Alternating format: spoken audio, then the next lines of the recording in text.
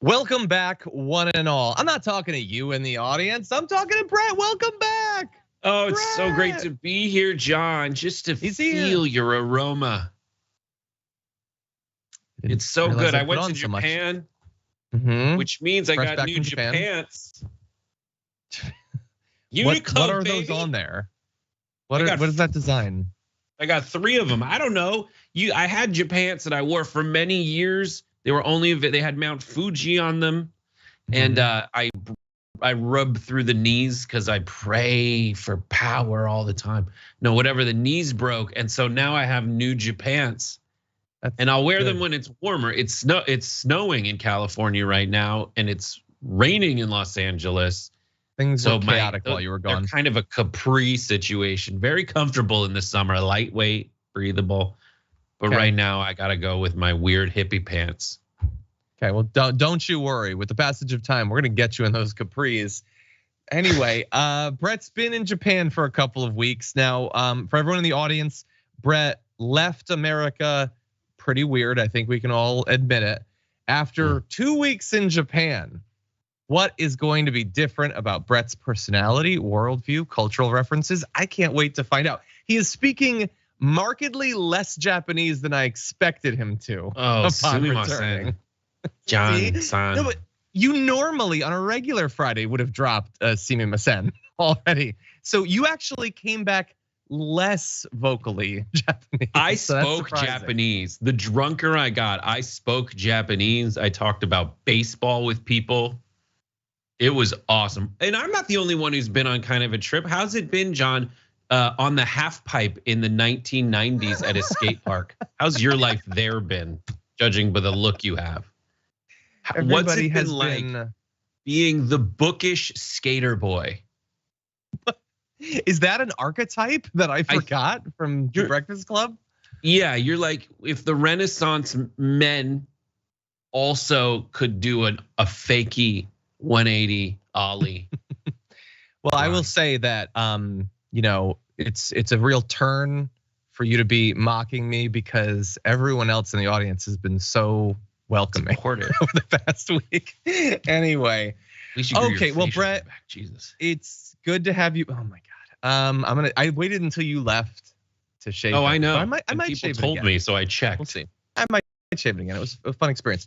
Anyway, it's good to have you back. I know that you've been not checking in on American news that much, which we all need to take that. So I'm gonna be gone next week, by the way, and I'm gonna not be paying much attention. I will say that when I stay with, so I'm going to stay with a longtime friend of mine, Quaylis Gordon.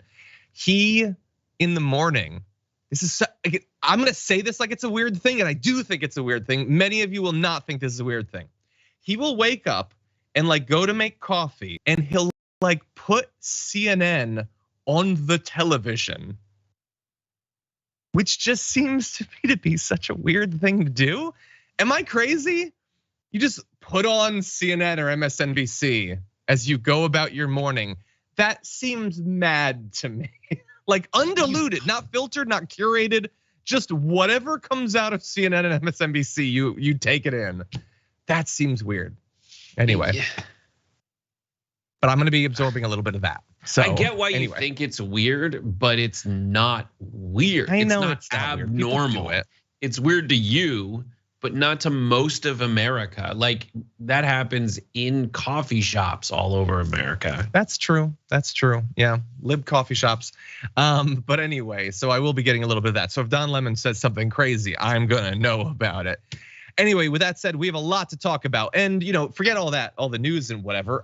We have garbage people to throw away. Brett probably doesn't even remember how to throw away a garbage person. It's been so long, but we had a lot of fun with a couple of fill-ins, and now he's back to take out the trash. That said, along the way, we're gonna be talking about possible Trump indictments. Again, it's like the Groundhog's Day of political news. Pretty interesting town hall for Glenn Youngkin. Some good hard questioning against him.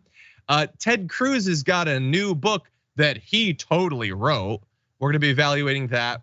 And I have found an excuse at long last to at least briefly discuss the WWE on the damage report. So we're going to be doing that in the aftermath. So everybody, in anticipation of that, please hit the like button, share the stream so people know we're live. And if you want to have a question or comment read during our social breaks and maybe get a chance at a $100 Blue Apron gift card, then send in those comments, those tweets, those super chats, and we'll take a look at what you have to say. With that said, Brett, are you ready to do this thing? Let's do it. It's just us hanging out. We're just hanging out and talking about indictments like we do socially. Okay, let's do this thing. Ladies and gentlemen, they got him.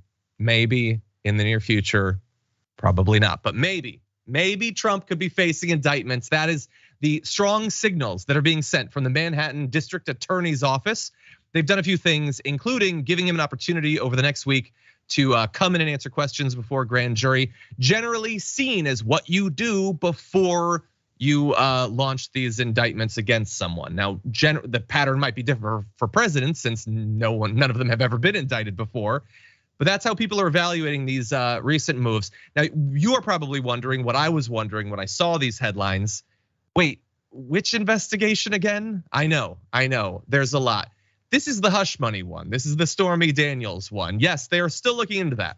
And the Manhattan inquiry, which we're talking about here, spanned nearly 5 years, centers on a $130,000 payment to the former adult film star Stormy Daniels, who says that she had an affair with Mr. Trump. The payment was made in the final days of the 2016 presidential campaign by Michael Cohen, who was later reimbursed by Mr. Trump from the White House. Prosecutors have, as I said, offered Trump the chance to testify next week before the grand jury that has been hearing evidence in this potential case. And they say that for District Attorney Alvin Bragg to do this generally means that they're going to be seeking charges against him. And yes, this would be historic. Charges like this would never have been launched. This particular case is unique in a few ways, which we're going to talk about. But Brett, initially when this came out, I know everyone's like, oh God, it's finally gonna happen. And I think they're backing off a little bit, at least in terms of thinking that after the charges, he'll face serious consequences. But it still does look like the charges could come.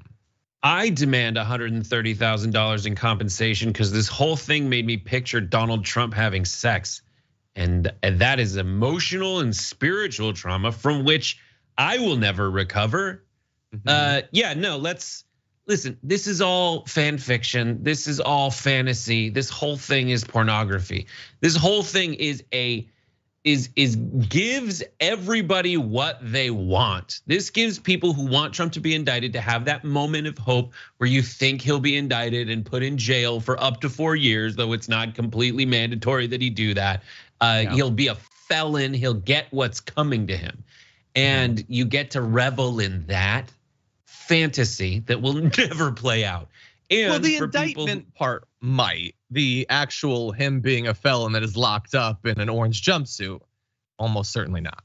Right, that's what I mean. But like that whole thing is part of a fantasy for this guy who is terrible and represents for a lot of us the opposite of what America should be about. But he also represents what America should be about for a lot of people that think that this is the way to be. And like for the communists, you get mad when the rich person uses their, corruptly uses their capital to get free and not pay any consequences that other people have to struggle through. But for the capitalist American, this is a different kind of porn. He is the lifestyles of the rich and famous. It is related to the idea of the peasants loving the monarch. You have at least someone who's living the good life, who gets to sleep with porn stars and pay hush money and get away with it and never suffer any consequences. It's that kind of fantasy. And for them, they're happy because he's gonna walk through the raindrops and dodge all the entrapment lasers as he makes his way toward freedom. Yeah. You don't often set up those lasers outside. But yeah, I think your read of how this will eventually end up, I think is probably accurate. The way that they're trying to catch him in this particular case, it's one of those novel legal theories or whatever. So the idea is they did the transfer of the payments. Almost nobody doubts that. And isn't it fun to just note yet again that no conservative seems to have any problem whatsoever with this? I mean, whether they admit that he had the affair or not, which he definitely did. The fact that he did the hush money payments in the immediate lead up to a presidential election, not a single one gives a single damn about that. And I have to assume that if Biden had done the same thing, they also wouldn't care.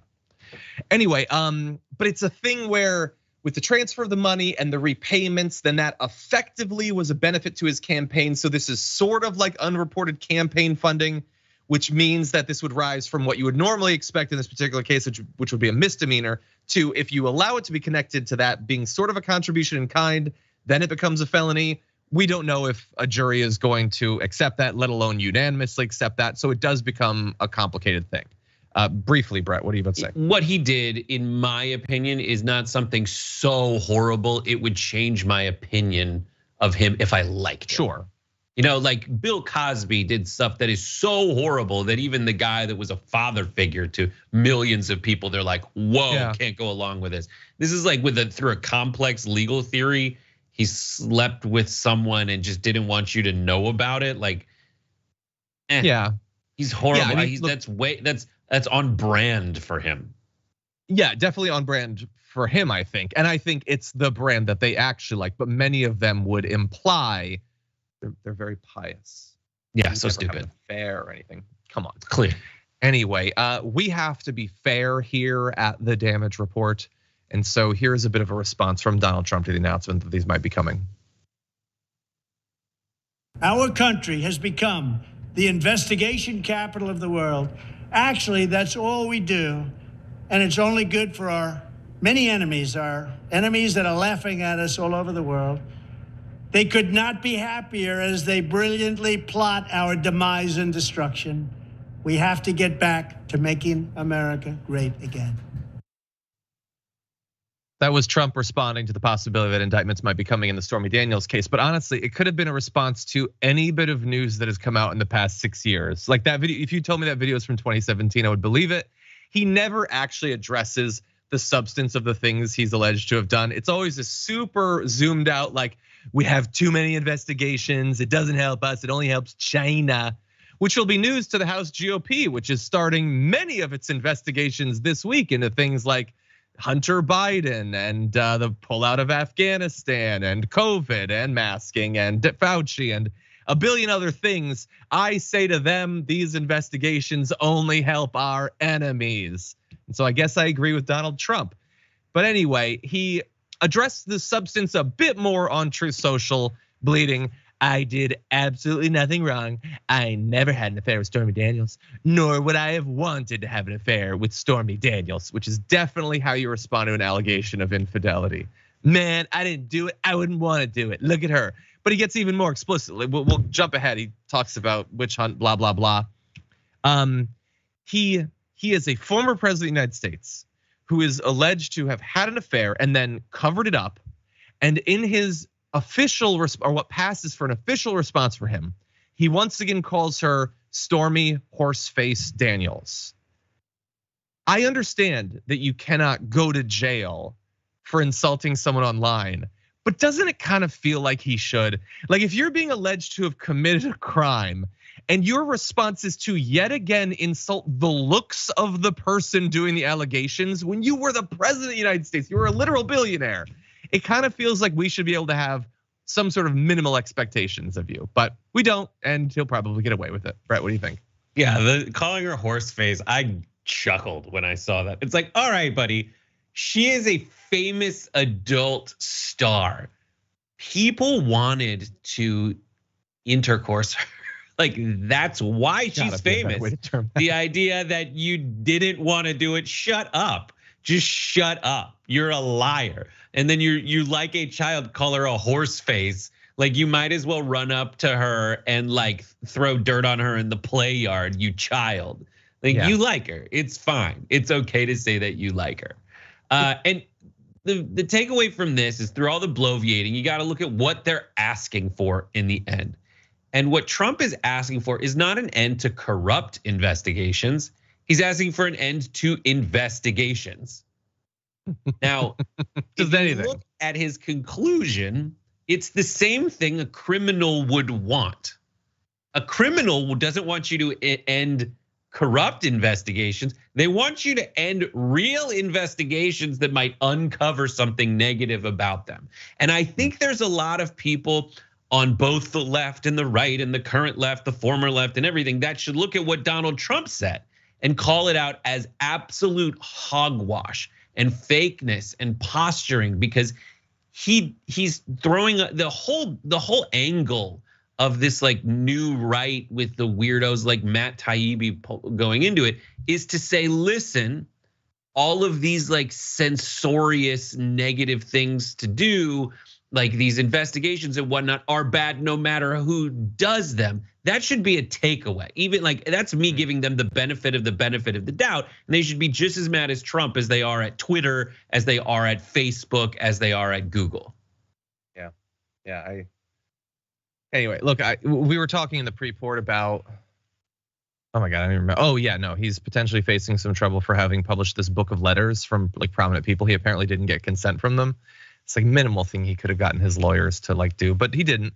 And look, obviously that's even less serious than this. For me, like doing this hush money, this was an attempt to affect the result of the election by skirting campaign finance laws. I think that is more serious than an affair. An affair is a personal thing.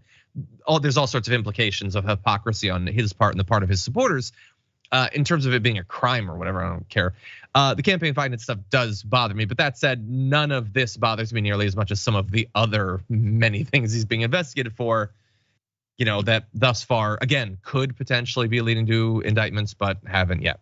So what would get you mad at Trump if it is a campaign finance violation? It would get you mad at Trump if the money he took from you as a donor, as a small dollar donor who supports Trump's campaign, and you would get mad at it if you gave him that money so that he could make positive change in the world. But instead he used it as hush money to get out of a personal affair issue.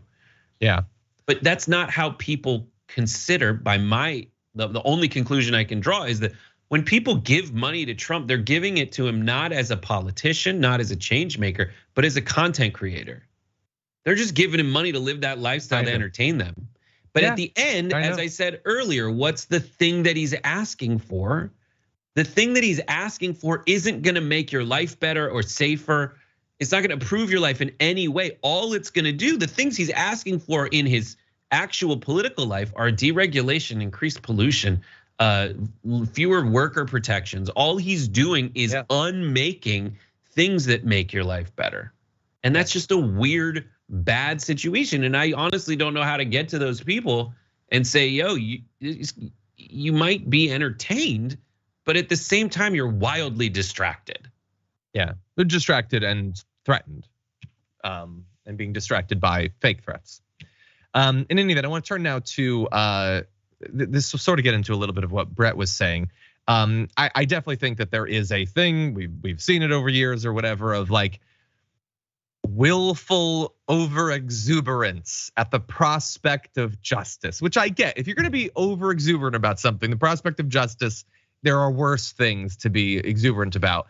And we have seen that. I do think though, when it comes to this, again, I'm not randomly waking up and throwing on CNN or whatever, but I was able to come across a few instances where there was a little bit of cautioning to not get ahead of ourselves when it comes to this. So let's launch directly into Adam Kinzinger. It's not the enchilada I think everybody is thinking. Obviously, the biggest thing I'm interested in is what happens on the January 6th situation and stuff like that. But this obviously, there's a lot of details I still don't necessarily know about this case. But as all your guests have been saying, it's going to be difficult to prove, difficult to prosecute. So I think people need to look at this kind of in that spectrum and realize, look, we're still waiting to hear from Georgia and some of the other stuff federally as well. So that is Adam Kinzinger, who of course Donald Trump despises utterly, and so you would expect he's a big, opponent of Donald Trump. He's going to be super excited about this Stormy Daniels case, bearing some sort of consequence fruit. But he seems to be more focused on, I think, cases that potentially have more behind them, that are more serious in a variety of ways. Maggie Haberman, who has been at times critical of Donald Trump, also wants to caution people against too high of expectations when it comes to this. Take a look. So we're entering uncharted territory here. Yeah. I mean, I think it's important to note about this case, as Kara said, this is a misdemeanor that they're trying to push up to a felony. Which is a really kind of exotic. It's an exotic yes. case. And a judge could decide, no, we're gonna knock it back to a misdemeanor. That is difficult for a prosecutor when it's a former president. I understand, justice is supposed to be equal, for all, but people take into consideration factors like this. I think we could see a rallying effect from his supporters. It could be that more people are turned off by this. I just don't think we know. We know how he will use it, which is that he will say he's being attacked and victimized, and we have seen that over and over again. We're going to continue to. So yeah, a little bit of caution. I mean, if you want to be excited about the prospects, there are reasons to believe, like, Michael Cohen suffered consequences for this. Doesn't it seem a little bit weird that he suffered consequences, but not the guy? He wasn't in the affair. He wasn't in the. So anyway, it seems weird that he would, but not Trump. So, but that said, I don't always agree with Maggie Haberman, but she is right that the way that they're trying to elevate this is potentially a little bit harder to convince literally everyone in a jury of, and a little bit easier for the Trump team to attack. But Brett, what do you think? I mean, yeah, this is it just made me want enchiladas, honestly. I agree with Maggie Haberman. I agree with Adam Kinzinger. I don't think this is going to pay off. I totally understand the framing of it, but at this point, it's just a lot of what I see with the investigations of Trump into the weaponization committee on of the Republicans in the House of Representatives is just like, it's like this weird Cold War. It's just everybody putting a bunch of money into preventative and like weapons stockpiling. It's just they're investigating each other. I can't get past the fact that this is a strange legal theory that might put him away. And it's not a strange legal theory that I can wrap my mind around, like getting Elliot Ness a racketeer, or getting Al Capone a racketeer for tax evasion. This is like a politician for campaign finance reform in the furtherance of another crime, potentially. It's just, I think we get into that territory where it's like the people involved in the investigation are themselves chasing clout a little bit on all sides. I think in the meantime, we should focus on the negative effects Donald Trump had on American politics and the fabric of democracy. And this is just a little bit of a distraction. If we know it's a distraction, we watch it as such, that's more healthy. But if you're like self-deluding, you're into becoming like into this being like a giant thing, you will be frustrated if it doesn't pan out. I think that's unhealthy. Yeah. And especially if it takes your eye off the prize of he's almost certainly still going to run for president. He's almost certainly, I think, going to win the primary. We need to prepare for that battle and hopefully can meet him in the eventual general election with the best candidate possible, not necessarily just the guy who's already there. Yeah, so there's a lot of work that needs to go on. And if the last thing I'll say is, in the grand scheme of things, there's fatigue around Donald Trump that people kind of maybe have forgotten in the meantime while he's gone away. And as we get closer to an election, as we go through the primaries and potentially into the general election, stuff like this will contribute to reminding people that Trump is just too much to handle. It's true. Just annoying. And he's got 5 investigations instead of 1, and they're like in actual courts, and they're for felonies, not misdemeanors. Even if they're misdemeanors, you need a lot of them. So that's the takeaway from me. I agree. Look at Brett not losing his edge 2 weeks abroad. Anyway, with that said, we're gonna take our short break. When we come back, Glenn, what? We'll talk about it during the break, how much I drank. Oh my God. Okay, well, we're gonna be talking about that during the break. When we come back, Glenn Youngkin facing some tough questioning at a town hall on CNN.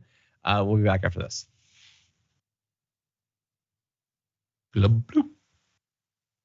Water dragon. Okay, everybody, how much did you drink briefly? I drank so much. I wanna thank the Coffee Dragon for giving us so many great things to do in Osaka. Sad we didn't get to hang out. We went to a retro bar.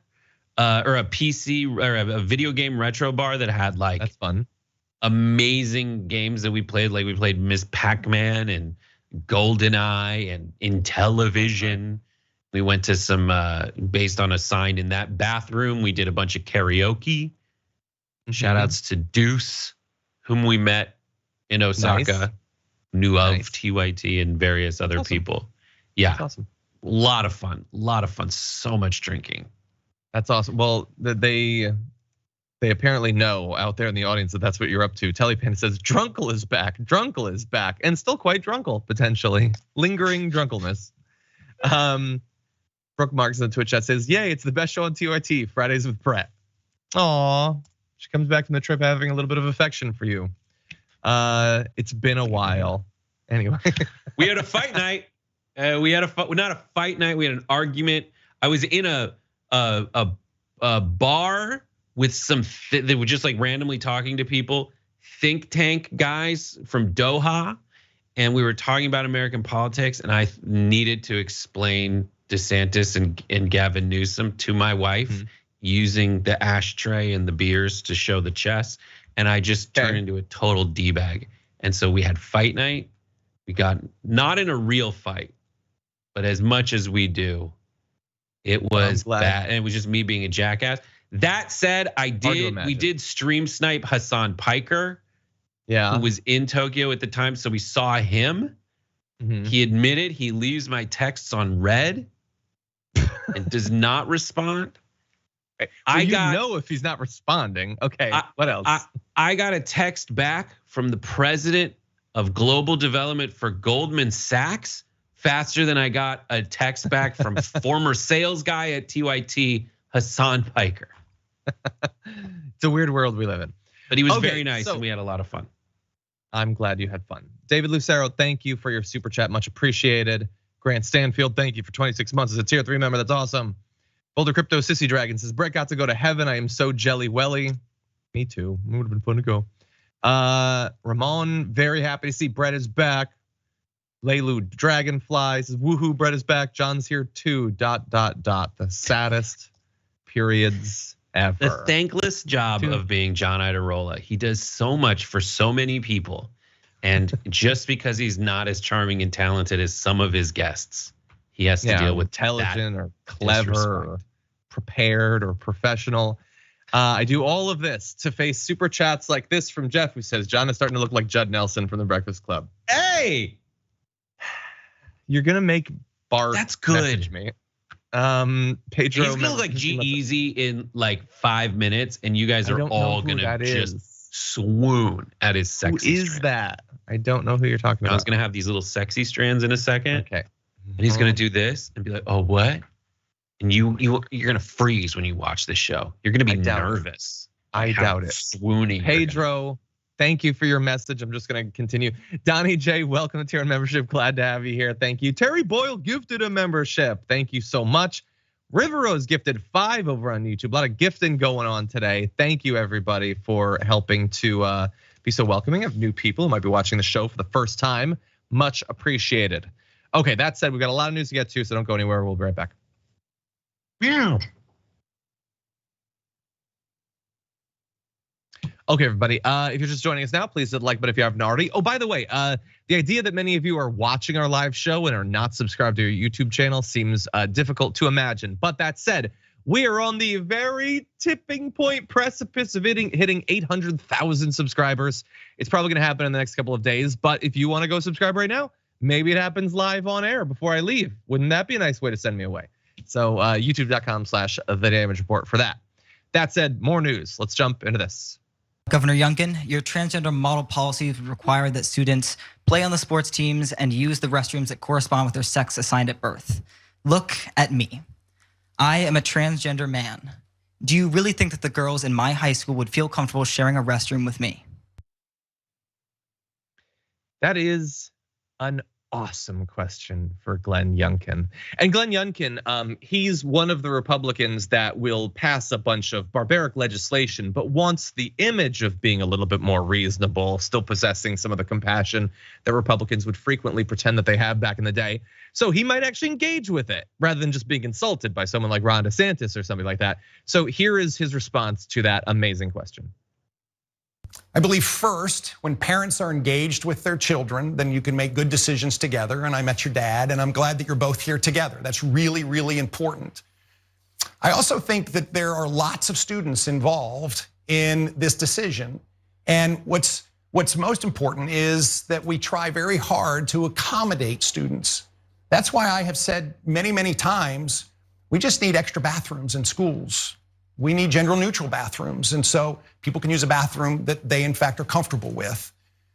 I think sports are very clear, and I don't think it's controversial. I don't think that biological boys should be playing sports with biological girls. There's been decades of efforts in order to gain opportunities for women in sports, and it's just not fair. And I think that's non-controversial and something that I think is pretty well understood. Again, I think these are very difficult discussions, and I am very, very glad to see you and your dad here together. Very, very glad, and please don't ask me any more questions because I'm getting a little bit tired from dodging this much. He talked about the topic. I'll give him that. He kept saying words. So he did do that. He did not directly answer the very pointed, awesome, and very direct question. He said other stuff. And he didn't even keep his response to stuff about bathrooms or whatever. He eventually just went to sports. You were asked a specific question.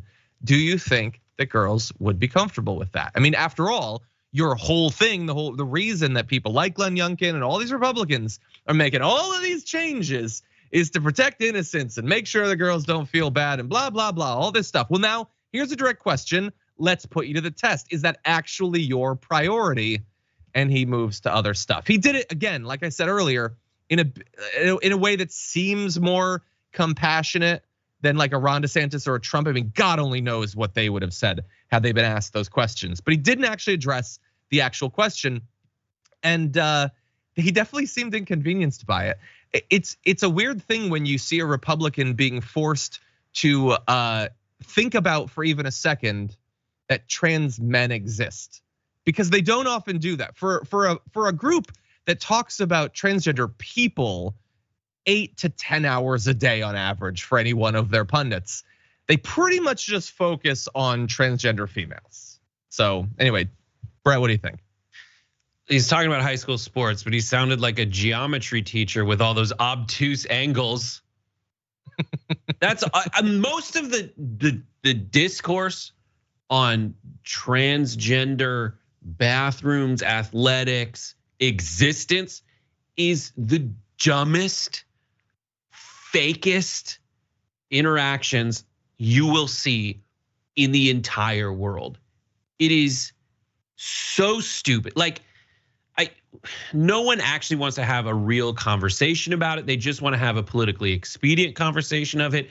The fact, like, all of these disagreements from Republicans seem to have something to do with whether you're going to have sex that you don't want to have in a bathroom. Most people don't want to have sex in a bathroom. There's poop there. It's not a sexy place. Also, separating genders in the bathroom does not guarantee people won't have sex in those bathrooms because gay people exist. So what are we talking about? The idea of more bathrooms, I'm actually fine with that. Go have bathrooms. Like, I just don't want people to feel uncomfortable in the bathroom. Meanwhile, we've been forcing people to shower together for millennia. No one actually gives a crap about making everybody comfortable in a bathroom, in a high school locker room. It's all fake. It's all stupid. They don't want to prioritize, and the reasonable people should be prioritizing just doing stuff that makes sense. But that's not what Glenn Youngkin wants to do. That's one of the more reasonable discourses I've seen on the transgender issue from crazy town right wingers who include Matt Walsh and Michael Knowles, who are basically like, trans people don't exist. At least Youngkin's saying like they do exist.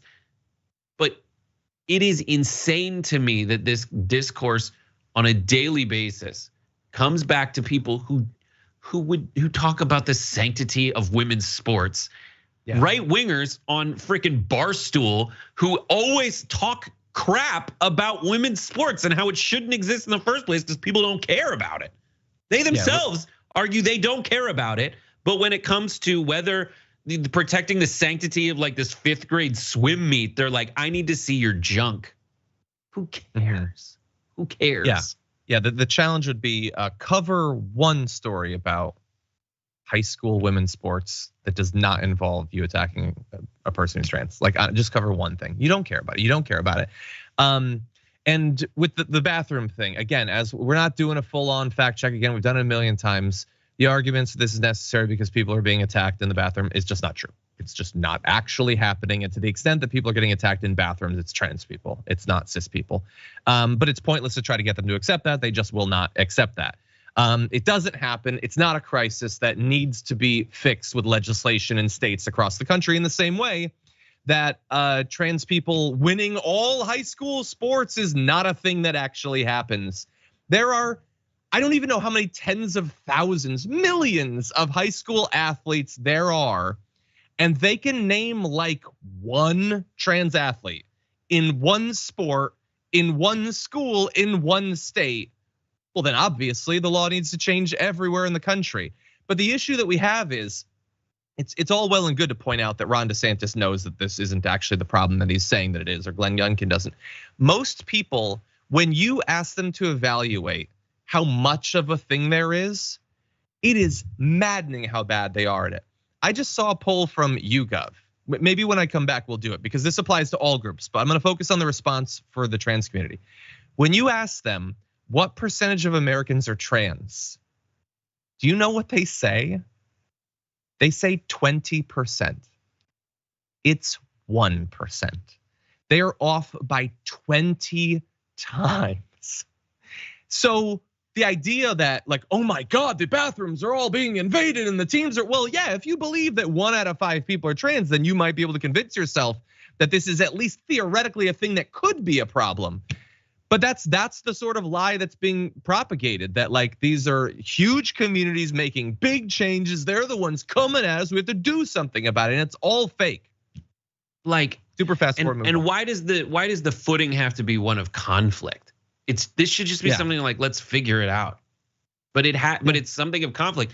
And obvious, like if anyone's been to like a high school sport event, the parents are the worst.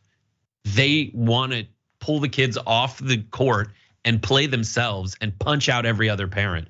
So there's a reason that this has been locked onto, and it's just political expedience.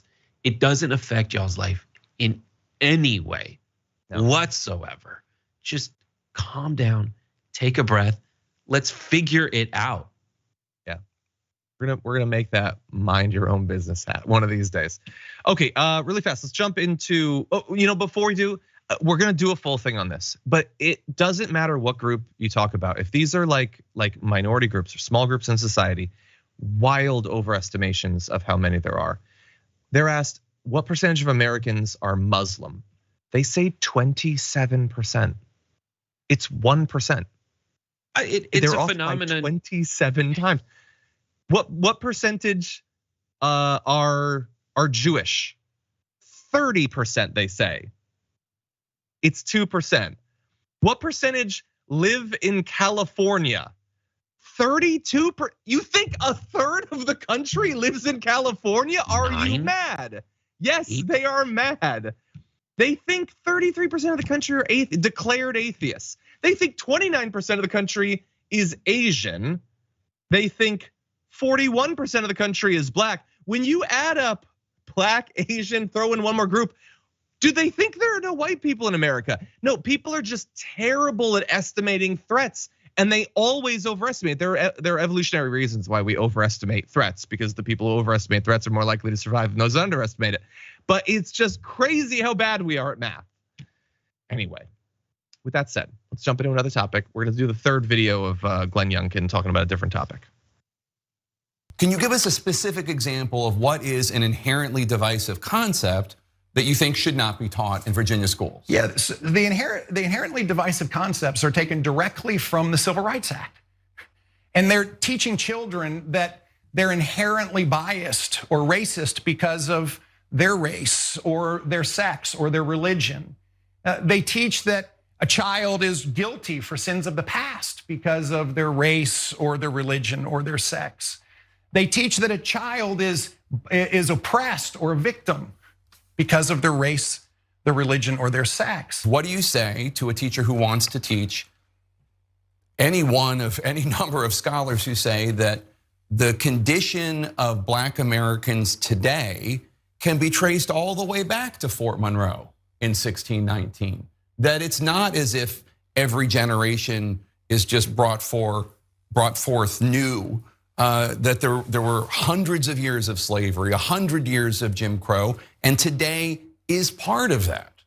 Yeah, well, I first of all, we must step back and teach all of that. And then we have to recognize where we are today. But you just said we shouldn't teach that because admitting the history is inherently biased. Well, to be fair, what he said we shouldn't teach is stuff that is not taught. The idea that you're all victims. By the way, he and every Republican constantly tells them that they are in fact victims of all sorts of stuff. 3rd grade bisexual art teachers and everything. But the idea that the class is it's just they take the white students and then they circle them with their desks and they shout cracker at them over and over is not actually being taught in schools in America. That's not really how classes go. Again, wouldn't it be novel in America to have a debate about reality, about what's actually happening? I don't think we'd be prepared as a people. Brett, what do you think? Glenn Youngkin's argument is that white people are a victim based on the color of their skin. That's his argument. And that the people who are not white are the people victimizing the white people. At the same time, he's saying that whole dynamic is wrong to do. He's saying what he's doing in that argument is the wrong side of the argument to take. He is the pot calling the kettle a white supremacist. Like, it is so stupid. I mean, you said it all. The first thing he says isn't happening. The thing he says is happening in every classroom. That is a fictionalization of what's going on. And his solution that he put forward, his solution is the thing that happens in classrooms. So the people he's saying are the baddies are the ones who already solved it. Then you have to ask yourself, why is he mad at the solution? It's because the solution that he puts forward at the end makes people aware of structural racism, of the history of oppression. So his solution is to be woke. The original definition of woke. Seem a bit woke. It seems that's just the definition of the original definition of being woke is being aware of systematic racism and oppression. That's it. That's it. Doesn't mean that you as a 3rd grader are responsible for it. It does mean you should be aware of it. Anyway, meanwhile, that said, there are super fast because we got to move on. But like, these same people who are like, don't do that. They're like mock slave auctions in schools, and in like the white schools that are the way that he wants them to be. He's not yelling at that. He's not upset about that. Yeah. It's just annoying. Yeah. Okay. That said, we got to update you on a little bit of a potential legal issue for George Santos. Let's jump into this whenever we're ready. Is George Anthony DeVolder. He is a family friend of Mr. Trailhaz. Okay, so how do you know this man? We're family friends. Our parents know each other. We've known each other for a few years. Lost touch. Got back into touch back in September last year in Orlando when I was relocated from New York for work into the Orlando area. And so what do you do for work? I'm an aspiring politician and I work for Goldman Sachs. You work for Goldman Sachs in New York? Yep. No, he doesn't. We don't play that video just to remind you that even in like official declarations, he was lying about his jobs. That's part of the evidence of what seemed like an investigation that just happened in the past, but in theory could come back involving now Representative George Santos. And the crux of it is this 2017 credit card skimming operation in Seattle, which he is now being alleged by an individual to have been a part of. He really did get around. I mean, how he found time balancing that with his championship volleyball career, I don't know. But anyway, a man who was convicted of the fraud that we're talking about here, deported to Brazil for it, said in a sworn declaration that it was George Santos that actually orchestrated the entire thing.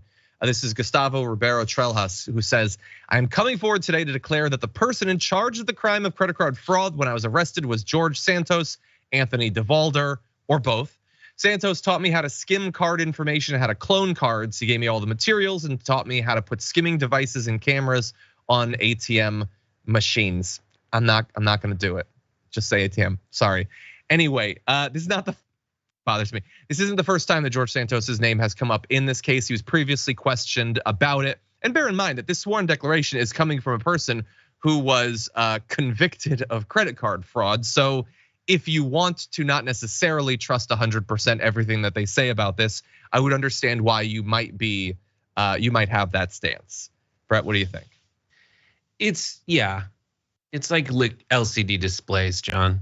Oh, I know, it just bothers me. This is it's just yet another thing that makes me realize that I love George Santos, because he really embodies the American ideal of fake it till you get incarcerated. But if you can get to a point where you are high enough profile in the American storytelling machine, then you can just not go to jail. You cannot suffer the consequences of it. I think it's at a certain point, it reminds me of an old Eddie Izzard bit where he's like, if you kill 10 people, you're a monster. But if you kill 100,000 people, you're like, oh, well, he must get up very early in the morning. Like that's 100%. That's it. And yeah, I saw some tweets. I forget who did it. I think it might be Ellery Smith or someone who's like, after the credit card scheme, now I like the guy again. But unfortunately, he was like skimming individual people's credit card information. But 100%, which I don't know. Yeah. Look, we have other information. I'm not going to go through it. If you want the full rundown of the previous investigation, the testimony that he'd given, it is available. We'll see. A lot of this stuff could potentially be returned to. I don't know in terms of statute of limitations on this. It wasn't that long ago. I just mostly wanted to talk about this to remind you. I put up a video on the Damage Report TikTok about this, just to like point out that, and I could be wrong, it's March 10th. George Santos won. His strategy won. He didn't leave. The fact that he was looking like he was being humiliated and he looked like a buffoon, turns out isn't fatal. You just don't go, and eventually people move on. Most of the media will move on. And he's still drawing a salary and he's still getting his benefits and he still has an office, and on and on and on it goes. He gets to vote on things. We all know that he's one of the biggest liars in American politics ever, and it turns out that is irrelevant. So that's a fun realization. Anyway, with that said, we're gonna take our last break of the hour. When we come back, responding to the investigation of wokeness in government. Can't wait to see what she has to say after this. Anyone have a little Skype glitch? Anyone else? I did see a little bit of a flash. I'm not sure what it was. It's not terrifying at all. But anyway, Burke Marks in the chat says, I believe that's called a tautology, John, and I respect your refusal to do it. Exactly. It'd be like, you know what I'm gonna tune into today? The TDR report. Don't do it. Don't do it. Anyway, that said, I did want to mention this. And again, we're gonna do like a full video about this. What percentage of the American public is vegan or vegetarian? They say 30%. No, it's 5%, which is higher than I thought it was. But like generally people are 6 to 20 times off. They think 20% of the US population has a household income over $1 million. That's madness. Anyway, okay. 27% of the country is Native American. Well, 100% of us are born here. I don't know. It's not oh my God. Anyway, let's see. So Sage and Candle sent in a super chat saying, getting a scan, breast cancer, wish me luck. 100% good luck to you. Hope that the scan turns out as well as it can. Jay Hawker, the ball dragon, member for 22 months, says, Brett back from drinking Suntory with a Kieran Chaser. The thing that you drank? There's dude, I drank so many different things. I got into highballs, yes. So I got into that's the Japanese Boilermaker essentially. But no, we did a lot of Jack and Cokes, my favorite bar in the world. We had a bunch of martinis I had a bunch of martinis. Nice. But then there's like oolong tea shochu highballs. There's fantastic, and then there's like this other highball I had that was made from a Okinawan citrus fruit. It was delicious. Oh, John, so good. I just had Michelob Ultra. Not as fancy. Anyway, Edwin, welcome to the show and membership. Glad to have you here. By the way, everyone, I did put out an updated rainbow dragon emoji. It now has transparency, so it should work in the super chats and everything. Feel free to use that. Okay, more emojis to come. Bernie the Kiwi Dragon gifted 10 memberships over on YouTube. Thank you, Bernie, as always. Always appreciate your support. Chris Miller, member for 6 months, says estrogen is not a performance enhancer. Like, don't expect them to think about any of the scientific consequences of the arguments that they make. I think there should be a height limitation on people in basketball, and that height limitation should be about my height. I don't know the answer to the sports thing, to be honest. I don't. I know the answer to the sports thing. What's the answer to the sports thing? If it ever becomes a thing where the championships are all or mostly being won by trans people, then there will be a. That's a bad argument. You do not need to pass legislation in states across the country to stop a thing from happening that isn't happening, and then make it the dominant political that's a different situation. But what's the solution? Yeah, no, legislatively, I think it's stupid. It's like they don't care. They don't actually care. They're pretending to care. This is not a big deal. Yeah, I think the solution for a lot of high school sports arguments is just to not care as much. Yeah. Anyway, look, we don't have time to really go into it or whatever, but Parker Malloy had a great long tweet thread about this. And Parker was saying, like, if it was a thing, then trans people would be willing to have that conversation, where it is so not. And it's so obviously being used to manipulate people. Yeah. And it's not even just those rights being taken away. It's used to justify other rights being taken away. It's obviously complicated. We'll be back.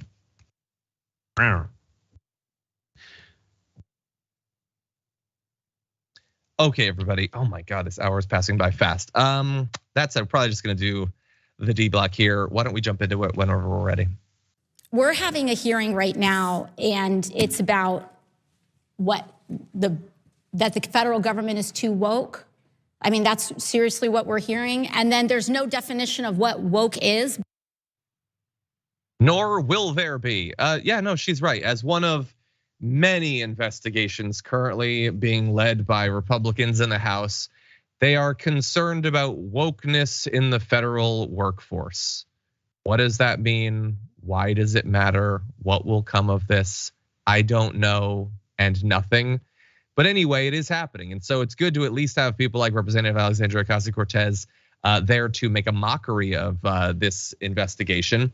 By the way, she's not the only one attacking this. I just saw a video of Donald Trump earlier today saying that these constant investigations are helping our enemies. We'll see if the Republicans respond to that. In any event, here's a little bit more of that investigation. On paper, what's actually being criticized in this hearing is that the so-called woke policies are remote work for federal workers, especially those that live in rural areas, and those who have disabilities, paying interns so that critical opportunities don't just go to privileged kids whose parents can afford to pay for their rent while they go on a free internship. That is what is woke here. That is what the other side is calling woke here, making sure that OPM can create opportunities in federal careers for partners of military service members. That's woke. This is the woke alleged takeover that we have. Yeah, and look how easily, when you just actually define the specifics, how ridiculous it becomes. Like, it's easy for them to say there shouldn't be remote work because remote work is Fauci or something.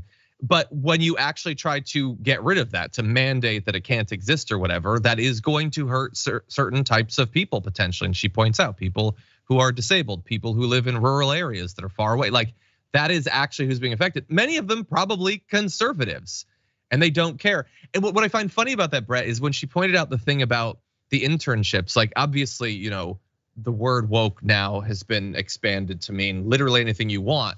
But like, at a middle point along the evolution of that word, just understanding that having unpaid internships will have social and class and race consequences, I think is actually a demonstration of the idea of being woke, is understanding that there are consequences to that. When you don't pay these internships, that makes them more available to certain types of people, and that has knock-on consequences as well. The idea that you would want to reinforce those inequities is, I think, ridiculous. I'm glad that you pointed out. What do you think? Yeah, I think that all the policies that so the Republicans show up and they say that woke is evil. They don't define woke in any functional way that allows anyone to make any progress in society. And so you have to look at the thing that they're actually asking for, and all those things just benefit the bosses, not the workers. That's it. Like, remote work is awesome. It is great. When they say it is just for the business owners, that the Republican Party exists, because the business owners are always like, I don't think my employees are working hard enough, and I need to look at them, I need to hover over them and monitor their every move. No, that the takeaway from that is that's not a woke policy to do the thing that makes the most sense for everybody involved. They just don't want workers to have a better life. That's it. It's all fake. And I am sick and tired of the Republican Party calling my white race weak. We are strong, we can handle it. We can handle a fair shot against people. We don't need that extra advantage. And I'm tired of the Republicans calling all white people lazy folks that can't accept a challenge, that need to be coddled, that need to be told bedtime stories because they don't want us to be woke. Go back to sleep. No, we can handle it. We're white. I'm very uncomfortable with the angle. I understand the rhetorical device you're using. And by the way, it's getting a great reception. Your wife put a message in Twitch that says, yeah, with her exclamation so point. stupid. A little bit worried about That's one thing I realized when I was on vacation. It's just how dumb everything is. So I'm just gonna come for it. Everything as dumb as it is. It is very, very dumb. Oh, I really wanted to play this last AOC comment, but anyway, we don't have time. The point that she wants to make is there are actually things happening that need to be looked into. Trains are derailing every single day, and they're not derailing because of like woke metal. That's not actually a solution to the real problems facing Americans. And there is an opportunity cost to what Congress focuses on. And I think that there's kind of like an intentional opportunity cost here. It's not too hard to see through. Okay, with that said, we're gonna take well, not a break. I guess it's the end of the show. If you're on the linear platforms, the podcast, thank you so much. There is more show to come though. Never forget that. Go to the YouTube channel if you're not watching that version of the show. But when the aftermath comes, we will be throwing away our garbage people of the week and talking about a bunch of other fun stuff. So don't go anywhere. Brett and I will be right back.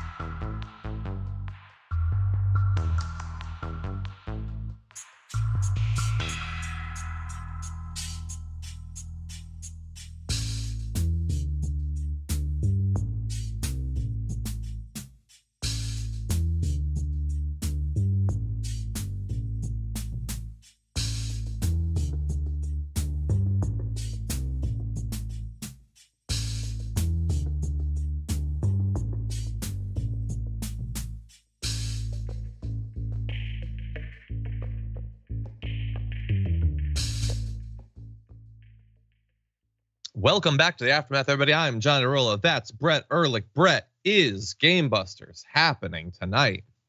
Yeah, sure. Let's do it. You know, there's a new season of Fortnite. I'm not sure if we're playing that, and Jordan also threatened to get a Power Wash simulator. We might just play Jackbox games. I don't know, but 5:30 p.m. Pacific, 8:30 p.m. Eastern at twitch.tv/TYT. Be there or be square. Nice. I heard that they're going to be doing first person in the new season. Is that a thing? Yeah, and there's no builds mode, John. I know. I do want to play. Maybe you know, while I'm on my vacation, I'm gonna be bringing my laptop. Let's play some Fortnite. Let's do it. Okay. Anyway, that said, we've got news to talk about. We've got some of your comments to talk about. Curtis Randolph says in a super chat, did a conservative just shake his finger at the idea of inherited sin? Yeah, I caught that too, actually. We didn't have time to get into it, but I did think that was interesting. Oh, that's brilliant. Let's see. Brad Deans, welcome to Tier 1 membership. Glad to have you here. It is pretty brilliant, actually. Maybe make a sketch about it. You could play Glenn Youngkin. John's retired barber gifted a sub on Twitch. I like, funny, nice. Anyway, by the way, most of the time I cut my own hair, and you should have suspected that based on my hair. I remember when he used to do it because he and his wife lived in like one room, and he would do it in the dark, and you could tell because there was always one spot he couldn't see, and it would just poke out when he turned to the side. That wasn't because of the dark. That was because it was on the back of my head. Yeah. No amount of light is going to give me that. And there's no way to see the back of your head. No one has ever figured it out. There's no technology. No one knows how. Anyway, does it matter? Who sees the back of my head? Okay, Maple Dragon gifted. No, it's impossible. That's how I knew it. It was in the monitor. Anyways, continue. We have no time. Maple Dragon gifted 10 subs over on Twitch. Thank you for that. And in honor of that, here is some news. Ted Cruz wrote a book. Sorry, Ted Cruz is releasing a book. It's called, and I believe that this is true, Unwoke: How to Defeat Cultural Marxism in America. Big announcement, yes. It's called Unwoke. We have words to get across that meaning. I think I know why you don't want to use them. Unwoke. Because the Sandman is coming. Little white Republicans, please go to sleep and give him cash. Unregulate big business, lose all of your worker protections. Please just go back to sleep and give Ted Cruz the keys. It sucks to be unwoke. You know, I don't want to be unwoke. I don't want to miss a thing. I know it's just it's ridiculous. You know what's more ridiculous than the title Unwoke? The promotional blurb for it says this. It will provide, quote, a long overdue argument against the woke takeover of education, big business, the media, and Hollywood. A long overdue argument. There have been more books written about that than vampires banging over the past couple of decades. I don't think it's that overdue, buddy. I think pretty much every right winger has written that exact same book. He could have just taken one of Charlie Kirk's books, put a different dust cover on it, and nobody would know because nobody's gonna read it. Anyway, what do you think? He is so sad. He is so sad. The guy these days has been talking about Gavin Newsom going to Mexico during the snowstorms in a way that is like, well, it's almost as though he's calling attention to the fact that he left Texas when people were dying, but he doesn't even acknowledge the irony that he himself is calling attention to his own misdeeds. He just sucks. The whole thing. The right wing is at the same time an attempt to distract its voters into thinking that they give a crap about you.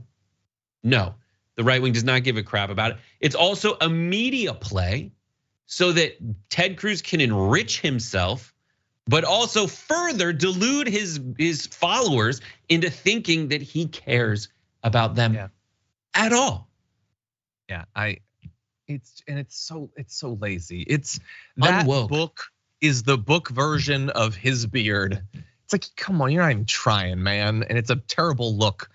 It bothers me so much that for me, it's a hobby or whatever. So I write, not about cultural Marxism. I write fantasy stories or whatever for my Patreon.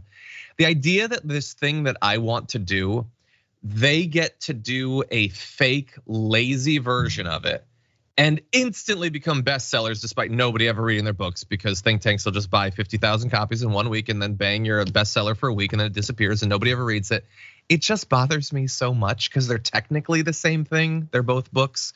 I don't like it.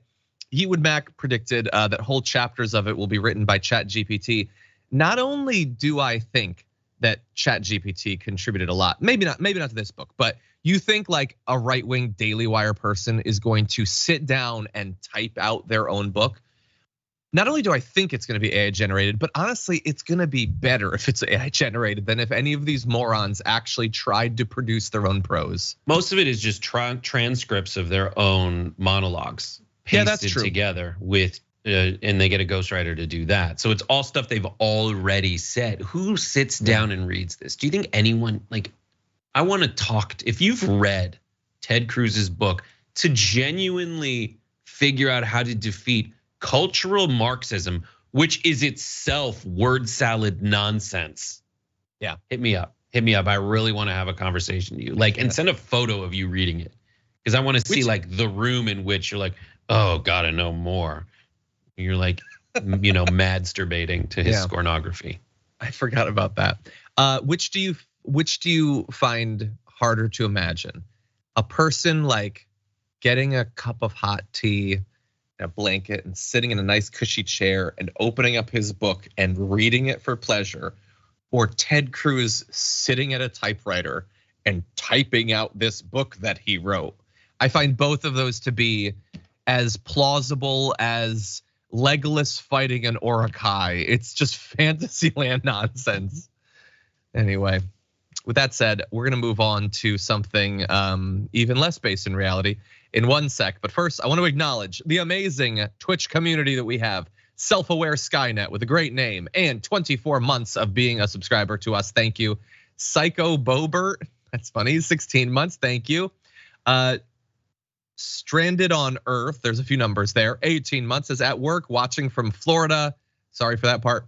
Maple Dragon's been here for 22 months, says Brett, missed ya, buddy. Then put a little hold on to the butt emoji. Drenger Dragon's been here for 17 months, says the Ehrlich duo has returned. A little bit of an acknowledgement of Brooke in the chat. Let's see. Sharpie Diesel, 25 months, thank you. John's retired barber, 25 months. Says over 2 years, seems like longer than that since John Hair was shorter. JK, welcome back, Brett. This has now become like a full-on role-playing game. I don't know about this. Anyway, and tell him Toradict, 31 months, thank you too. Rocket Science, 25 months. Oh my God, I can't get to everybody, I apologize. They shall be read though. That said, let's jump into one of the most ridiculous things we've covered in quite a while, and the first time that we've perhaps ever talked about this topic on the show. WWE wants to convince state regulators to legalize gambling on scripted matches. I'm reporting that they've been working with EY, commonly known as Ernst & Young, in a similar fashion to how the Academy Awards has allowed certain states to legalize gambling. So again, this is an example of a situation where the results are known. It's not scripted per se, but these are known results under lock and key. And that is the template that I'm told WWE wants to use. So over the last few years, there has been a lot of conversation, political conversation and laws about the regulation of sports gambling. It's become this big thing. Obviously, a lot of people are interested in it. I've never heard it talked about applying to sports entertainment before, actually trying to legalize and regulate betting on WWE matches. But that's what they're doing. They're talking with state gambling regulators in a number of different states to do this. For background, for the past couple of months, I started watching wrestling again. I used to watch it, way back in like the Attitude Era of WWF as a transition to WWE. And look, to be fair, it's less immediately ridiculous than it seems on its face. My initial concern was less that you're betting on something that is scripted. That isn't necessarily a deal breaker so long as you don't know which way it's going to go. My fear was going to be, how could you possibly stop people from knowing the results of this and gaming the system? They say they're going to get the people that like hold and lock and key the Oscars results and that sort of thing. But I don't think it's nearly as simple as they're pitching it as. And bear in mind, Vince McMahon, the once and future king of WWE, he wants to be behind this. He's also trying to sell it, so it's possible that this is supposed to be like a prospect that makes buying the network more appealing if it could be a part of gambling in the future. But Brett, what do you think? I think this is the most delicious story I have seen in a long time. Because most of it for me is just like, yes, let him. This is utter corruption in a box waiting to happen. There is no way you can go back. It's not like there was a vote like there is among the Academy that you can then go look into and people changed it. Maybe the word gets out, but that's not what I'm concerned about. I'm concerned about them like just writing it for the betting. Because it's all scripted.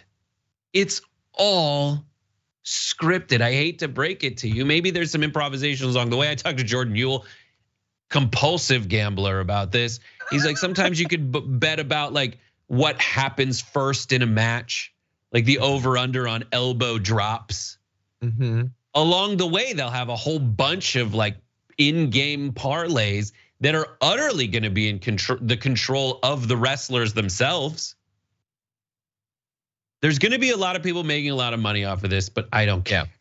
It just to me feels like so ripe for corruption. Like, by the way, the idea that a person would want to bet on it, I know a lot of people would say the fact that it's scripted means that's ridiculous. So I think you need to, I don't think that that's enough. NFL games are not scripted, but you don't know the result of it. WWE matches are scripted, but you don't know the result of it. What's the difference at that point, I think? The difference is people are trying hard to win, and there's like 30 of them on. There's sure, what is people it, 22 of them on the field. I'm saying like the fact that like effort is being like they're putting in the effort to put on a good match. I'm saying I understand why a person would still want to bet on it. Entertainment-based performance are wildly different animals that are. The spirit of them Brett, is so different. I am not saying that there is not a different spirit. I'm saying I understand why a viewer might still get a thrill out of it. Oh, yeah. The fact that it's scripted does not destroy that. For me, it's more, it's like as a person who watches wrestling, it's very easy for them to just say, oh, well, but don't worry, it's gonna be locked down under lock and key 3 months before, and the wrestlers won't even know until a few days before. Well, it's very easy to say that, but like there are injuries that result in matches having to be changed, or a person might have to be written out of a storyline.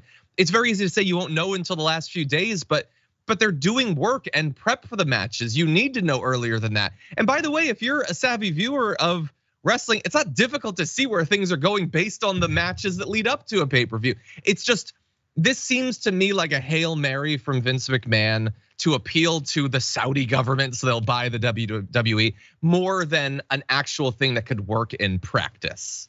It's just like also like something like Moonlight and LA, what was it called? The LA story? La La Land. La La Land. Yeah. Like at the end of that snafu, they pulled out the thing and it said, no, the winner was actually Moonlight.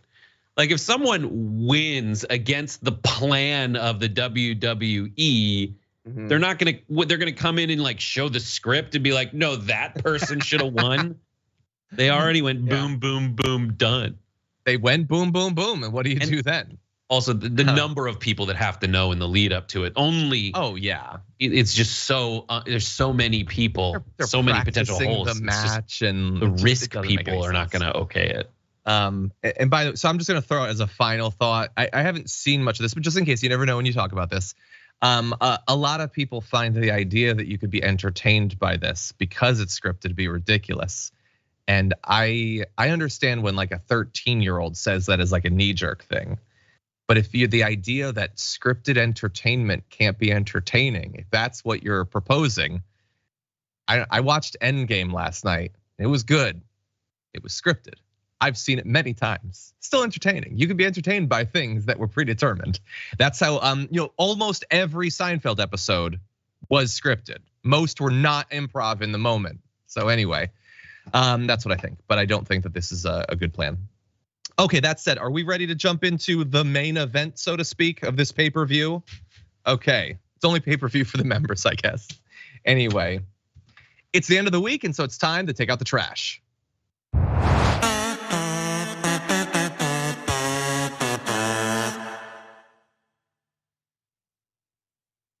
Brett Ehrlich, you've been out of the country for a couple of weeks. Now you've returned. Who is your garbage person? My garbage person of the week is Matt Walsh, who is going to say this. Take it away, Matthew. Let's just put this plainly. The pride flag does not deserve our respect. In fact, it deserves our disrespect. It deserves our contempt and mockery. It is not the flag of gay people, okay? That's not what it is. Gay people in America, they already have a flag. It's called the American flag. It's the flag we all share or are supposed to share.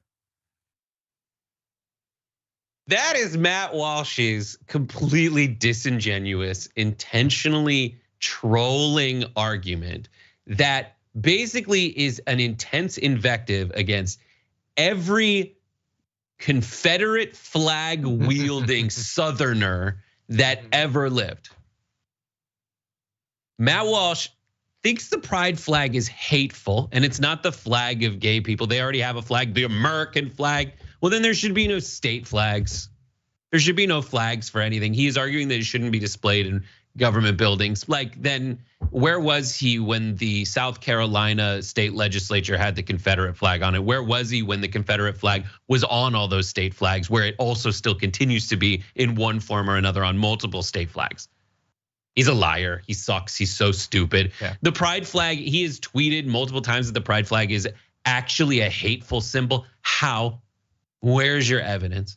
People who are having a great, awesome, celebratory time in pride festivals the world over are not hateful at all. The hateful folks are the ones who are suddenly showing up at a party where everybody's having fun and calling those folks evil. Yep. It's so bad. Yeah, he obviously, I guess, has contempt for people who would fly the thin blue line flag or the blacked out American flag or just regular state flags or any flags, really. Why do we need it? We have the American flag. It's also incredibly disingenuous. And I get why it's disingenuous. He's delivering this message for millionaires and billionaires as a distraction.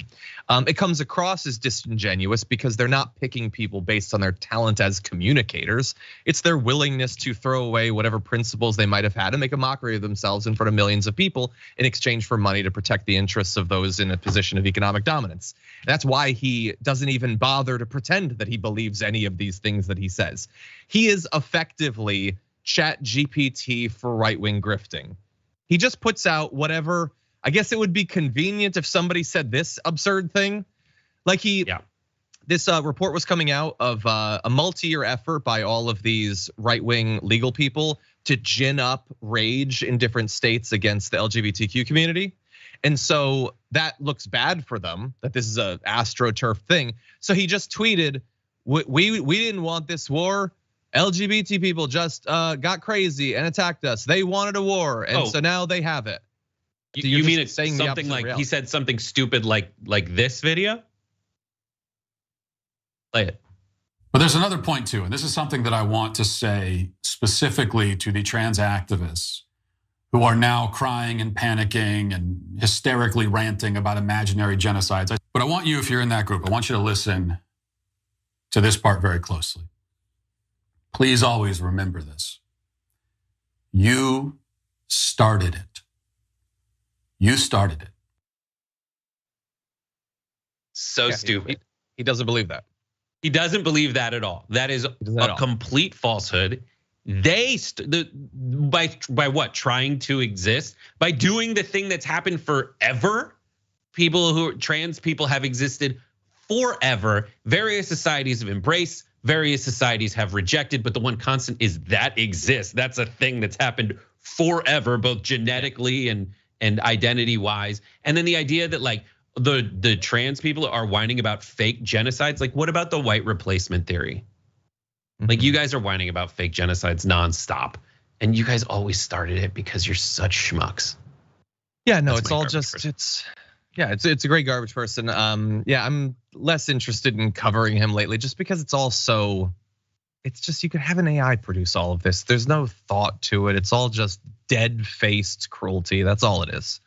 From a guy who just desperately wanted to be a shock jock. If he had been able to make it as a shock jock, none of this would have happened. Man, when people fail out of a variety of different art forms, they can. The easiest thing to do that requires no talent is to become a right-wing grifter. It's the easiest thing in the world.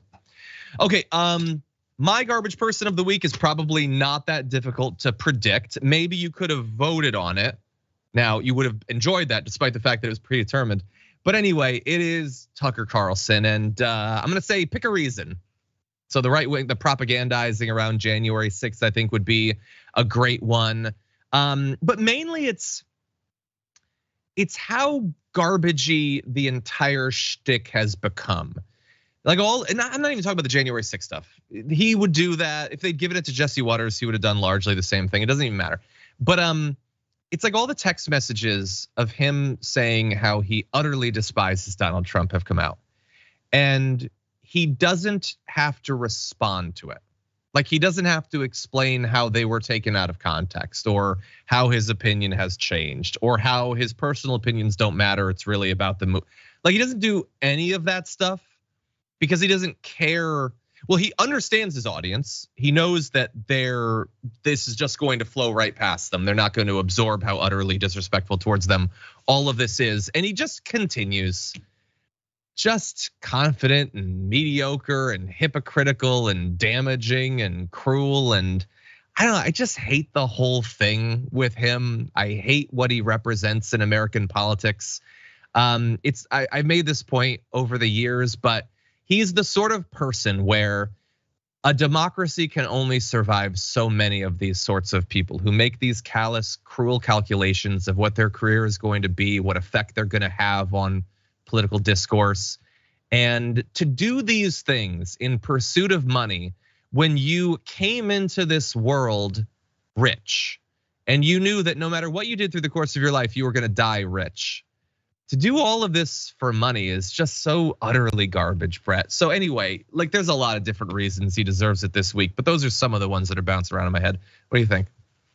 Yeah, he's admitted, Fox has admitted that his show is not news. It's just entertainment. It is the WWE of Fox News. And I hate to do that to John, but yes, that's what it is.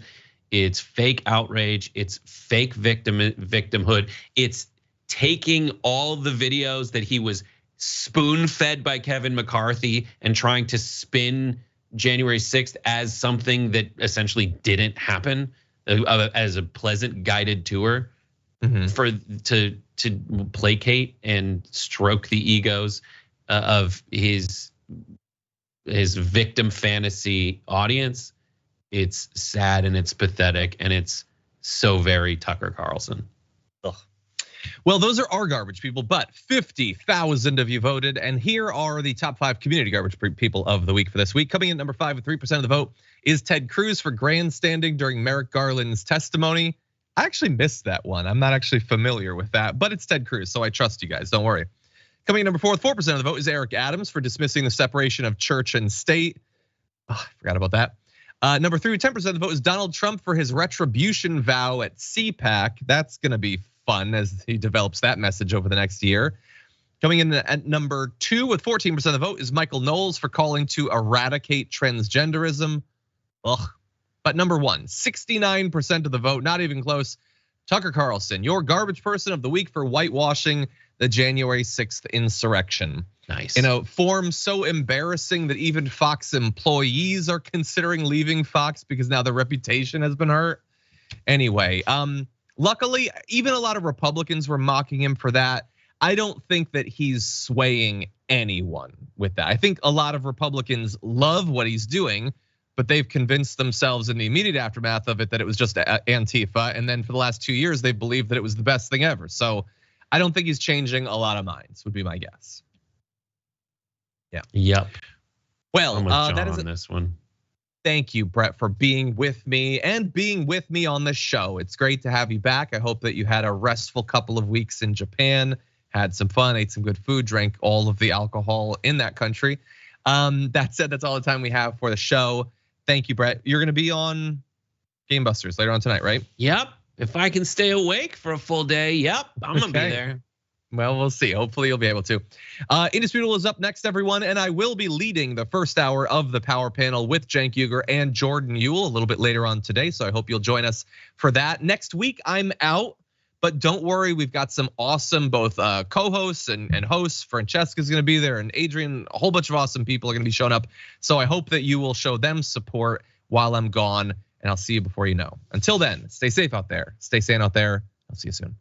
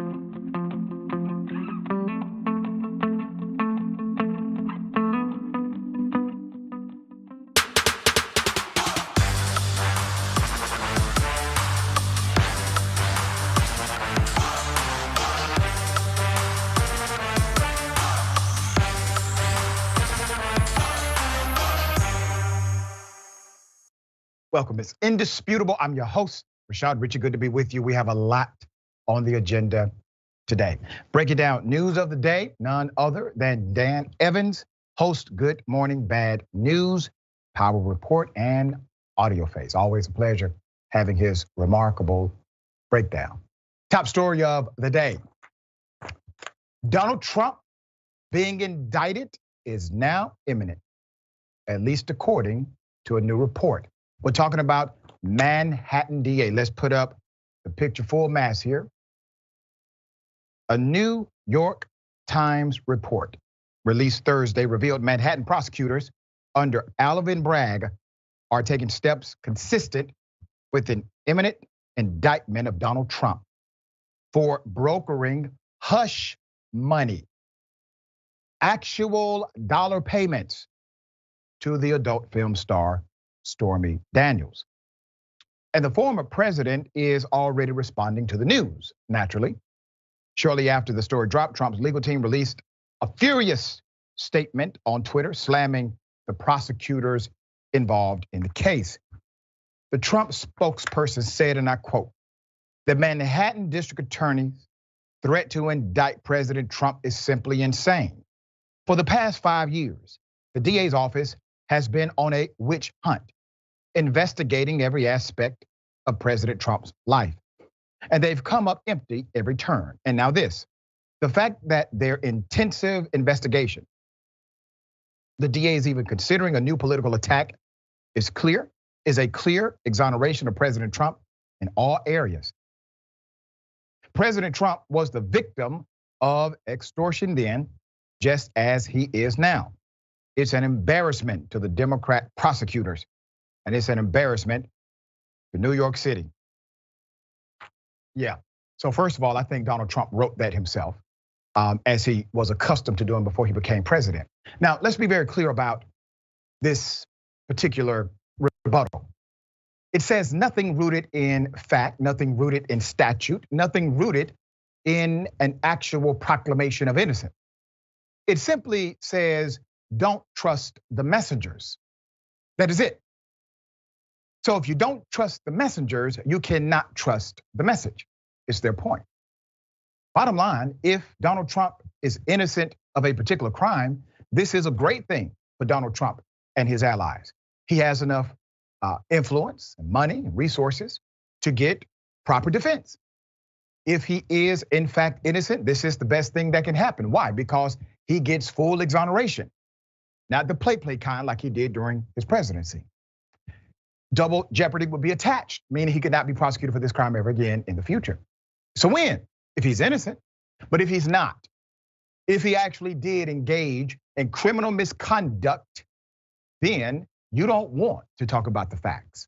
You don't need this to go to a jury. You don't need this to go before a judge. Let's be very clear. All of this is happening because of Trump's own criminal activity. He was allowed to operate well outside of the lines of legality prior to being president, while being president, and even post-presidency. As I said before, Donald Trump will be a defendant for the rest of his life in some form. You are seeing that now, so let's count the ways. You have Letitia James, the AG. You have Fani Willis, the DA in Fulton County, Georgia. You now have the Manhattan prosecution. You have the federal grand jury still convened investigating Donald Trump, and there may be more. The new steps by DA Bragg come as multiple other criminal investigations into Trump proceed, including federal probes into the January 6th and the classified document scandal by Special Prosecutor Jack Smith. And Fulton County, Georgia Prosecutor Fani Willis, who was investigating election interference in that state. Bragg has not yet made a formal decision to indict Trump despite clear steps toward doing so. And the grand jury would have to sign off on any charges against him. And I think that's the part Democrats have done an especially poor job at messaging. At the end of the day, the Manhattan DA does not indict, the grand jury does, citizens do. At the end of the day, the DOJ does not indict, the grand jury does, citizens do. At the end of the day, Fulton County District Attorney Fani Willis does not indict, the grand jury, the citizens of Fulton County do. All right, dear brother, what are your thoughts here? I think when you said that Donald Trump is going to be a defendant for the rest of his life, you're right. I think since he came into office and since he started doing all the things and since he left, whether it was impeachment hearings or whether it's just this week alone, just off the top of my head, that latest book that he has, Letters from Trump, he got all those letters without the rights from any of the people who wrote them, without any of their permission. And these are a lot of powerful people. You're talking Hillary Clinton, you're talking Oprah Winfrey, people who might go, okay, I'll bite, and go through a legal proceeding with Donald Trump. The fact is, you're dealing with someone who has gone through his entire life, has been trained by his dad, Fred Trump, to act as though the law does not apply to you, to act as though you're above the law, to act as though, legal hearings and court proceedings are speed bumps, like to the rest of us, right? They're little hints or suggestions. I hope that there is some court, ideally a number of courts, who can finally tell Donald Trump that no, this is the end of the line. You are not above the law, even if you're a former president. But unfortunately, we have yet to actually see the case. Yeah, well, privilege is a hell of a drug. We'll continue to follow this to its completion. Fascinating story. Video captures passengers aboard a plane rumbling. Here it is. Get off of it. Stop it. Get off of it. Let go of him. Now. Let go. Let go. Stop it. Let go. Let go. Hey. Stay here. No. Do not hit him again. Don't approach him with my family. Do not hit him again. Don't hit him again. Stay back. Come on. He's not doing it. What happened? I'm telling everybody what happened. He approached me aggressively with my family. I don't play with my family. Tell him what happened. Tell him what you did. There's no need for that right now. I will sit down in jail for you approaching my family. I will die for my family. So that's why I beat your ass. I understand you'll die for your family, sir, but don't take all of us with you. That has to be a scary situation if you are in the air and there's a full brawl. I mean, okay, let me give you the background to this. Really interesting. Southwest Airlines is where it happened. This was on a flight, according to the individuals who are knowledgeable. They said, well, this was about aggressively bumping into the wife of one of the passengers. Let me give you background to the encounter. The brawl erupted on Monday on a flight from Dallas to Phoenix when the attacker, who was with his wife and kids, accused a heavily tattooed man of being aggressive. Following the incident, witnesses said both men were escorted off the plane, but the Dallas Police Department said no one was arrested, according to Fox News Digital. Let me give you the statement from Southwest. They say, and I quote, "We commend our crew for managing the situation as safety professionals while also ensuring the comfort of the other passengers in the cabin," a Southwest rep told the Post on Wednesday in an email. "We don't have further details to share except that the flight arrived on time and as scheduled," the statement added. That's right, we really were checking to make sure everybody got to their destination on time. So glad you provided that information. All right, dear brother, what are your thoughts here? I've been on this show and I've been on record for having mixed opinions about plane interactions. So I've got to stand up to that. But no, I really take a worker's angle from this, even from personal experience, from knowing people who work in the aviation industry, and also just having been on a lot of delayed flights because one flight attendant isn't there, right? The aviation industry is really struggling right now, much like the same reason the education sector is struggling, because the labor conditions, you find this in like restaurants, things like that. Things are understaffed because the labor conditions, especially exemplified by COVID-19 and the pandemic, have made it so difficult for people to handle these things that people are going, screw it. I don't want to have to be a personal bodyguard 15,000 feet in the sky all the time. I don't want to have to deal with these situations and deal with this stuff. So they're leaving. This is having like ramifications in our country with flight delays, like Southwest Airlines is astute to point out that they weren't affected by. Good for them. Let's see about some of the other days they have there, because they've had a lot of issues. But at the end of the day, yeah, I think we all need to understand that the aviation industry is hanging by a thread, and there's a lot of stuff we can do politically to make that better. But as everyday people, just keep it in, get to your destination, exchange some words if you need to, but like don't cause an altercation like that. You're just making it harder for the workers. That's not cool. Yeah, and listen, sometimes the pilot will ground the plane when something like that happens. Obviously, that would create significant disruption to anyone's schedule.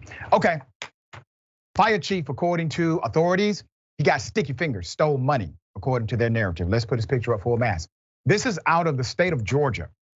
Details are still coming. We don't have full detail yet. The Georgia Bureau of Investigation say agents arrested the Peach County, Georgia fire chief. He also serves as the EMA director. His name is Jeff Doles. Jeff, this week, has been arrested on roughly a dozen charges connected to allegations of theft and financial fraud. Now that sounds very heavy. So how did he get access to money? According to officials, the Peach County Sheriff's Office, which is the local jurisdiction, they requested a GBI investigation. This was on December 5th, 2022. The Sheriff's Office requested this investigation because they believed something was happening illegal. They wanted them to look into allegations. Doles used a county fuel card for personal purchases. After the investigation, agents charged Doles with 6 counts of financial transaction card fraud and 6 counts of theft by taking. The case has now been given over to the Bibb County Judicial Circuit. This is the DA's office in that district. They will now prosecute. Here's the thing. We have seen stories like this time and time again in government where a person utilizes the gas card. Some governments have what's called the P card. And they will use these P cards indiscriminately, where personal purchases are made as well as bona fide government purchases. There's a very simple solution here. Don't take the damn card, period. There's another way to do this. If you have to get something that is a county function like gas, put in the reimbursement. So we don't know exactly how much money total. I'm sure that will come out within the next few days. But if this is about a gas card, obviously a technical violation. If he has been utilizing it since 2022, it seems as if somebody would have caught on before. Or maybe there's more to it. As I said, details are still coming in. Fire chief arrested by the Georgia Bureau of Investigation. All right, Dan, thoughts here? It's when these kind of things happen, especially with government employees, it's stealing from us. It's stealing from people, stealing from people who pay into these communities. And I say us, 'cause I'm not a resident of Georgia, but there's still something to be mindful of. When it comes to stipends, I think, or like when it comes to not having those like kind of P cards, I'm sympathetic to in the sense of like sometimes workers are made when they're not being paid a lot of money to buy things on their own and not being given any money for that. So I'm down for like stipends and then reimbursements in that regard. I don't think the fire chief has that kind of problem. You oftentimes see that kind of waste in like middle and upper management where it's like, okay, did you really need that drink? Okay, did you really need those cars? It's like, okay, like usually it's those people who don't or shouldn't have problems with, okay, a $25 reimbursement or okay, they're driving a truck, all right? It's Georgia, they're driving a truck, all right? A $70 reimbursement for gas, that shouldn't be insane. So this is waste, it's stealing from people, and I hope it's investigated fully and he's punished for it so it doesn't happen again. Yeah, and I'm going to be interested to know, did they give him an opportunity to reconcile? I know of some cases where a person utilized the card, kind of a mistake, or at least they could get away with saying it was because they did not do it excessively. And they were given an opportunity to reconcile the difference. He may have been granted that opportunity if it was not aggressive. So I'm looking forward to see how much money this guy actually stole, according to the authorities. We got more on the other side. It's indisputable, stick and stay.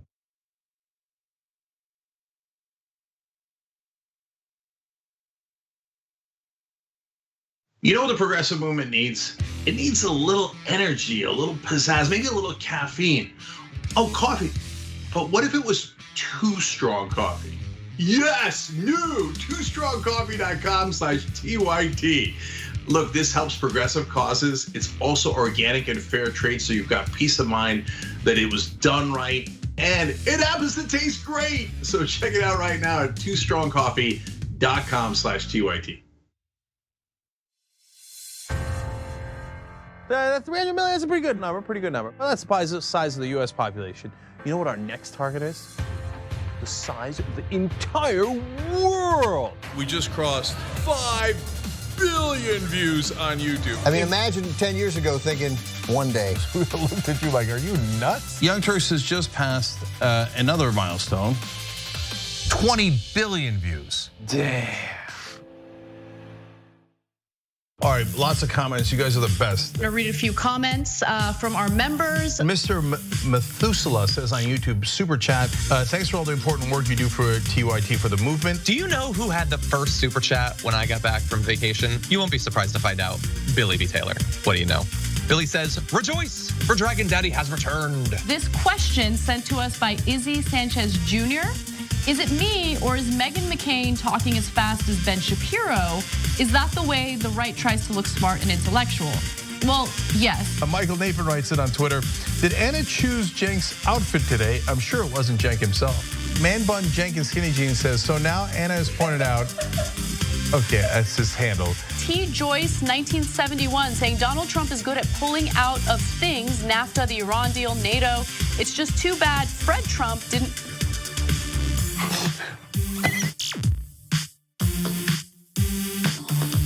Here at the Young Turks, we do our best to bring you the most essential news stories of the day, but we can't cover everything in a 2-hour show. And for the rest, I recommend Ground News. Founded by a former NASA scientist, Ground News uses a revolutionary system that analyzes where the news is coming from and gives you complete transparency on the potential biases these sources may have. That way, you can read between the lines of media bias and break free from the corporate media agenda. In arming you with the context and transparency, you'll have everything you need to think critically about the news and build responsible media literacy for yourself and others. With Ground News, you're not just mindlessly consuming the media, you're part of a movement that is working to hold them accountable and get straight to the facts. Break through the filter bubbles, the propaganda, and the bias, and subscribe to Ground News today.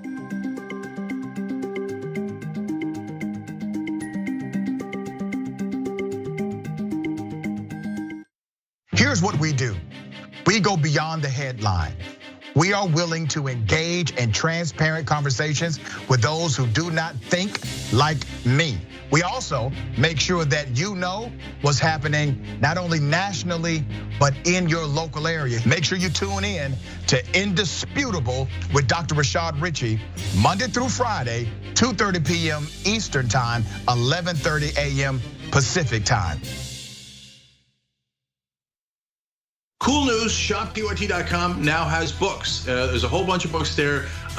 You're gonna be shocked to find out that they're largely progressive. Of course! Ryan Grimm's book, We've Got People, is there. It's a fantastic story from Jesse Jackson to Bernie Sanders to AOC that explains the progressive movement probably better than any book I've ever read. Speaking of awesome books, my dad's got a book out called The Original Young Turk, where he goes from the poorest olive farmer you ever met in your life to living there.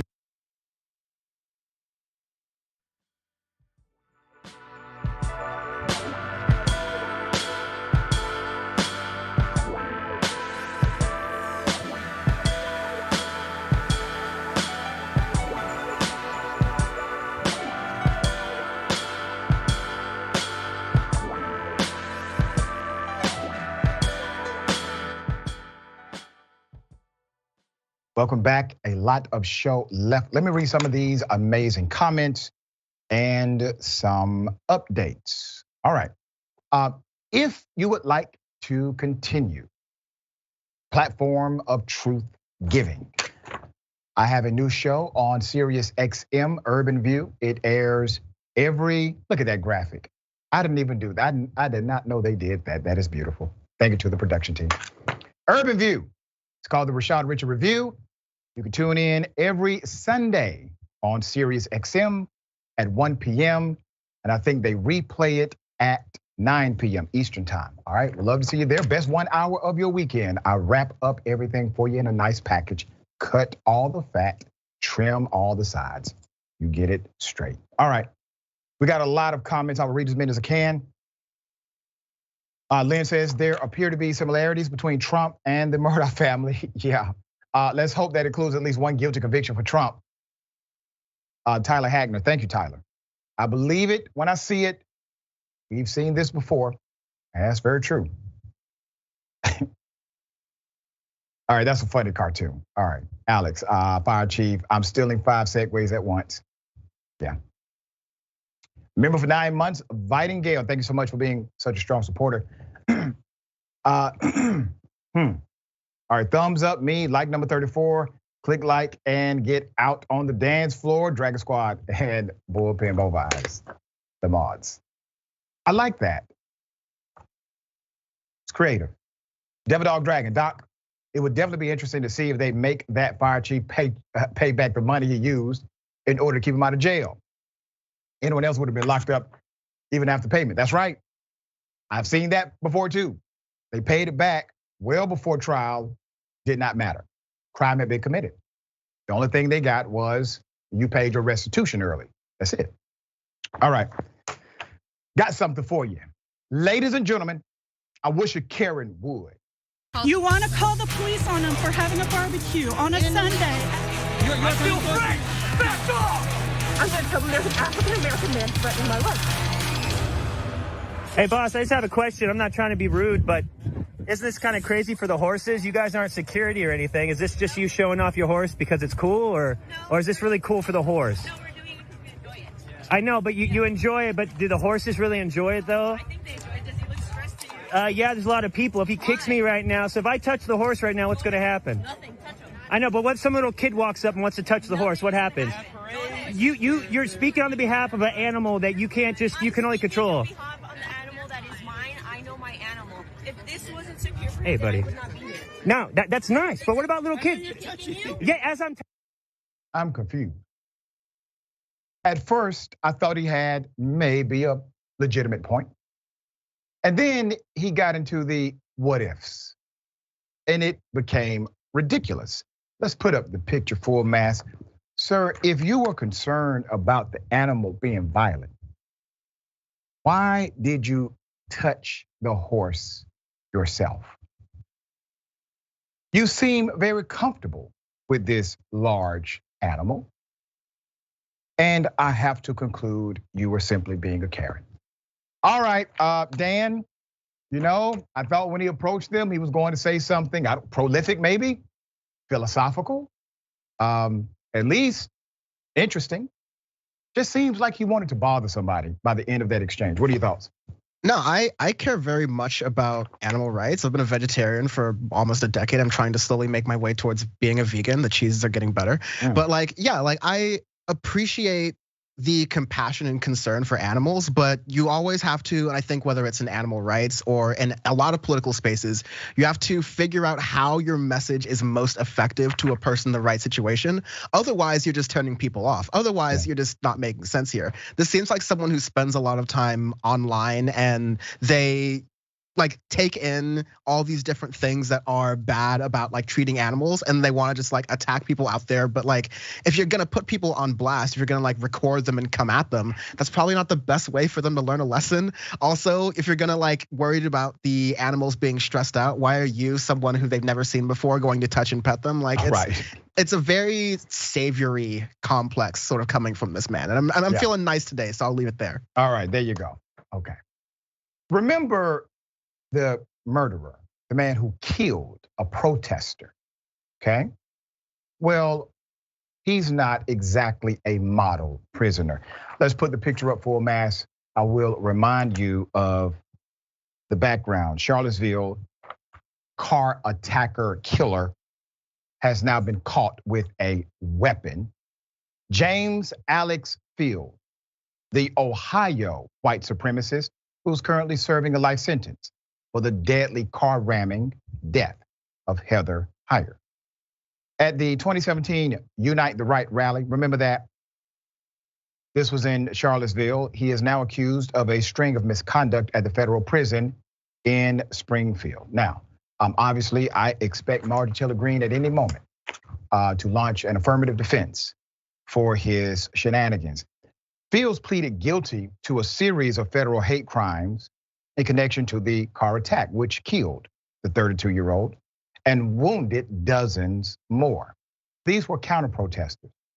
They were counter-protesting the white supremacist.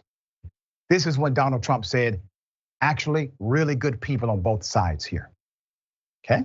The revelations have surfaced, according to the DOJ, as the Justice Department seeks to seize hundreds of dollars in Fields' prison inmate account to help pay for nearly $81,000 in unpaid restitution and fine costs from his criminal case.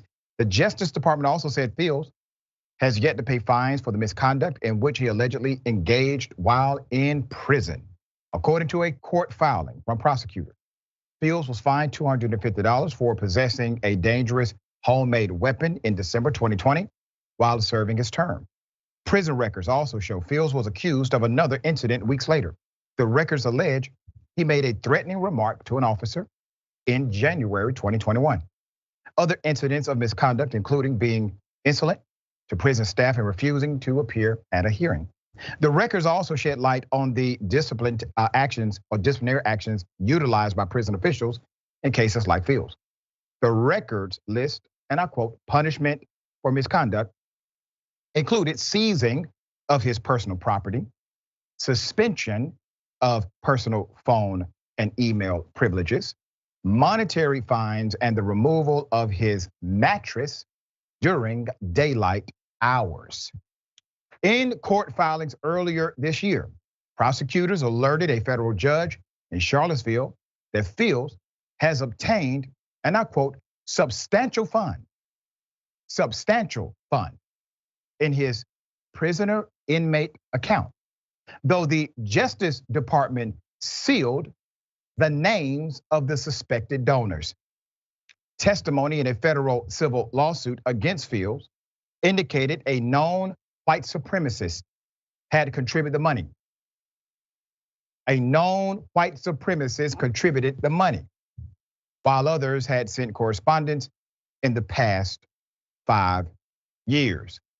Now, before I move on, please understand, don't gloss over the fact that the federal government has decided to intentionally not let anyone know who gave him the money. You know, they could have just said, that's none of our business. We're not going to go the extra mile and seal any of this. If somebody wants to send money to a known killer who is a white supremacist, so be it. Go through the channels, the normative process to find out who it is. We won't get involved. So why in the world would the DOJ literally get in the middle of sealing the identity or identities of individuals who have given him substantial funding? Prosecutors are seeking to seize the money to use for unpaid fines and restitution ordered by the federal court as part of Fields' plea. In a new court filing, the Justice Department said the Bureau of Prisons does not unilaterally seize money from an inmate's account, even to pay fines incurred for misconduct in the prison. That is true. They don't seize it, but they can freeze it. All right, they are able to do that through an administrative dynamic. I checked earlier today. So what in the hell is going on? All right, Dan, thoughts here. This highlights one example of many why people don't really trust the justice system to handle and impart justice fairly. You look at this person, he's been convicted of killing Heather Heyer in this like white supremacist incident. We've seen it's a hate crime, we've seen that it's a murder. And in other situations, the point where it's been parodied in movies and TV shows. Gangs, when one of their own gets caught up and put in jail, they get taken care of. That's the whole point. That's like part of the brotherhood of that. So the federal government, like you're pointing out here, is going, we're acknowledging that this is some kind of gang affiliation. He's part of this white nationalist group, this white nationalist thinking of a replacement theory. We know it's a hate crime. We know it's a hate group. We know he's getting a lot of money from at least one person affiliated with them. And we're not gonna do anything about it. We're just gonna move that forward. And that is something that you want to remember as one instance in many of the history of this country, the recent history of this country to this present day, but even going back the past 10, 20, 50, 60 years, where justice is handled a little bit impartially or a lot with a little bit of a lighter, strong fist. than you would see it in other cases. And then you put some other dots together and you start to form your other opinions about this government and who it really works for. Yeah, it is so interesting that they seal the identity or identities, because literally once a person submits that kind of money on record to a federal prison or to a prisoner, that becomes a public record. That public record is discoverable. That public record can be obtained through the FOIA, Freedom of Information Act, open records request. That is statutory. The fact that they sealed it keeps it away from people like me writing that email or sending that letter and getting that name. I need to know why. All right, we got more on the other side. It's Indisputable. Stick and stay.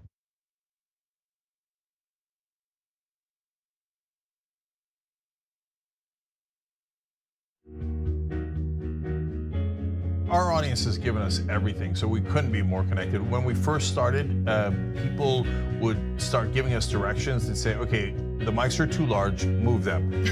Turn them into lav mics. I mean, they were incredible. And then one guy walked in and gave us a really expensive switcher and said, you guys need this, and walked out. Okay, it's amazing. They helped us build a studio. They did a $2 million funding campaign for us. And so they really are us. We do this show together to the point where some of our hosts are even former listeners. So when we say that the audience is part of TYT, we really mean it. I think what the audience also appreciates is especially if they're members, they really get an inside look into who we are, our personal lives, what drives and motivates us. It goes beyond just storytelling. I think that what we do is allow our viewers and our listeners into our daily lives, and we give them kind of like this inside look into everything that we're passionate about and why it is that we're doing what we're doing, right? Like the motivation behind what we're doing, I think, is important for our audience to know, and we're not shy about sharing that with them. And it's different from what people typically see in legacy media outlets, where everything is kind of dry and robotic and there's really no personality or authenticity that comes along with it. Oftentimes when we're doing the show, I don't really think of it as me telling them stories. I think of it as us having a mutual respect and conversation with one another. And as I said earlier, I mean, not only do I feel that through the work I do, I'm informing our audience, but they inform me oftentimes as well. You know, they'll pitch stories to us. They'll tell us, you know, a certain perspective or angle to a story that we might have missed. And I love it. Universal health care, raising the minimum wage, doing something about climate change and gun violence and an unjust justice system that locks up black and brown folks. We not going for the okie doke no more. I think Nina Turner is the leader of the progressive movement right now. It is absolutely a sin and a shame to be in the 21st century in America and having people who are elected to office not only try to separate us, but also use public policy to make it harder to vote. The questions that we get asked is how you gonna pay for it? I say, oh, we gonna pay for it the same way we pay for the tax cuts. That's how we gonna pay for it. We gonna pay for it in the same way that we give military industrial complex contractors. That's how we gonna pay for it. If standing up for a universal health care or Medicare for all is wrong, Jink, I don't want to be right. If believing that working people deserve to have paid family and medical leave is wrong, I don't want to be right. If wanting everyday people of this nation to live a good life is wrong, then I don't want to be right. And we are being tested whether we have courage enough, conviction enough, people power enough to stand up and do what is right for ourselves and generations yet unborn. I'm Nina Turner, and I am unbought and unbossed.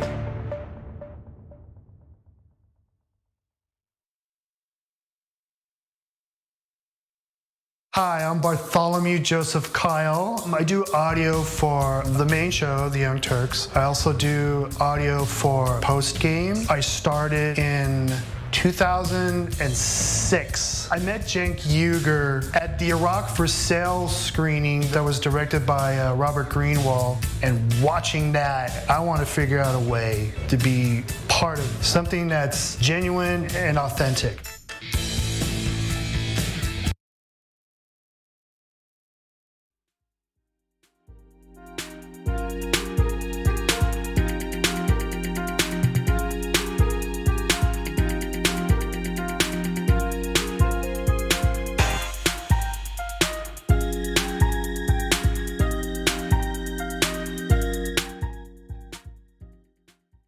All right, welcome back. Always good to be with you.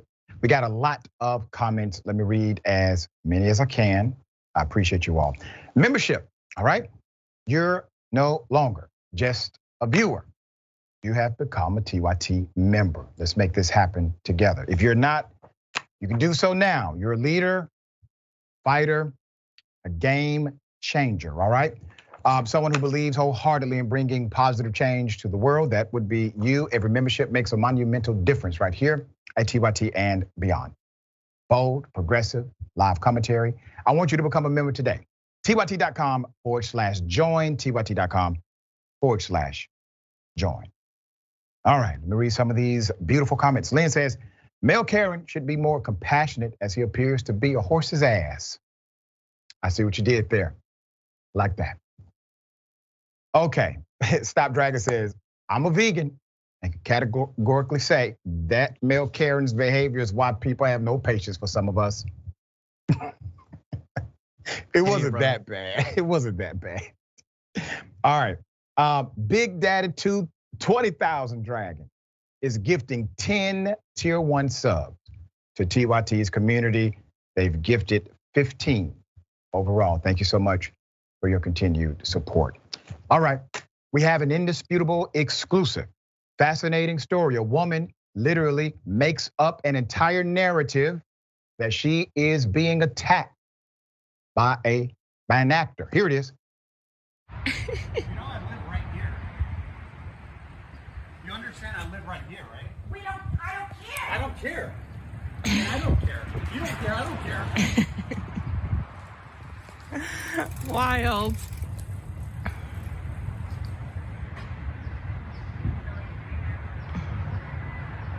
Yes, there's some very suspicious people, and they're going to rob and steal and kill people. We're at 4353 Colfax Avenue. Please come in a hurry.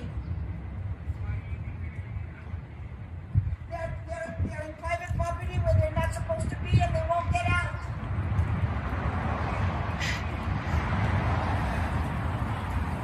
This is a condo building, and they won't get out. And they have no... You heard what she said, right? She told the police that these people were committing felonies, dangerous felonies. That is a life or death situation being created over the phone. Let's put up the actor she called 911 on, Amir Mustafi. A woman in Studio City, California, called the police on an actor riding his bike around his own neighborhood. The writer, actor, and producer was riding around the 4300 block of Colfax for a screen test. Showmakers wanted to see what he looked like on a bicycle. What they do.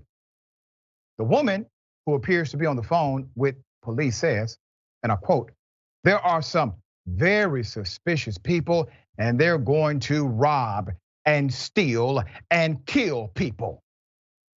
Once again, creating a life or death situation. Police come, guns blazing, black man on bike must be the suspect. Let's shoot now and ask questions never.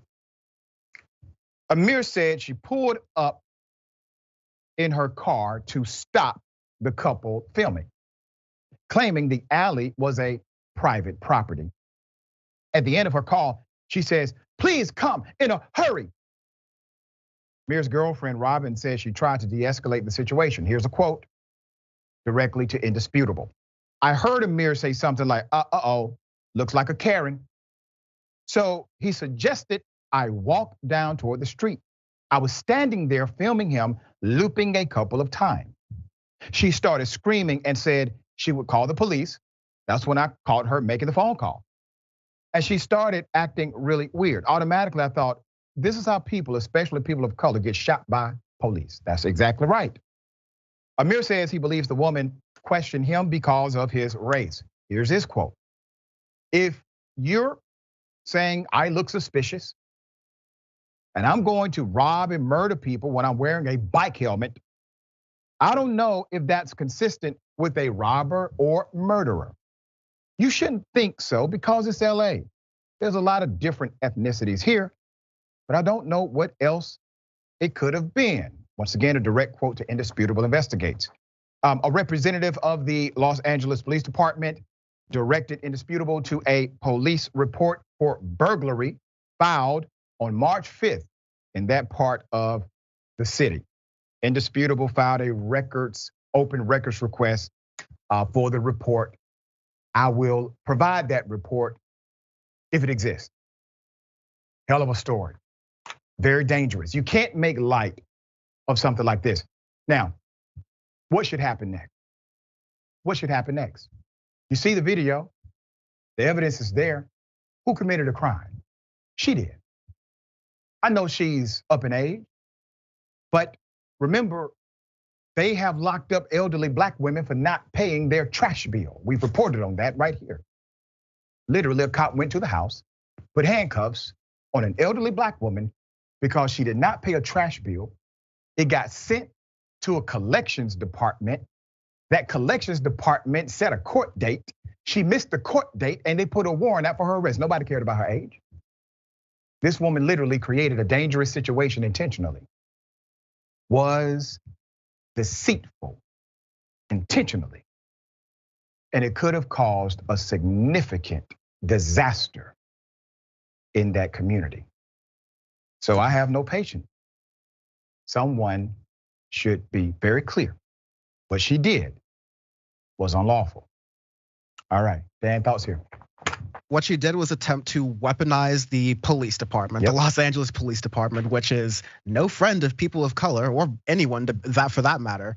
And specifically said, oh, this person walking a bike who's not bothering anyone, who's just, talking about stuff, and this other person filming, as you do in Los Angeles, they're a threat. I'm going to sick the police on them. I'm going to weaponize the police. I'm going to say they're robbing and stealing and killing. And that is just going to get reported all over the police radios. And the cops are going to come with that response. This is America. That's how it goes. And so not only is that despicable, not only is that horrifying, it is, I remember Ron DeSantis, just to your point, put people who had served their jail sentences, who previously had felony convictions, who had won the right to vote. He had them arrested and had camera crews ready to go to take photos of that as a photo op for people who were elderly who just tried to vote, all right? So just like you're saying, don't tell me that it's too much to go after someone just because of their age. This is an attempted murder, essentially, based on how we know the police are going here. So there needs to be much more accountability on false police report alone for this kind of nonsense.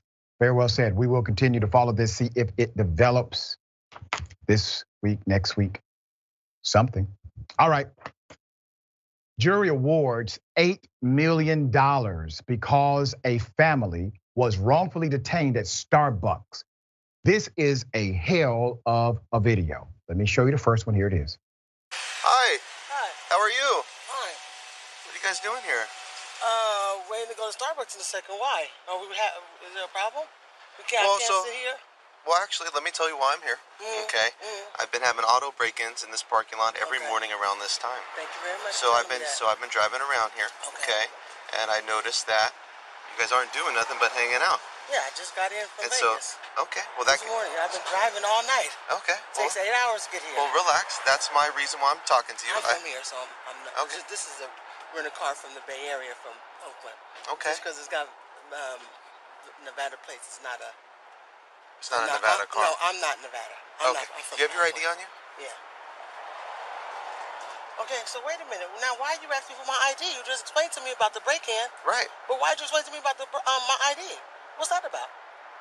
What did I do? What kind of crime did I commit? What kind of crime did you commit? Yeah, I'm asking you. You asked me for my ID. Yeah, you have to give me your ID. Why do I have to give you my ID? Why? I don't have to give you my ID because I haven't did anything. You started talking about a break-in. Okay. I thanked you for informing me that. Right. I informed you that I'm resting because I'm about to go into Starbucks, right?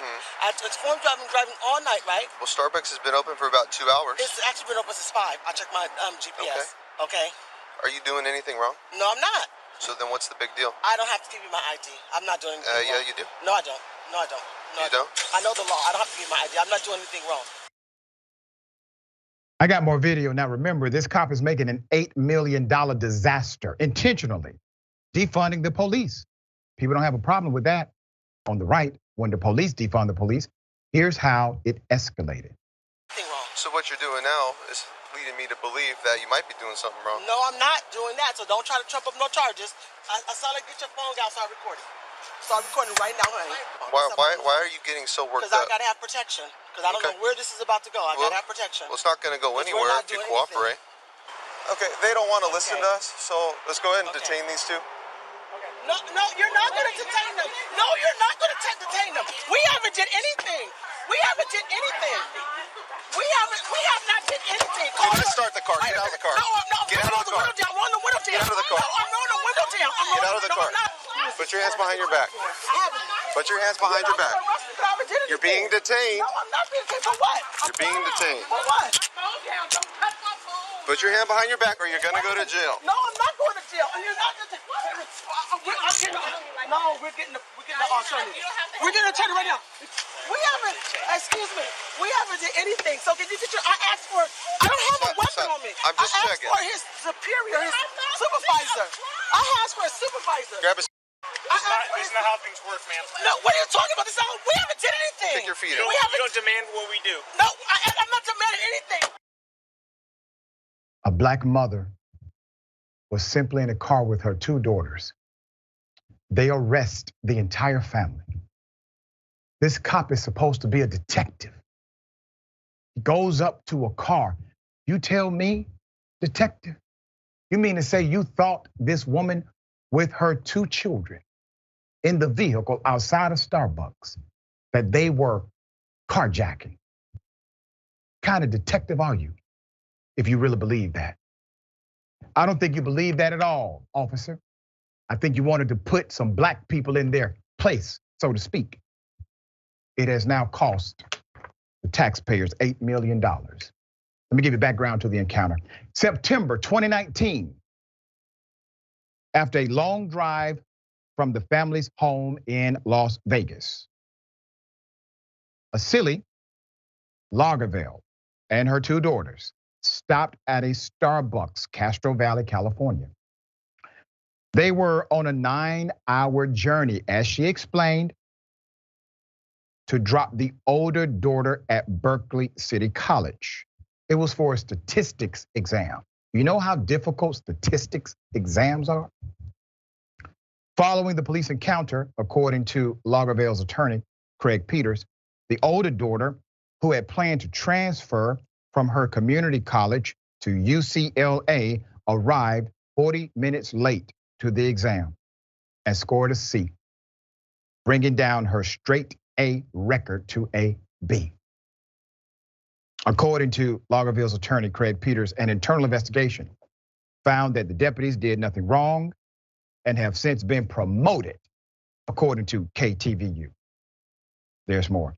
Nevertheless, a jury on Wednesday awarded the family $8.25 million in damages after a verdict released on March 1 that decided against the deputies and Alameda County.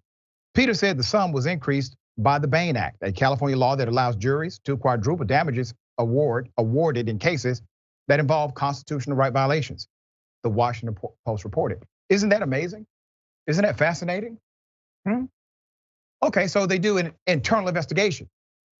No wrongdoing here. All rights were within reason. Everybody was respected. My officers did nothing wrong, nothing to see. As a matter of fact, we're going to give them a promotion. It gets outside of the bubble of the good old boy law enforcement system. In front of a jury, they were impartial. Some of them like the police. Some of them may not like police misconduct, but it's not the police investigating the police. It's the fact finder, the jury member. When it goes to a jury, the jury says, I don't give a damn that you said there's no wrongdoing. I don't care that you gave them a promotion and a raise. What happened here was unconstitutional, and the family will be awarded accordingly. Big ups to the jury for making the right decision. Put up the leadership here. At the time of the encounter, Gregory Ahern was the Alameda County sheriff. Back in November, he lost his office to the current Sheriff Sanchez. All right, so you're looking at 1-2 combo. Quite fascinating. $8 million plus actually. Why? Because the police refuse to respect the rights of a black person again, or a black family. When will conservatives get outraged by outrageous cops who continue to take money from hardworking taxpayers in the local community? Now, I promise if I went to that community and held a press conference and just uttered the word, defund the police, all types of conservatives will come out against me.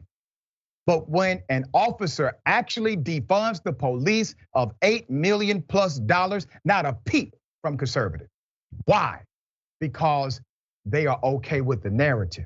As long as you are violating the rights of black people, you can take as much money as you choose from our communities and we won't say a word. How insane is that? So do you think it's about money? Of course not. All right, thoughts? First of all, the Alameda County sheriffs hate communities of color and they only show up after crimes have happened. So I absolutely despise them, have personal dealings with them. This absolutely doesn't surprise me at all. That cop told himself when he was saying, you just show me your ID if nothing's going on. And the woman rightly said, I'm doing nothing wrong, so I have no reason to show you my ID. And then the cop went back and said, well, yeah, you're doing nothing wrong, so show me your ID. They told themselves then, and then they told themselves again when they did their own internal investigation and found, we did nothing wrong and we're actually giving promotions. Because that's exactly what we're saying. It's cop culture. That's the issue, it's the culture. That's what the activists are saying, it's the culture. And I love your framing where you're saying that, okay, now at this point, the cops are defunding themselves. Thanks to that Bain Act, we're doing quadruple points on that. That's every once in a while, gas prices suck, traffic's terrible. California rocks every once in a while. That's a nice one. That's a good bill. Yeah, I mean, that was meant, the Bain Act was meant to do exactly what it did in this case, to create such a penalty under the monetary dynamic that it would cause an example to be set for other departments to get in line. We got more on the other side. It's Indisputable, stick and stay.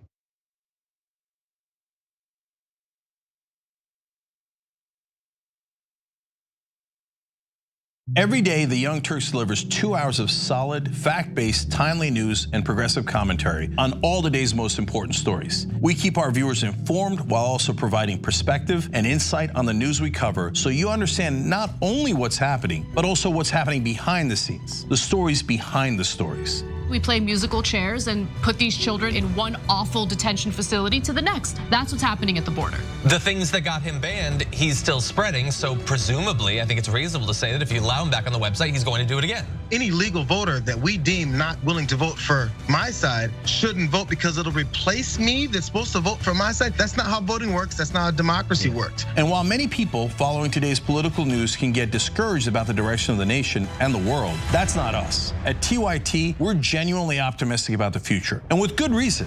Today, wide majorities of Americans agree with our progressive stances on issues ranging from healthcare and education to climate, immigration, and wages. The rising generation of young people are also overwhelmingly progressive in their political beliefs and policy objectives, and they're increasingly flexing their muscle as voters and activists to demand change from our elected officials. The traditional mainstream media is mostly AWOL. They, along with the government and many other cherished institutions, have been captured by corporate interests. Audiences sense that they're not getting the whole story or even the truth from once trusted outlets, whether broadcast and cable TV news networks or national newspapers and magazines. The antidote is the Young Turks. Unlike mainstream corporate outlets, we're not beholden to corporate advertisers, to defense contractors, to Wall Street, or to Big Pharma, and we don't carry water for the Republican or Democratic parties. So watch us Monday to Friday at 6 p.m. Eastern, 3 p.m. Pacific, and join the thousands of progressives around the globe who tune in every day for TYT's unmatched, award-winning content and see what it's like to experience a news organization that only answers to you.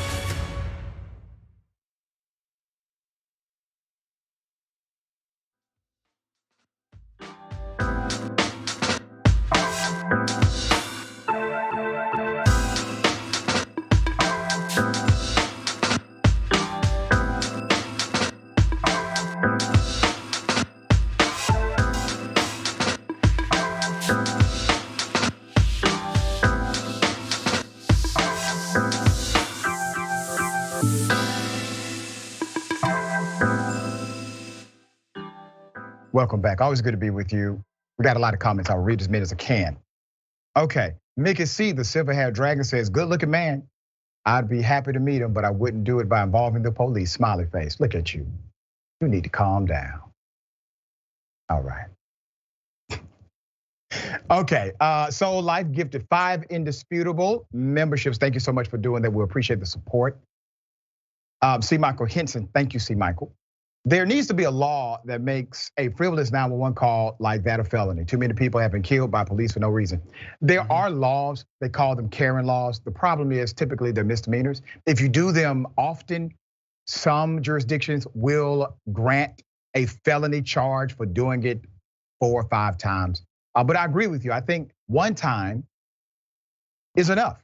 If you are intentionally trying to get somebody harmed by the police, 1 time should be enough. All right. I hate that there's precedent for repeat offenses. I know, Karen. That's wild. It's insane, but it's real. All right, a cop has now been charged with the murder of a black man inside of a car sleeping. It's a damn shame. I want to take you to the video. We'll get into the background. Here it is.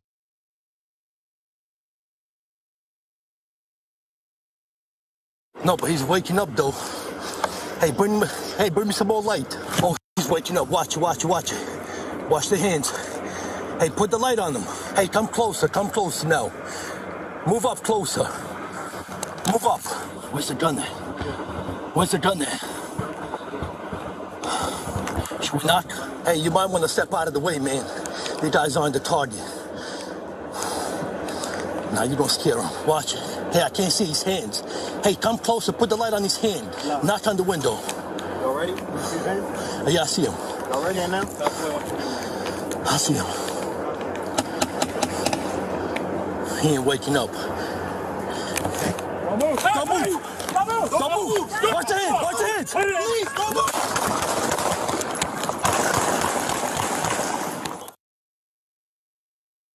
No threat.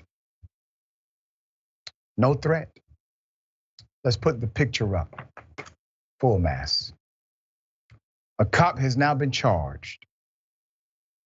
His name is Sergeant Enos Jeverick, and other officers decided to surround Antoine Gilmore. And then this sergeant decided to just fire. The U.S. Attorney for the District of Columbia unsealed a federal indictment Tuesday, charging D.C. Metropolitan Police Sergeant Enos Jeverick, 41 years of age, with second-degree murder. And also, they added a federal civil rights violation in the fatal August 2021 shooting of Antoine Gilmore, 27, who was asleep in his car. The indictment charges this sergeant who violated Mr. Gilmore's civil rights by willfully depriving him of his right to be free from the use of excessive force. It carries a maximum of life in prison. The shooting occurred after reports of a man sleeping or unconscious behind the wheel of a black BMW at a spotlight in Northeast Washington around 3 a.m. This was August 25th, 2021. According to the police department, an officer approached the car and spotted a handgun tucked into the man's waistband. Reinforcement were called in as several officers approached the car behind a bulletproof ballistic shield. Body camera footage shows a crowd of officers approaching the car, tapping on the window. There's more. When Mr. Gilmore awoke and began to drive away, obviously out of fear, the sergeant fired at least 10 rounds at the car in a use of deadly force that appeared to violate DC Police Department policies against shooting at moving vehicles. Police Chief Robert J. Conti III said at the time, after the sergeant opened fire, the BMW crashed into a tree, and Mr. Gilmore was found fatally wounded in the driver's seat. The loaded handgun that officers observed when they first encountered him was still in the right side of his waistband. Can I remind everyone that every person in America, virtually, adult, you have the right to bear arms. The Constitution says it. Typically, conservatives will talk about how this is a fundamental right. Then all of a sudden, when a black man has an exercise of this right, there's an assumption he's a criminal. He has violated the law. It's a damn shame. Police have said that crucial moments leading up to the shooting from the body camera were obscured by the ballistic shield he was carrying. It was not clear what other officers saw. The sergeant was the only officer of about 6 at the scene who fired a gun. Now, I've said this to you before, because we've seen one cop fire and nobody else, no other cop, open fire. We've talked about this right here. What does that mean? That means that no other police officer thought it was a situation where you needed to open fire. Only one did. Police have said that they do not know precisely what happened inside the car when Gilmore stirred as police knocked on the window, or why the sergeant fired. The sergeant did not give a statement to detectives, as was his right, while prosecutors reviewed the shooting. He has declined to comment publicly on the shooting. Let's go to this council member who had a very credible and common sense statement, okay? Janice Lewis George. Sitting here trying to figure out how law enforcement can successfully de-escalate a white domestic terrorist in a truck threatening to blow up the Capitol with a bomb, but not a black man who fell asleep in his car. Wasn't even antithetical to police. Committed no crime. Was terrified.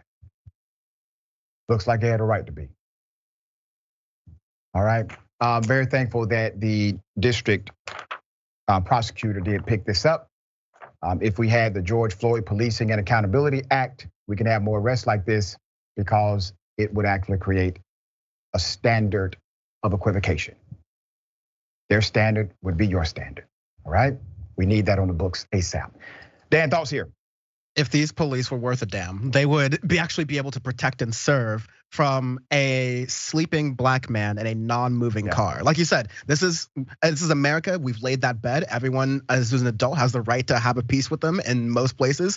So yeah, sure, you deal with that. But if a person is in an intersection and they're sleeping, let's say maybe they're intoxicated, it's the middle of the night. Sure, the car's not moving. You're cops. Just corner them in, let them wake up. There's so many ways to de-escalate that situation. Perhaps the easiest situation to de-escalate that you as a cop will deal with then didn't have to end with taking that man's life. So it's horrifying. I'm glad there's a little bit of justice here that usually isn't. Yeah, there you go.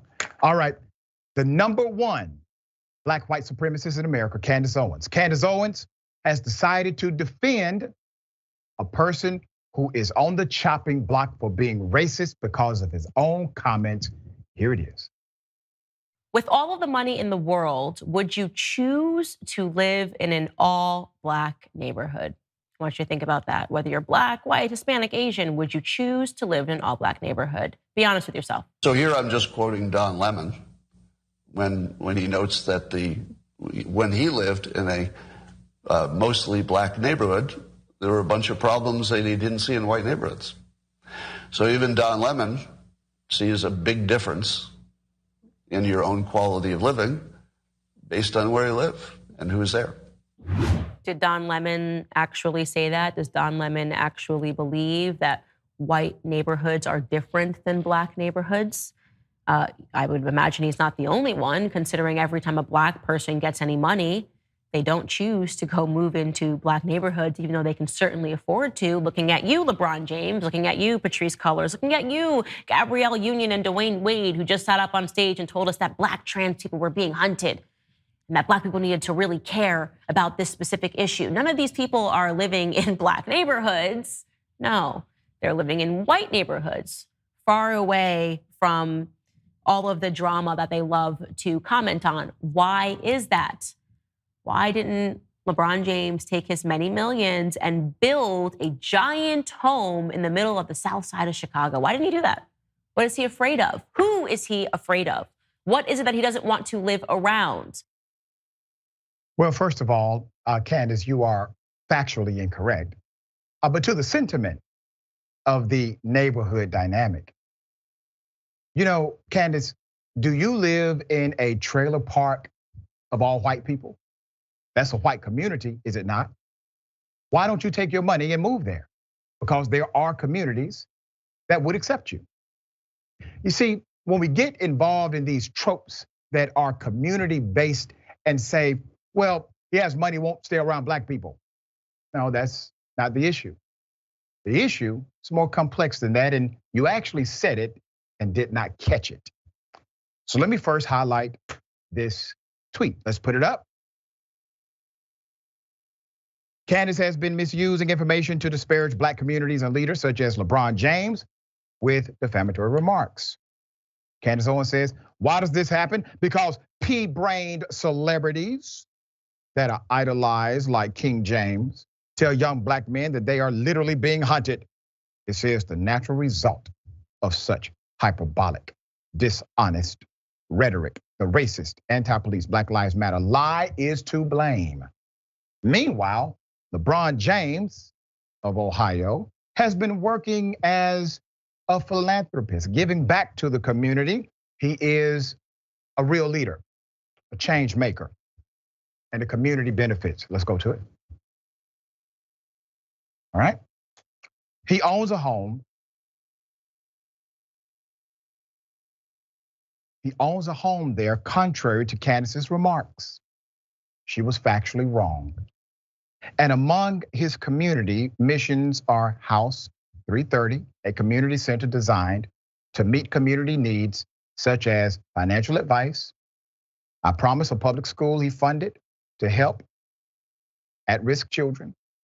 And now he has a new mission to develop that was seen there. It's a medical facility. A medical facility to offer full medical, dental, and eye care along with low-cost pharmacy to the people of Akron, Ohio. Candace Owens lied on LeBron James. Candace Owens is not going to correct her narrative. Her sentiment is incorrect overall, but specifically, she said, why won't LeBron James build a house in his black community? Not only did he build a house there, he built a school, building a hospital. Are you going to say to LeBron, I'm sorry? Are you going to say that's the kind of example I was talking about? Way to go, LeBron? Of course not. You'd rather spend your airtime defending racist ass white men.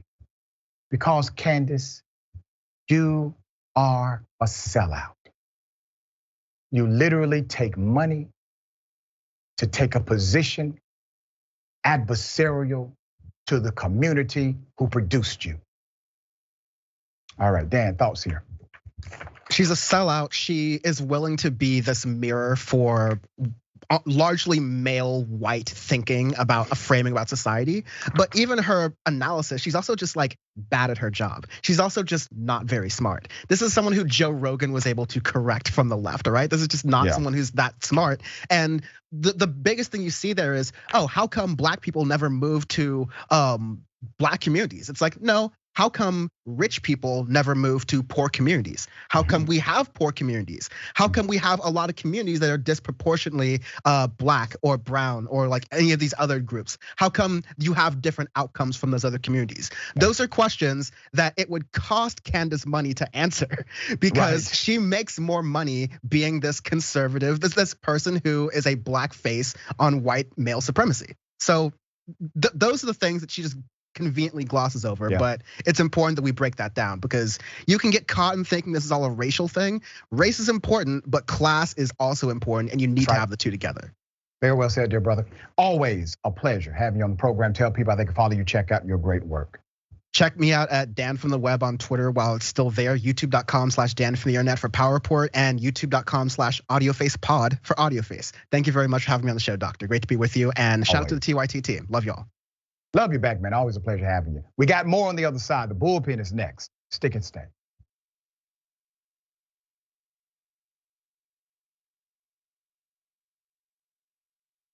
Cenk Uygur is not here today, which means that I will be able to talk during the show. Now, We'll see. We'll see. Poor Cenk, under the bus. My God, if Jesus came back, how much would the Republicans hate him? Now you have to give away all of your possessions to the poor. Steve King would be like, oh, Weezy. Everyone should be lucky enough to have a John Iadarola in their life. You confused everyone. Okay, sorry. I thought it was pretty clear. Take a break now. You can turn me into Dr. Manhattan as long as I get what Dr. Manhattan's packing, okay? The liberal mom says, Mark Thompson, have you ever thought about doing one of those tapes that soothe people to sleep? Like Mark Thompson reads the phone book. I'd buy it. If you'll buy it, I'll do it. Emilio D'Amelio writes in, John, you are so thick. I love you. That's what he wrote. Pork Chop Express writes in and says John Iadarola needs a new jacket. Whoa. Those 24-inch pythons are about to burst out of his sleeve. Guns, baby. You know, the two people here said that their moms were both in love with you over Beauty and the Beast. Mm-hmm. That's an improvement. I usually get grandmothers. Charlie Turk. No, wait a minute, don't you dare. Chemical castration when we return from the break. I hope that, who they choose for the White House isn't just a borderline Klansman. That's all we gotta hope. That's it, we will settle it. She's cute. I didn't say that about Laura Ingraham. Scandal at TYT. Did Anna comment on my tan yet? No, she hasn't. You're a good boss. But Anna did say that I come in here today with a fresh mind. That's all I'm about. I'm about a fresh mind. I can't with you right now. Okay? She just can't. She can't, but nonetheless, we have to for another 3 hours. I'm back, baby. Let's rip in the Republicans. See, don't miss the live show. That's great. Tell people, if you're a member, you get the whole live show whenever you want, because this stuff doesn't go into any of the clips.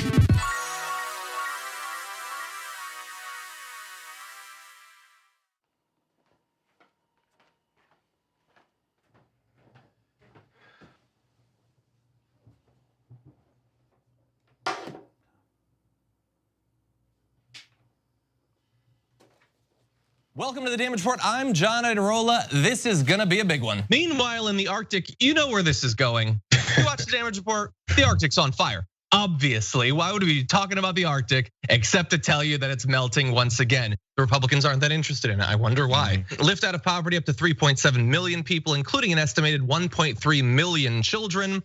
Hashtag save the children? Not if it costs money. I mean, come on. What's happening? I'm Dr. Rashad Richey, host of Indisputable with Dr. Rashad Richey. Here's the bottom line. I play no games about policy, period. Too many people's lives are at stake. So here's what I do. I challenge conservative ideology that hinders the growth of this country. I make sure we place our facts in proper context, and I have no problem debating anyone on a position that I have. Progressives have the ideas to change the world, but when you really look at it, progressives have always change this world for the better. I want you to tune into my new show, Indisputable with Dr. Rashad Richey, right here on the TYT network, 2:30 p.m. Eastern time, 11:30 a.m. Pacific time. I'll see you there. Everything that we've accomplished over the years is because of our members who've allowed us to remain independent of corporate interests and reach 20 million followers. Now is the time to bring as many people into the progressive movement as possible. We're inviting you to be the change and help bring a community-powered progressive change machine to life. Details are at tyt.com/change. If you're a member, thank you. We need you to remain so. If you're one of the thousands of viewers out there who's not a member yet, the time has come for you to join now. We need you more than ever. tyt.com/.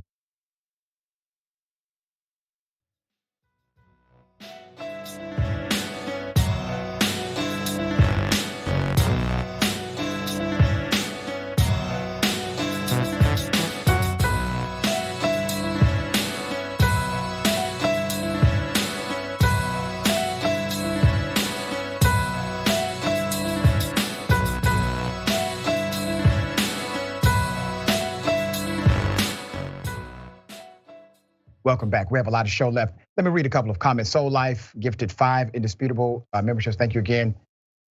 Also, that's a lot. Okay. C. Michael Henson, this needs to be, right, I read that. It needs to be a law. for 911 calls that would make it a felony. And FFS let me have a username. Got it. In California, she can be charged with several misdemeanors, but not any felonies that I can find. That's correct. There is a repeat pattern dynamic, rarely ever used, but it's on the books and effective if they do not enforce it. All right, ladies and gentlemen, welcome to the bullpen.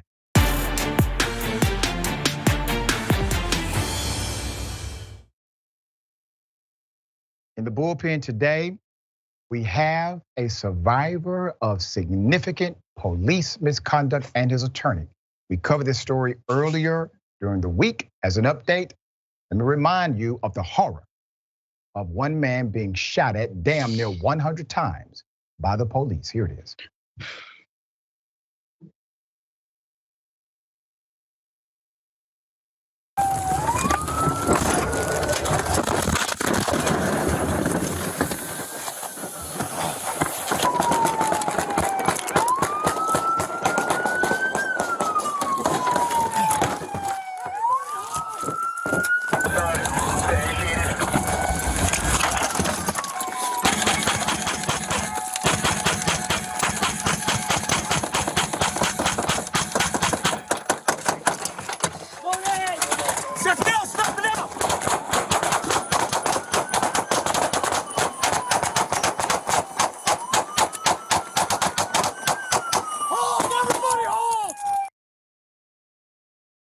It's a damn shame. We have Jonathan Strickland, father of two. The brother supports wildlife, has been a leader advocate. We have his attorney, DeWitt M. Lacey. This has been something our viewers have been angry about just as well as me. Before we start with the attorney, Jonathan, I have to say, brother, I have to ask, what was going through your mind when bullets were simply flying inside of your vehicle? Honestly, I thought I was going to die. I mean, your life flashes, before your eyes. You feel the pain, the heat of your skin, of your muscle tissue just searing. And I just remember the pain and just thinking of my children. At the time, my youngest son was not born. And all I could think of was wanting to meet him, wanting to get back to my oldest son, Jedediah. And it's a miracle that I'm here, but all I could think of was just wanting to get back to my children. Attorney Lacey, can you give us the contextualization of what transpired that led the police to shoot at one person damn near 100 times, unarmed and no threat to law enforcement? Absolutely, Dr. Ritchie, and thanks for having us on here. Sure. What happened right before this shooting were these officers were informed by Mr. Strickland's ex-wife that Mr. Strickland intended on coming to the police station and shooting up all the police and having this monstrous shootout with law enforcement. And so they were definitely amped up. But they had seen before they engaged with Mr. Strickland that he was unarmed. They had a drone come out and survey. They could see he had nothing in his hands besides his phone and his water. They gave him no commands to stop or halt. They only acted very aggressively and violently and unconstitutionally, I would add. You, Attorney Lacey, you do these cases. You are one of those social justice fighters who holds people accountable. You hold the cops accountable, you hold government accountable. Have you ever seen anything so blatant? 90 bullets. I have never reported on 90 bullets flying at one person before. Have you seen something this extreme? Not often. I'll tell you, there definitely have been times. I do remember circumstances, even in Stockton, California, where there were a hail of bullets, but not for something where there's a person that's unarmed, right? And there was no real specific crime they could say that he had committed, other than allegations that had been made against him at the time. This happened in Las Cruces, New Mexico.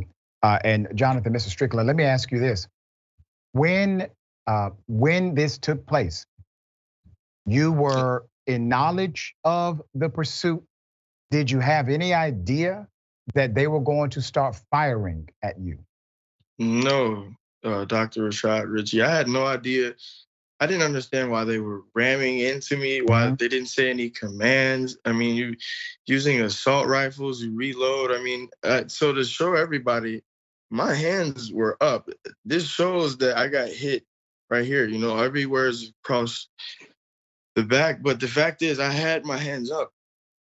And they could not hear me yelling, I'm unarmed repeatedly. So after they reloaded, I thought when I heard the brief moment and not hearing any bullets firing at me, I'm like, thankful, it's finally over. And then when they kept shooting, I really thought I was gonna die. And I just would like for the viewers to know that when you see that picture of my truck and that blood stain on the ground, that's all from what hit me in my hip. And I still have a bullet in my pelvis there. Like that, all that blood was from just one spot. And just imagine losing all of that blood. You really, your life flashes before your eyes. I really thought I was gonna die. I'm glad you're still here. It's a miracle, as you say. You are still here. You're an active father. But yes. I have to pose a question to you, and it's not going to be easy, brother. The way this happened was that your wife called the police and said you were going to harm officers, you would not surrender. Indisputable received another document where she said, I made all of that up and I'm sorry, okay? Do you think her race has something to do with the way they responded to you? I strongly do, Dr. Rashad Ritchie. Think about it. We've seen it before, and I hate to bring up history, but I think it's very relevant. But Emmett Till, he lost his life because a white woman lied. He doesn't get to come back. I shouldn't be here. It's a miracle I'm here. My ex lied, and I would like for people to realize, why would anybody in their right mind return to somebody who tried to have them assassinated? All I've ever wanted to do is be there for my children. I love my boys. That's my pride and joy as my sons. I'm blessed that having one son was a dream come true, and having two is just absolute, it's like a dream come true every day. But to not even be able to see my children, it's been 2 years since this. Justice to me, truthfully, Dr. Rashad Ritchie, is just being able to see my children. Everything that happened to me was absolutely unacceptable. But in all of it, I just want to be able to get back to my children and teach them about animals and just loving nature. That's all I really want to do, Dr. Rashad Ritchie. Did your ex receive any criminal penalty once she admitted she made it up and lied to the police and it almost got you killed? No, she has not faced any retaliation.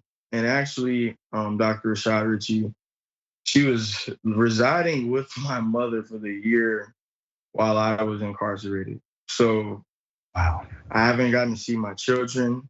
On my youngest son's first birthday, while I was crying from a jail cell, just wishing I could be there and tell him happy birthday, my ex and my mom were smiling, taking pictures, having fun at Disney World, So I just want to be able to see my children. I'm still not allowed to see them.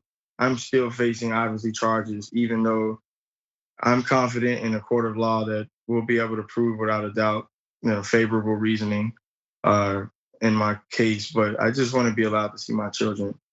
I'm glad that I'm allowed to still be able to live. But Dr. Rashad Ritchie, I just think it's important for people to know, if I didn't survive, nobody would have ever heard my story. You make a compelling point, and you're absolutely correct. If you would have died, the complete narrative would have lacked perspective and context from you. The complete narrative would have been absent of your actual truth. What injuries did you sustain? Well, I'll walk with a limp for the rest of my life. So I have a bullet lodged deep inside my pelvis. They cannot remove it because they said if they were to try to remove it, I would probably lose so much blood that I would bleed out. I have a bullet, like fragments in my shoulder right here. So when it entered my back, it was very close to my spine, and luckily it didn't hit it, but it still lodged there. I'm in pain all the time. Even sitting up right now, it hurts. But I look at it as I would rather have these injuries and be alive so I can still be able to teach people about animals and show my sons that I love them, because I'm still more useful now than I would be if I was in a grave. So Attorney Lacy, let me ask you, why do you think there was no prosecution when she clearly articulated in writing she made it all up? Why was there no prosecution or investigation to prosecute? Look, this is the type of thing, Dr. Ritchie, and thanks for the question, that happens a lot, right? Especially when it comes to Black folk, right? Who are encountered by police, especially when police act violently towards them. Somehow or another, those people end up with charges against them, despite whatever the evidence may be. And I really see this as kind of a cover your butt charge to demonize Mr. Strickland and to make people, feel less, I guess, moved by his story, so that they won't support him and that he'll feel alone. But we're here with him. Mr. Strickland, we're out of time, but I would like you to tell viewers, what would you like them to know about you, this ordeal, what you're trying to get accomplished now? Well, first off, thank you, Dr. Rashad Ritchie. I watch your show all the time. It's an honor to be on here. But I just want people to know that, I love animals, and my goal has always just been to show people that, this planet is beautiful and worth protecting. There's so many cool animals and plants. I can't wait to teach my sons about it. And I honestly always wanted to be, I've said it before, but I've always wanted to be the black crocodile hunter. But instead of crocodiles, I love snakes. And I just want to be able to hopefully be a light of positivity in this world and just continue to be positive. So thank you, Dr. Ritchie. Mr. Strickland, you don't need to hope, dear brother, you are a light in this world. And the fact that you have this desire to continue being a good father. Yes, sir. All right? Promise. Thank you, Dr. Ritchie. Thank you. I appreciate you both. Thank you, Attorney Lace, for all you do, man. All right. Yes, sir. Thank you. Thank you. Bye-bye. Remember, take care of yourself, take care of each other, take care of the planet. Remember, truth is always indisputable.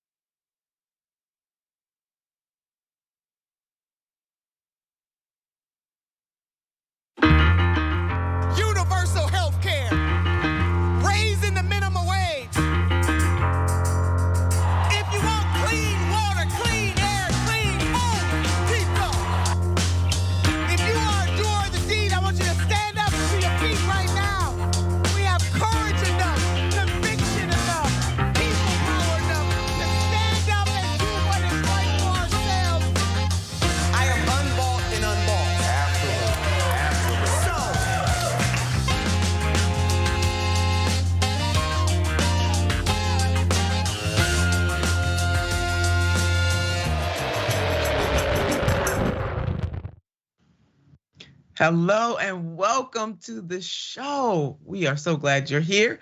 And if it's Friday, it's Mayor Mondale Robinson Day. The mayor is in the house and we have a whole lot we are going to be covering.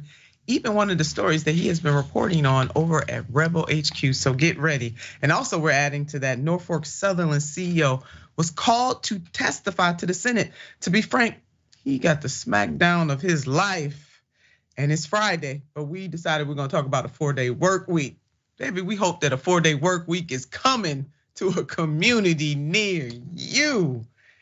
Here in this show, we'll tackle how the GOP mayor, no surprise, refuses to denounce white supremacy.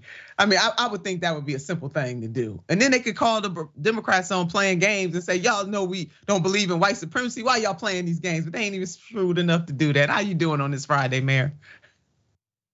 It's wonderful. I'm back on Unbossed with the Nina Turner, so I'm super excited and ready to talk about it. Let's talk about it. Yeah, let's talk about it. Now, don't forget to subscribe and share and let people know one of the best hours of their day could be spent with Unbossed. So let's get right to it. Norfolk Southern CEO went before the Senate. He was grilled, but it was Senator Bernard Sanders that laid it down. Take a look. Can you tell the American people and your employees right now that in order to improve morale in your workforce, that you will guarantee at least 7 paid sick days to the 15,000? Senator, with our latest agreement with our employees, which included a historic 24% wage increase and access to premium healthcare benefits, we immediately pivoted to talking to each of our local. I've been deeply involved. I introduced the amendment on the floor. I know the issue. Will you make that commitment right now to guarantee paid sick days to all of your workers? That's not a radical demand. It really is not. Will you make that commitment, sir? Senator, I share your focus on our employees. I will commit to continuing to discuss with them important quality of life issues with our local craft colleagues. In all due respect, you sound like a politician here, Mr. Shaw. It's not a paid sick days is not a radical concept in the year 2023. I am not hearing you make that commitment to guarantee that to all of your workers. Senator Sanders certainly had more patience than I would have. I'm sitting up here trying to leap out of my skin, Mayor. We're gonna jump right into this. It's a simple yes or no, sir. Are you going to guarantee those sick days for your employees? Yes or no, sir? That's all it is. Either you are or you aren't. And given all that jibber jabber you were talking, I can understand infants better than I can understand you. It's obvious the answer is no, sir. You have no dignity. Man, I can't even. I mean, I would have been, oh Lord, he lucky. I mean, Senator Bernard Sanders did it, but I would have went totally in on that fool. Listen, and you would have been right to do so because let's be honest here. We have this guy sitting in front of the Senate committee talking about, he started out saying he's committed to making this right with the citizens or the residents of East Palestine. And we can't even get him to commit to providing sick days. And people will say, what sick days for his workers got to do with the people of Palestine? Well, if people are well rested, well paid, then we could catch mistakes, but they're too busy cutting back on people who are doing safety checks on their trains so they can buy more stock back. He won't commit to stop pausing stock buybacks. He won't commit to do anything to show that he really is committed to these citizens and people. Only thing he's committed to is the bottom line. And we continue to see this problem from CEOs, and especially at the expense of poor and working class people. You can just give us lip service as if that's enough. This is tacky, and I'm glad Sanders wouldn't let up on him. I'm glad he tore into him. And you're right, I would have had some more stuff for him. Yeah, I'm glad too, Mayor. Yeah, both of us would have. That's why we ain't in that Congress right now. They couldn't handle all of that. That was Alan Shaw, folks. Alan Shaw, remember that name, the CEO of Norfolk Southern on paid sick days for the employees. He couldn't answer a simple yes or no. So that answer is absolutely no. Don't be fooled by this fool.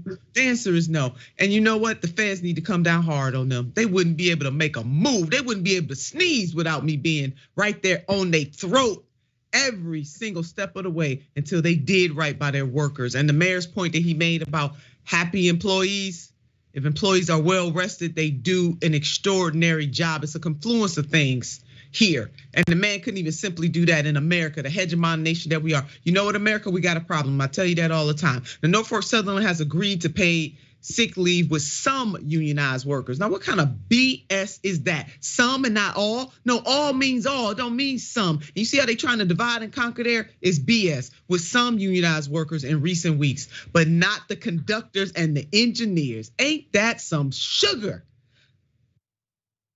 Not the engineers or the conductors? Hello, somebody? What kind of sense does this make? You know what? That dude wouldn't even be able to leave the hearing. You know what, dude? Since you want to play games, let's play games. Go ahead and call your family. Let them know they ain't gonna see you for a long ass time, because we gonna be up in here, up in here, up in here until you do something by these employees. It's a simple yes or no, America. Simple yes or no. Now, the sick days that were agreed on came for 3,000 engineering craft railroaders who work for Norfolk Southern. But keep in mind, Norfolk Southern's total number of employees is over 20,000. Do you hear me, America? Over 20,000. These people they not even scratching the surface, and this man got the pure, unadulterated gall to fix his mouth, to say all of that nonsense instead of getting at the heart of the matter, which is no. We're not gonna do it unless y'all make us do it. And to that, I would have said, okay, sir, get ready to be made to do it, because y'all about to bounce. Okay, you about to bounce. Lord, I can't take it. But that wasn't the only thing that the CEO refused to commit to. Senator Merkley pressed the CEO on halting. The mayor just brought this up, buybacks. Take a look. In 2021, your company did $3.1 billion of stock buybacks. And in 2022, $3.4 billion of stock buybacks. And as of December, had another $7.5 billion available to do additional stock buybacks under the $10 billion stock buyback plan. That's quite impressive numbers for any American company. It indicates massive profits. Will you pledge today that you will do no more stock buybacks until a raft of safety measures have been completed to reduce the risk of derailments and crashes in the future? Senator, I will commit to continuing to invest in safety. We invest over $1 billion a year in safety. You noted that you have a list of safety things you'd like to implement. Will you commit no more stock buybacks until those safety improvements are completed? Senator, I will commit to continuing to invest in safety. And you've seen over time the number of derailments, hazardous material releases, and personal injuries has declined. You know what? He's full of it. This is how I'm feeling right now. Again, the answer is yes or no, sir. Yes or no? What is wrong with these people? What is wrong? Senator Merkley laid out the billions of dollars worth of stock buyback that this corporation is collecting, is doing, but yet and still, this man, again, fixed his mouth to say all sorts of nonsense. It's yes or no, sir. Yes or no? Man, I can't with these people. You know what? The Fed, they too nice to them. See, they would bounce. I would get my attorney general up in there if I was President Biden. So the full force and weight of the Congress need to come down on these fools, and the full force and weight of the presidency, they create the rules of engagement. Instead of letting this man sit up there with his suited self with a tie on and play games with people's lives. It's these ultra rich CEOs, sister, and you're on fire for a reason, because we're talking about poor and working class people up against these ultra rich CEOs and companies that can spend $50 billion in 2 years buying stock back only to make their stock prices go higher, which means it's gonna have less ownership from poor people, because it's even more impossible for us to spend the little money we have on stock. And what they're gonna do? Nothing. He committed to doing nothing to make the lives of his employees better. And the reason they're willing to give some people sick days and not others, 3,000 out of 20,000, is because they know if they're mandated to give conductors and engineers sick days and also make it 2 people on that train at all times doing that job, They have less trains moving. That means less money for them. That's all they care about. They don't care about your neighborhood. They don't care about you bringing in carcinogens that can kill you, that can cause brain, lung, ultra liver, or any other type of cancer, including leukemia. They don't care. We saw that when they chose to drop all of this in this neighborhood in East Palestine, Ohio, and then to do a step further, sis, and you know this, the government went with them by setting it on fire. DeWine went with them. And then he did something worse. He shipped the contaminants to Michigan. Not anywhere in Michigan, right? Michigan and Texas. Send them to Michigan, to the blackest part of Michigan, Wayne County. 40% black. And that's where they're getting dumped in the ground at. So it's gonna be black people, poor black people suffering, and poor white people suffering at the expense of the ultra-rich class and capitalism. And that is America. That is America, America. And we can do something about it. The fool said absolutely nothing. Woo, I can't with these people. Put up the more perfect union, y'all. The mayor and I, we both on fire over this. I'm really, y'all, this is Friday. I didn't mean to, come in here like this, but listen, when people are suffering, we got to show the requisite outrage and not sit up here cool, calm, and collected. I had a boss who once said, if your hair is on fire, act like your hair is on fire. And our hair is on fire right now for what these corporations are doing against poor people. It's something wrong with this country. Put me back on the camera. And you know what's gonna happen? This fool walked out of that Senate the same way he walked in there. And he ain't got a care in the world. And the people that he can sort with on a regular basis don't have a care in the world. See, him and his family gonna be gallivanting somewhere this weekend while the poor and working class people in East Palestine suffer. The poor and working class people in Detroit suffering. The poor and working class people over there in Texas where they ship some of that dirt, they suffering. America, what the heck? Listen, let me tell you something. We need to stop being complicit in our own demise. Now, that Congress has power, and so does the President of the United States of America. Let's stop playing games with them too. He wouldn't have walked out of there. He would have been there until he would have been crying uncle when we got done with him. Just go and call your folks, your family, let them know you ain't getting up out of here until something changes for those workers, which means something will change for the communities.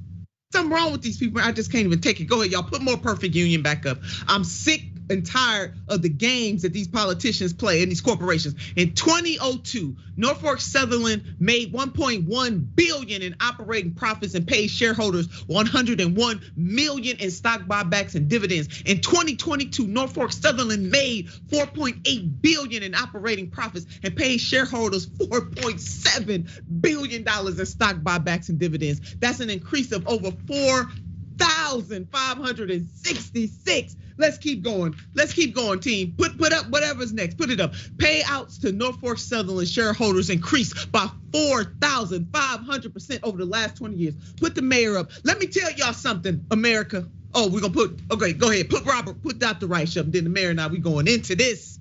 Go ahead, put Dr. Rice back up. Thank y'all. Y'all working with me today. I'm just all over the place. I am not following the script because I'm mad as hell. Shameful. There's a direct connection between Norfolk Southern's waste stock buybacks and its failure to invest in adequate safety. Corporate buybacks should be banned as they were before 1983. There it is, Dr. Robert Rice. Teach, teacher. Let these folks know this is obscene. Mayor, this is obscene. This is obscene. And so Senator Sanders definitely asked the right question. So did Senator Merkley. Like, kudos to them. At the end of the day, though, that dude walked out of there unfazed the same way he walked his behind in there unfazed. Because the risk to him is probably the same amount the trip that DC costs. He probably took a private jet from wherever he lives, from his big mansion to DC with a cost of somewhere probably about a $200,000 trip. He'll probably get a fine of $1 million. That is nothing when you see them spending billions on their profit, but not their employees, not on the safety of the people whose neighborhoods your trains run through their backyards, front yards in some cases, like is the case in Enfield, North Carolina. This is absolutely disgusting, and you're absolutely right. Until we make it criminal to behave this way, for companies to behave this way, we should restrict. If you have a driver's license, and you are negligent with your driver's license, the state which issue will take it from you. Why are we not taking these business licenses from these billion-dollar industries that are doing this and showing up in the way continually? And this is not a one-off thing. And he can continue to talk about trains crashing, going down, but we see how many this week alone from the same nasty company. That's right. In Ohio still, We had Springfield, Ohio. We had somebody die from that. And that's not even counting all of the other collateral damage, Mayor. Again, these people, they are not outraged enough for me. And that's just me. You know what? We're gonna have our viewers, they're gonna weigh in on this too. The outrage needs to be deep. We need to act like it's somebody in our family, because guess what? This could come to a neighborhood near us. Now we sick and tired, as the great Fannie Hamer said. Fannie Lou Hamer said. I was thinking about Councilwoman Fannie M. Lewis from Cleveland, but Fannie Hamer said she's sick and tired of being sick and tired. It's not like these people can't do nothing. Let's put up this next headline. Norfolk Southern train derails in Alabama hours before this fool got up there and testified. Because I know Marissa gonna put up the sign like, rap soon. She already did it. Rap soon. Wait, y'all, put the headline back up. I'm just doing what I feel today. Norfolk Southern train derails in Alabama hours before CEO testifies before Congress. 30 cars derailed Thursday around 6:45 a.m. in Calhoun County, Alabama. There were no reports of hazardous leak. This ain't just about hazardous leak. Team, put me in the mayor back up. We moving on. We gonna move on, Marissa. Look, let me tell you something, America. This is not just about a hazardous leak. These trains should not be derailing, Mayor. We should not think that this is normal, nor should we think it's okay. And maybe it's just us. Maybe we too outraged about this. Listen, a deadly train is a train in general, not just those with chemicals on them. Any train derailing could crush somebody's child or somebody's standing. When I was a kid, I grew up watching the trains drive through the middle of Enfield, North Carolina. It didn't have to have hazards. It could have been carrying orange juice. And it's deadly when they driving that fast, when the conductor ain't got proper rest, when the conductor can't get sick days.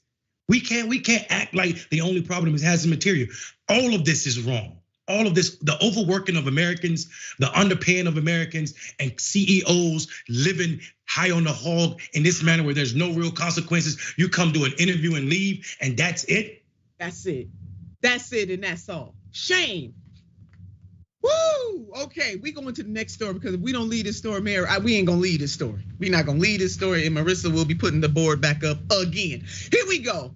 4-day work week. I know y'all probably ask, how in the hell they gonna go from this intensity to a 4-day work week? We tried to bring some levity to this situation. I sigh deeply. Burnout is real. The mayor just used that word. Burnout is real in the workplace, and a 4-day work week might be the fix. Take a look at this. The 4-day work week is an old idea showing new promise. A new study from Boston College focused on 61 British companies with the shorter week. Workers reported less stress, more satisfaction, and much less burnout. Less stress, more satisfaction, and less burnout. That should be the goal. There are multiple ways to make a profit. See, there's a righteous way to make profits. But none of these companies are taking that course, because guess what? There's no consequences and repercussions. Okay, I'm about to dip back in. Let me stay right here. California Democratic Representative Mark Takano recognizes that and is reintroducing legislation he brought to the table last year that would make the 4-day work week a reality. Last week, Rep. Mark Takano reintroduced a bill in the House that would make the 32-hour work week a national standard and lower the threshold, triggering overtime compensation for most employees. Good for him. The previous iteration of the bill did not get a hearing in the committee last year and could have a tough path to the floor time in a Republican-controlled House, but Takano is enthusiastic about its potential to help American workers. Amen to that. Thank you, Washington Post, for this reporting. The bill has been endorsed by 4-day Week Global, the American Federation of Labor and Congress of Industrial Organizations, better known as AFL-CIO, Service Employees International Union, SEIU, baby, and the United Food and Commercial Workers Union. Go ahead. And Rep. Takano tweeted this. Let's put up his tweet. The data is in and the time is now to modernize work culture for the better. I'm reintroducing the 32-hour work week act to allow workers to begin reclaiming their time and their lives with no loss in pay. Amen to that. Your thoughts on that, Mayor? Listen, we got to acknowledge this. Even before this study, let's just be honest. An anti-union person came up with the idea of a 40-hour work week. Henry Ford, right? Henry Ford said, "I'm gonna make my work week 40 hours so people can have 2 days off." But what people didn't understand was Ford wasn't trying to give workers 2 days off so they can relax. He knew they would spend more money, they would need more cars, so they would be traveling. He was trying to sell more cars, but what we also know is there's no science behind working people 40 hours. Actually, what that study from the British, from those companies, those 16 British companies showed us, or European companies showed us, that people are equally or more productive when they're working 6-hour work days and 32-hour work weeks. What we saw was that extra 8 hours does not produce anything. Here's what our fight is gonna be. And we're gonna need those neoliberals to put their big boy shoes on.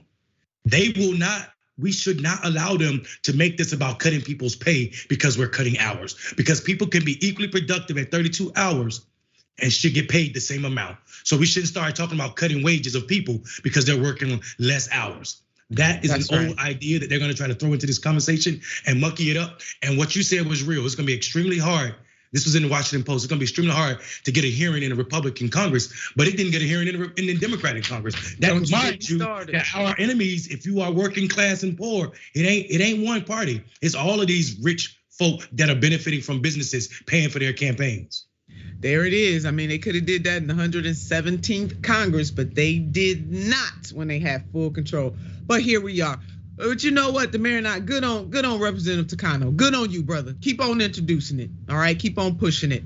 So the studies do show, and the mayor went into that a little bit. The studies do show how much more productive workers really are. Many firms in the UK recently have tested the 4-day work week with amazing results. Nearly 3,000 employees took part in a pilot. Wouldn't you want to be in a pilot like this? I know I would. Companies that participated could adopt different methods to meaningfully shorten their employees' work week, from giving them 1 day a week off to reducing their work days in a year to average out to 32 hours per week, but had to ensure that employees still received 100% of their pay. They go on further. At the end of the experiment, employees reported a variety of benefits related to their sleep, stress levels, personal lives, and mental health. According to results published Tuesday, companies' revenue stayed broadly the same, during the 6-month trial, but rose 35% on average when compared with a similar period from previous years, and resignations decreased. And why is that important? Because if corporations or companies do not have a lot of turnover, they don't have to reinvest that money in retraining people. Y'all see how this is working in America? We can go ahead and do this over here. Of the 61 companies that took part in the trial, 56 said they would continue to implement 4-day work weeks after the pilot ended, 18 of which said the shift would be permanent. There it is. What is good for the employees turns out to be good for the company. But not always what's good for the company.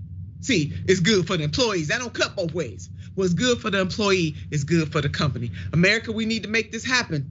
That's what we need to do. And really quickly, I wanted to tie in a history lesson from Henry Ford. Now, the mayor slammed Henry Ford just a little bit, but I'm gonna give him a little, we walk in contradictions, right? He had his faults.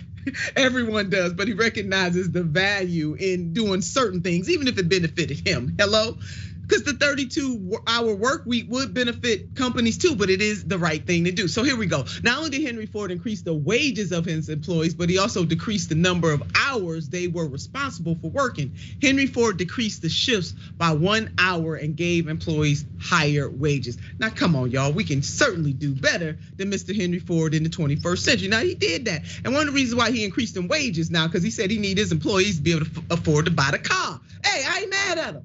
I get it. Now, they ain't have to buy the car, right? But he said, look at here. At least I want them to be able to afford to buy the sucker, all right? And then he once said, we believe in making 25,000 men prosperous and contented rather than follow the plan of making a few slave drivers in our establishment multi-millionaire. You better say that, Henry Ford. He did say that. That's exactly what he said. Oh, let that marinate. We'll be back after this.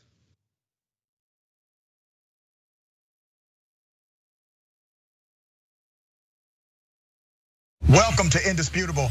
I'm your host, Dr. Rashad Richard. We got a lot happening today. But what do we do on this show? We tell the truth. You know why we tell the truth? Because the truth is simply indisputable. Rashad, great to be here. Congratulations on the new show. And I got to let everybody know that Rashad and I go way back. Here's the pattern that we see in all of these Karen stories. They think they own stuff they do not own. Now, where does that come from? I don't know. Maybe slavery. Maybe they think they should still own black people. This is what happens when Karens weaponize the police. When you're used to privilege, equality seems like oppression. It hits you in a certain way when someone is holding you against your will, treating you like you're a criminal and you're an innocent person. This is something that black people face no matter where they are. A stronger black economy lends itself to a stronger, greater economy. Don't think it's exclusive of you, it's inclusive of you. What's your beef with critical race theory? It adds more fuel to the fire of the racist tendencies that we already have. We have a generation of problem solvers that can remedy the problem if they are properly taught what the problem is. You know who created redlining in this country? It was a white liberal. I don't give a damn who created it. If it's a racist policy. Shelley, here's what I don't know. I don't know. See, there you go filibustering, brother. You're scared of this truth, but you're gonna get it though.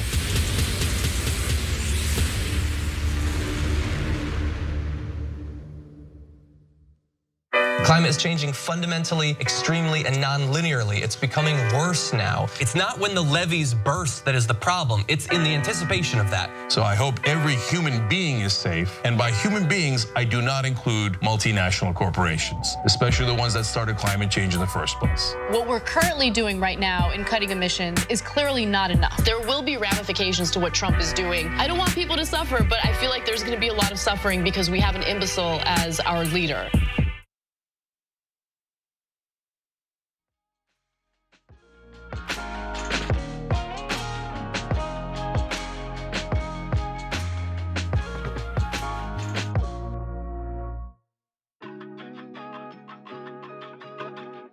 And welcome back to my favorite part of the show. But before we get to viewer comments, you know who comes up right after Unbossed?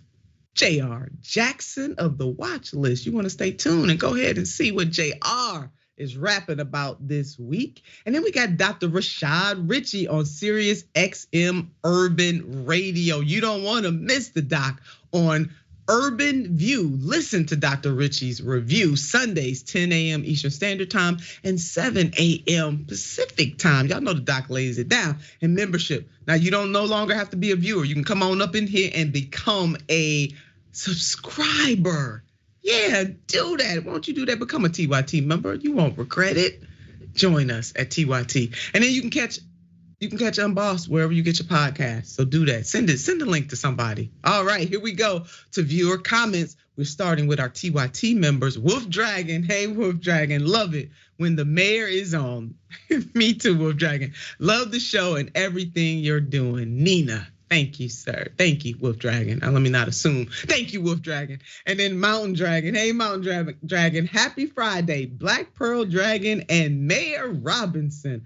I hope one day I see both of you in a similar position like Senator Sanders and grilling those crooks to their faces and on national TV. You two would be a fire and light in these ridiculous rooms and hearings. Much love, and I hope all is well. You know what, Mountain Dragon, the mayor and I were just talking about that during the break. Like they need a new breed up in that Congress. Oh yeah, we would set it on fire at all times when it was necessary. Because when people are suffering, like you get tired of people being cool, calm, and collected. I had a boss who used to always say, if your hair is on fire, act like your hair is on fire.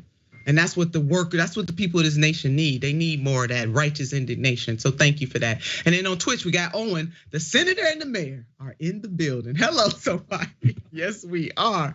Thank you, Owen, for that. And Melanie, they are trying to do a cover up. Yeah, you got that right, Melanie. And then Mind Grifter, hey, Mind Grifter, Unbossed with Nina Turner. The forecast calls for rain and fire and paper.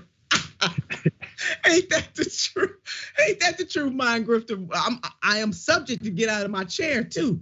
So that will be, the ultimate, but thank you for that.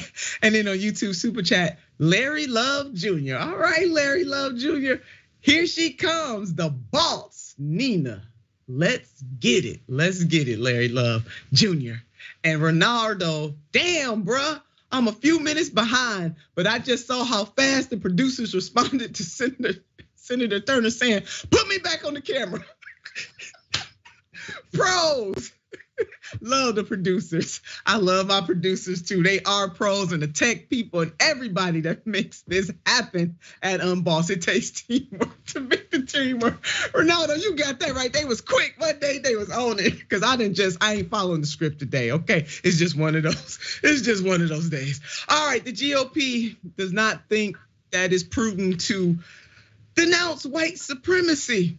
Don't take it from me. Let's take it from them. Let's go ahead and put up this little headline right here. House Republicans refuse to join Democrats in denouncing white supremacy. Yeah, this is 2023, not 1823, I assure you. These are 26 Republicans who are members who sit on the House Oversight and Accountability Committee. The irony in that. Here are just some of the GOP members who refuse to denounce white supremacy. You'll see some of the usual suspects on this list. You got Jim Jordan, Ohio.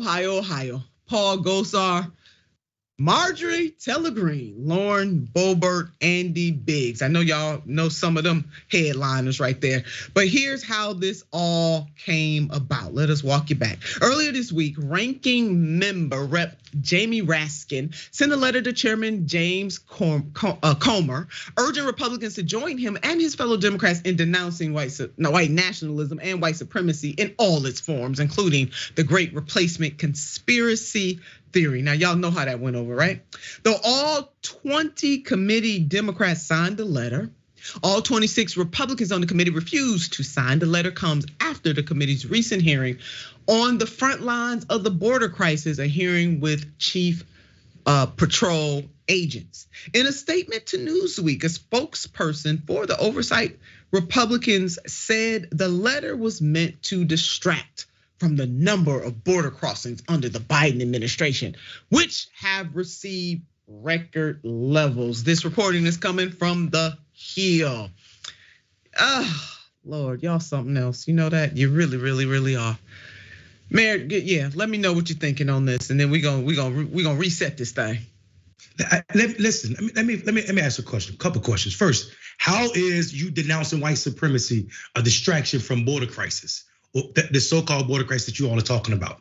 How are we not telling the truth about how Donald Trump created this crisis that we're dealing with right now at our southern border, right? People can't even come across America's border no more for asylum.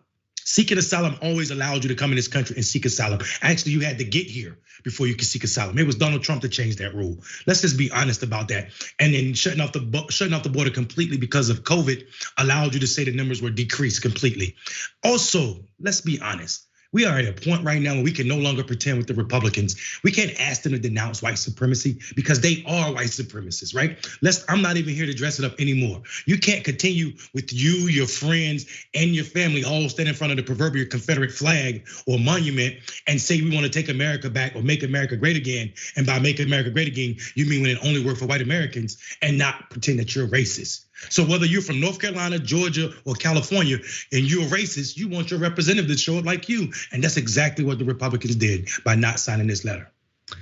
Woo, that part right there, Mayor. In the black church, we learn to say amen when the sermon has been preached. So is this political theater? Oh, the mayor laid out about the Republicans, true enough. But let's just go ahead and talk about the Democrats here. Now, I get the symbolism behind what the Democrats are doing. Got it. And sometimes you got to have some show and tell. I get that. Got it, right? But let's go deeper and let's get some substance going here.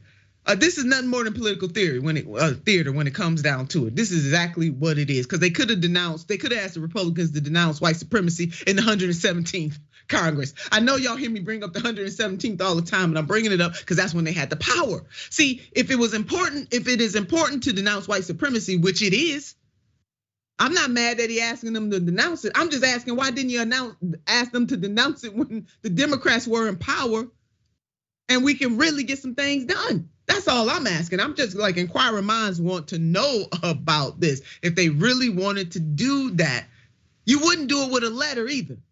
What the hell is a letter? Do you know how weighty white supremacy is? Lord, have mercy on my black soul. So you pass legislation, see, policy, not papers, policy, not letters. The John Lewis Voting Rights Act could be one of those things, right? Or find your way to push through Representative Sheila Jackson Lee's anti-white supremacy bill. So instead of sending a letter, let's go ahead and put some policy, Democrats. Let that right there, which she introduced in January this year. See, it's kind of flimsy. It's flimsy. That letter is flimsy. When you could be pushing policy, I get it. Now I get it. I don't want y'all to think I don't get it. I get it, but it's flimsy. If they were really serious, they would push some policy. Now let's put this up. The Democratic representative from Texas has introduced, this is Representative Sheila Jackson Lee. The Democratic representative from Texas has introduced House Resolution 61, which would amend Title 18 of the United States Code to broaden the definition of hate crimes with the goal of preventing and prosecuting hate crimes motivated by white supremacy and conspiracy to commit such crimes. Put the mayor up. Let me tell you something. If they were serious, instead of writing a letter, mayor, they would have put Representative Lee's legislation out there and asked them fools to sign on to that. We know they ain't. We know they ain't serious. Listen, the Democratic Party is the kente cloth party, right? They're not the kente policies. They're not giving us policies that represents the gold, like in those colors, right? We're not getting policies from them that gives wealth or spills spirituality or talks about black ancestors, which would be reparation policies. We're not getting that from the Democratic Party. So all we get them is wearing the colors, not doing the work.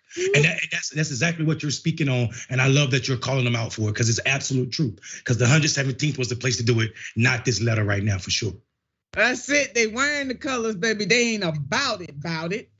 They just not. I mean, we can't make this stuff up. The mayor now, we just giving it to y'all. Now, or check out some of these suggestions from the Center of American Progress, because in case they need some help, they can put their hands on all kinds of experts from all over the world. But we got a Center for American Progress. They put up some stuff. National Blueprint to End White Supremacy Violence. This is some of the recommendations that they made. Leverage executive branch actions and responsibilities. How about that called executive orders? Called using the full weight of your power in your office, improve data collection, research, and reporting, counter recruiting and infiltration in law enforcement, military and veteran communities. Those are just a few examples. So if they really, truly want to get rid of or try to push back on white supremacy in a very powerful way, there are opportunities for them to do so. But baby, sending a letter is not the way. All right, we got a WTF neoliberal moment coming up for you. I know y'all missed these moments. President Biden unveiled his 2024 budget yesterday, and while he did so, he made it seem really poetic. It's got me asking, WTF neoliberal? We will now kneel. Miss Cinema, no. You have a problem figuring out whether you're for me or Trump, and you ain't black. You know, I ran to grow the economy from the middle out, the bottom up, and not the top down. And I know when I grew up, my dad's kitchen table, not a whole lot trickled down economics into my kitchen table for my dad. That's why I wanted to come here today and lay out the next part of my economic plan. The Speaker of the House he's a very conservative guy, and he has even more conservative group with him. But he and I met early on. He said, what are we gonna do about the budget? And I said, well, let's make a deal. Let's meet. I said, I'm going to introduce my budget on the 9th of March. You introduce yours, and we'll sit down and we'll go line by line. And we'll go through it, see if we can agree on it or we disagree on, and then fight it out in the Congress. I'm rocking. First, those negotiations that the president is promising is what GOP. Definitely not gonna happen. They're not gonna negotiate in good faith, and the president already knows that because he done served with them jokers for years, for decades. He knows it. As a matter of fact, he was the vice president under the first black president, and they determined from day one they was gonna try to make him a one-term president. So he knows who he's dealing with, who we fooling. These fools ain't changed. Put up this headline: Biden will release dead on arrival budget. You got that? You got that sugar right. I mean, that headline is dead. Biden will release dead on arrival budget, pick and fight with GOP, right? I mean, it's not going to pass, simply put. This budget is nothing more than political theater. Again, the American people deserve more than that. And here's some of what's in the budget, because I know y'all want to know. You're itching to know. We're going to give it to you. President Biden's 2024 budget, 25% minimum tax on all the income of the wealthiest 0.01% of Americans, increased the corporate tax rate from 21% to 28%, raised the top tax rate to 39.6% from 37%, restored the child tax credit, provide the US Department of Defense with a 3.2% increase in funding over 2023 levels. Go ahead and put the mayor up, team, because we about to get right all up in this. And if y'all can put that graphic up, but us up together, I would love it. But if you can't, that is okay. Mayor, the only thing they're going to agree on is increasing that military budget. That's the only thing they are going to agree on. You got Senator Joe Manchin from West Virginia, one of the poorest states in the union. He stood in the way of expanding that child tax credit, along with some other fools who were standing behind him. This budget is, as that headline said, dead on arrival. And people already know what I'm gonna say. And Mayor, you probably already know what I'm gonna say too. They should have done this in the 117th Congress.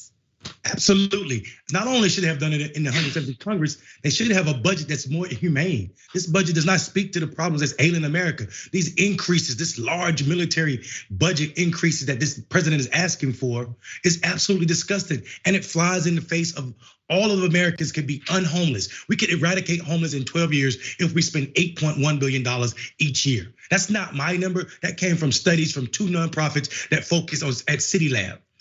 $97 billion can eradicate homelessness completely in this country. That's not our priority. Our priority is to give the military industrial complex more money. It is to continue to act like we are really coming after the ultra wealthy by taxing the 0.01% of the most wealthies. Them ain't the only people that should be taxed more. There's a lot more people that should be taxed more at that bracket, in that range. It is absolutely disgusting to continue to ask the poorest Americans to pay most. Ronald Reagan had better tax policy than Joe Biden and these neoliberals. And this policy, not only is this budget dead on arrival, it was dead when it was writing. There it is, man. They knew it. And that's why I keep saying America.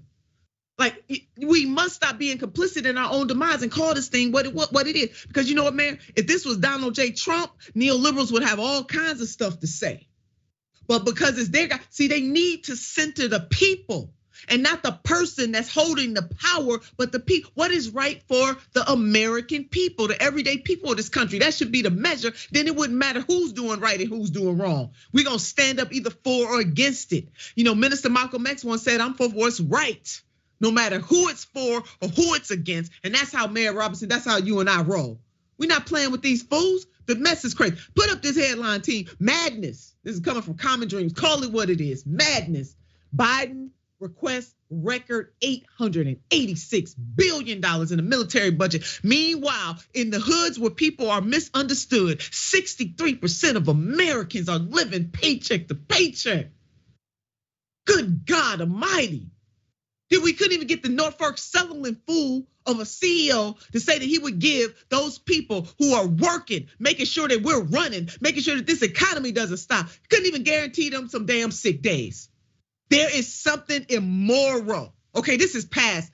It is immoral what is happening in this country. You know, and we're not gonna sit back here on Unbossed and be cool, calm, and collected while this foolishness and mayhem is taking place. To quote Amy Villela from the great state of Nevada, is Biden trying to be the Michael Jordan of military budgets? Because that's the wrong record to break. Don't even do it, Mr. President.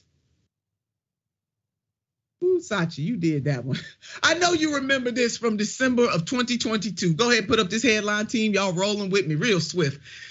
Record $858 billion military spending bill passes the Senate. This is the only daggone thing that they know how to do in a bipartisan way. But it's not just the military. Look at this breakdown from Steven Simler on Twitter. Steven breaks it on down. Biden, a budget is a statement of values. That's what the man said.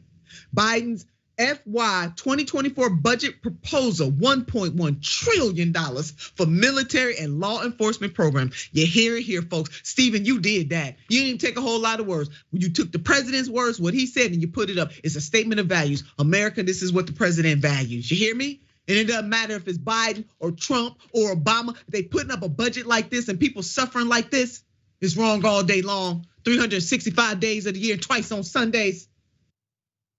Oh, good God. So the mayor and I are about to go deep into this military budget. Now, Robert Weissman, president of Public Citizen, tweeted this: spending $886 billion on the Pentagon, a number which Congress will almost surely increase, makes the US weaker, not stronger. You better say that. It means we are weaker on healthcare, weaker on poverty, weaker on fairness and equality, weaker on climate, weaker on pandemics, weaker on diplomacy, weaker on attacking white supremacy, weaker on taking care of our babies. Weaker on lifting up the workers of this country. Weaker. Mayor, I'm telling you, he did that. That's it. Listen, I want people to understand this.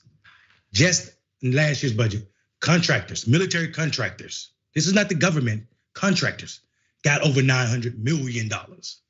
$900 million to this industry that we have no oversight over.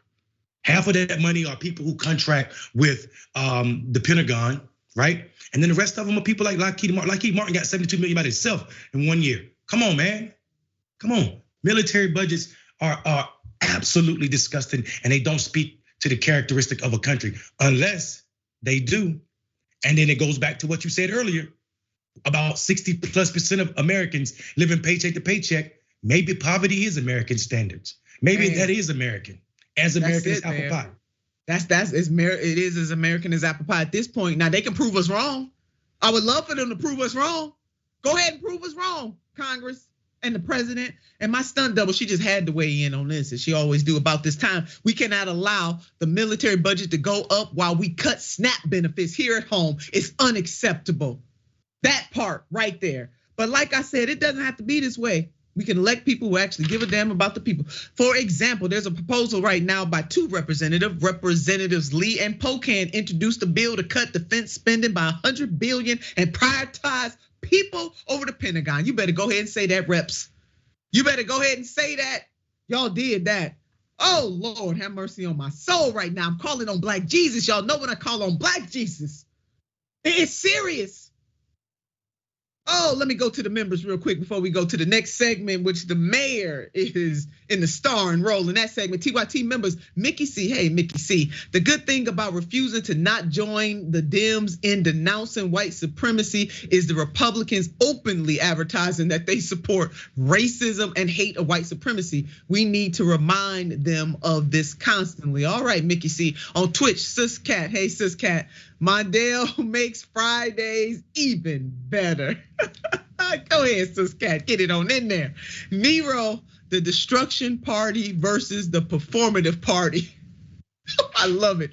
Everything but progress and policy. And on YouTube, Super Chat, Charles, even some corporate Dems would not denounce white supremacy. Charles, hey, you get a paper throw for that, baby.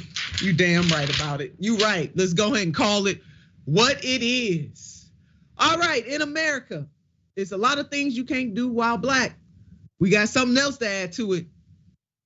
Drinking coffee or grabbing coffee while Black. Take a look at this. How are you? Fine. What are you guys doing here? Waiting to go to Starbucks in a second. Why? Is there a problem? We can't sit here? Well, actually, let me tell you why I'm here. Okay. I've been having auto break-ins in this parking lot every morning around this time. Thank you very much. So I've been driving around here. Okay. And I noticed that you guys aren't doing nothing but hanging out. Yeah, I just got in from Vegas. Okay. Well, this morning, I've been driving all night. Okay. No, you're not going to detain them. No, you're not going to detain them. We haven't did anything. We have not did anything. Do not start the car. Get out of the car. No, I'm not. Get out of the car. I'm rolling the window down. Get out of the car. No, I'm rolling the window down. Get out of the car. No, I'm not. I'm rolling the window down. Get out of the car. I'm rolling the window down. Get out of the car. I see it's rolled down. Get out of the car. Get out of the car. No, I'm not. Get out of the car. I know that footage was difficult to watch. It was certainly difficult for me to watch. The mayor went deep on this on Rebel HQ. I'm gonna lay it out and then we're going straight to the mayor for this. What led up to this point? Here is more body cam footage. The crime did I commit? What kind of crime did you commit? Yeah, I'm asking you to ask you for my ID. Yeah, you have to give me your ID. Why do I have to give you my ID? Why? I don't have to give you my ID because I haven't did anything. You started talking about a break-in. Okay. I thanked you for informing me that. Right. I informed you that I'm resting because I'm about to go into Starbucks, right? Mm-hmm. I informed you I've been driving all night, right? Well, Starbucks has been open for about 2 hours. It's actually been open since 5. I checked my GPS. Okay. Are you doing anything wrong? No, I'm not. So then what's the big deal? I don't have to give you my ID. I'm not doing anything wrong. Yeah, you do. No, I don't. If she ain't doing nothing wrong, then what is the big deal? Mayor, go ahead, take it away. Listen, sister, this story was extremely hard for me to watch. This woman, and this is some background that people should understand. This woman sitting in the car having what seemed like a good time with her 2 daughters, who she drove to take a statistics test to get into college, was harassed, arrested for more than 70 minutes by these officers. So much so that she called the police on the police not to get any help. The other police showed up acting as brazen as this police violated her First, 4th, and 14th Amendment. This is absolutely disgusting because people should understand we are talking about California, which is supposed to be the progressive beacon in this country. But what we don't talk about is how they over police black bodies over there, especially in this county. We're talking about Alameda County, and we should make note of this. This county has a disgusting history of this sheriff department showing up just this way. Just last year, sis, this is important. Just last year, 47 officers in that state were no longer allowed to arrest or carry guns because they had failed psych evals on the job. Leadership didn't do nothing with it. And what happened was a deputy killed a husband and wife, and an outside agency invested the psych evals of all of the police officers and found that the leadership just let it happen. Let it go on. So there's a culture here that I'm talking about, that policing does not protect black bodies, not even when they're not doing anything. And then they try and twist and make you exerting your constitutional rights seem like you are criminal. I'm not doing anything wrong is a good statement, an accurate statement you say when someone asks you for an ID, which you don't have to give in California because it's not a ID producing state. So this sister was violated on so many levels in front of her daughters. And while this settlement may seem big, it is not big enough to erase the hurt that her and her daughters will have to endure for the rest of their lives every time they think about caffeine. Yeah, and he knew he was wrong too. He was trying to justify that stuff, just trying to justify it, trying to get into their heads. I mean, this is disgusting because it happens all the time. This is not a one-off. And Mayor, I want our viewers to understand this. Like this right here, what we just saw happen to this mother and her children. This is older than America. See, this was going on against black folks from the beginning of the colonies. Hello, it was just in a different form. See, when we were under full control, and then after that, after the 13th Amendment to the Constitution of the United States of America, they said, look at here, we're not going for this. After President Lincoln was assassinated, all right, that next dude that took the office, who's a Southerner, gave them same Southern folks, Mayor, back the control that they had, and they went back to business as usual when the federal troops pulled out of the South at the end of Reconstruction, which we really never ever truly reconstructed anything. It came in the form of black codes and Jim Crow. Okay, so this is the modern day black code and Jim Crow actions. So Mayor, I know we only got a little more time. So the family, they won. This happened in 99. This settlement was just reached. The settlement was just reached, but this happened to them a few years ago. Not 99, but this happened a couple years ago. So yeah. A few years ago. Sorry, y'all, I'm jumping all the way back in time. Happened a few years ago. The settlement just happened. What, sis? You're not wrong jumping back in 99 because we could find families, black families. Yeah, right. Absolutely. So it ain't like it, and it happens so often. It's easy to convolute what happened. So yeah, this family got this settlement, but like I said, it happened in 2019. This happened in 2019. This happened to them in September, I believe, of 2019, and now they got the settlement. And Mayor, the settlement is $8 million. Right, they got 8.5 million, which is the largest settlement in Alameda County. But Alameda, a couple of years ago, had the reward of 5.5 million and a 5.7 million. This is taxpayers' dollars paying for the abusing of black people's constitutional rights. Right, and it's not good business. It's just not good business to treat people this way. I mean, it's clear that could have been your mama, your auntie, your grandmama. It could have been anybody in your family, your sister. That officer had no right to do what it is that he did. And man, I'm so glad that you covered this story. I know that you're gonna be covering many more stories like this over at the Rebel HQ. And we want folks to make sure that they join you over there. And weekly, we are going to do everything that we can to highlight, to uplift a segment that you have covered over on Rebel HQ. Do you got anything cooking for next week? Ooh, the stew is brewing. I mean, white supremacy is white supremacy, so there's plenty to talk about. Trust me, I got something to talk about. Plenty to talk about. The stew is brewing. Well, thank you, Mayor, so much for that. We cannot wait until next Friday. And we thank each and every one of you for joining us today. This show was hot, hot, hot, hot, hot. The only thing I did not do was to get out of my chair, but I'm working my way up to that. I've only done that one time. But let me tell you something, folks. You know what I want you to do about this time. I want you to keep the faith always. But baby, you got to have some fight with that faith. Until next time.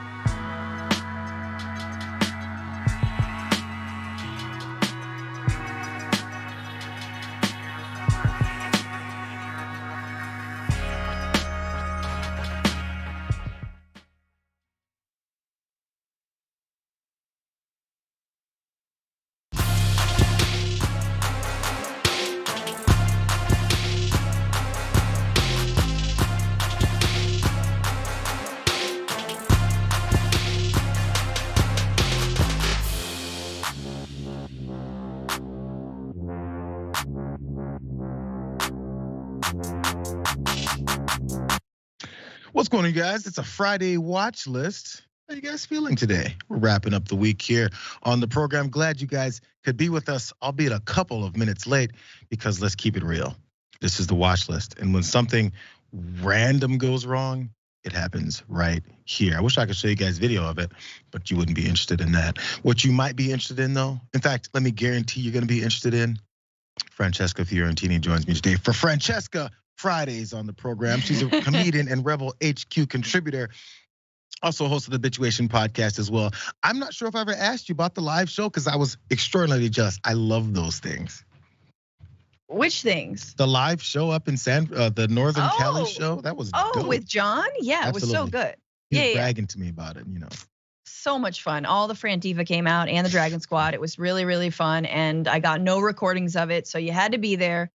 But we'll do another live show, maybe in LA, maybe. I was thinking Chicago, so we'll see. Chicago is one of those cities where, you know, you got to have these things. You got to make sure everyone drops their cell phone in a sealed bag that they can't record or get any kind of communication from. Make sure you guys know that. This is. I want you to cancel me with your eyeballs only, not with your phones. You can't confirm the stories that you heard. You can only tell everyone about it. Yeah. So thank you for being here with us. I'm glad to see you hanging out with us. You guys as well. If you're liking what's happening, please like, subscribe, and also share that stream. Check us out on our videos on demand, as you can check on our pages, Facebook and YouTube as well. Watchlist TYT. Can't wait to see you guys there. Let's go ahead and start since we're already a little bit behind. Things that were going on yesterday in the House, not oversight, but the House committee investigating the way that the government is wielding its power over things like Twitter. Jim Jordan was leading this conversation, and he was leading it, but no one really liked the results. Let's watch. The weaponization committee, Jim Jordan, why are they not calling in? Why are they letting Garland go to Ukraine? Why are they not coming in and keel hauling him today on this? Why are we not having an emergency hearing on this? Why hasn't this weaponization committee been doing this? Why is it not ready? And the reason is this is a failure on Jim Jordan's part. He thought he was going to run this committee on his own with his full committee staff who have 1,000 other things going on.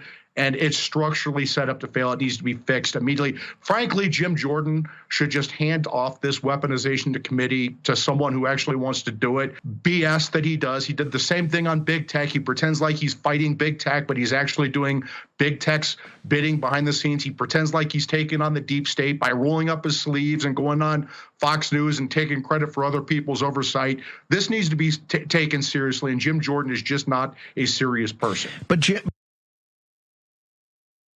they laid into Jim Jordan. Yes, Steve Bannon and also Mike Davis, who's president of the Article 3 Project. They don't like these hearings, and at least the way that Jim Jordan is carrying them out. These weaponizations of the federal government against, I guess, just conservatives is what they're believing and they're pushing. But they don't like the way he went about this. Maybe because they watched a few of those instances that happened yesterday. Democrats that were on this hearing and this panel were talking to some of these witnesses that Jim Jordan, other conservatives called in, and they laid into them. This is one of those instances. Yes, and I refer to that person as a source. So you're not going to tell us when Musk first approached you? Again, Congressman, you're asking me to you're asking a journalist to reveal a source. So then you consider Mr. Musk to be the direct source of all this? No, now you're trying to get me to say that he is the source. I just can't answer your question. Well, he isn't. If you're telling me you can't answer because it's your source, well, then the only logical conclusion is that he is, in fact, your source. Well, you're free to conclude that. Well, sir, I just don't understand. You can't have it both ways, but let's move on because no, he can. He's a journalist. No, he can't because either Musk is the source and he can't talk about it, or Musk is not the source. And if Musk is not the source, then he can discuss. No one has yielded. The gentlelady's out of order. You don't get to speak. She's out of order because he's interrupted. The gentlelady's not recognized. You're not recognized. He has not said that. What he has said is he's not going to reveal his source. And the fact that Democrats are pressuring him to do so is such a violation. We're asking him about his conversations with Musk. The gentlelady has not yielded you time. Man, they were just fighting all over the place. This is a well put together hearing. Much information, I guess, is going to get sent around.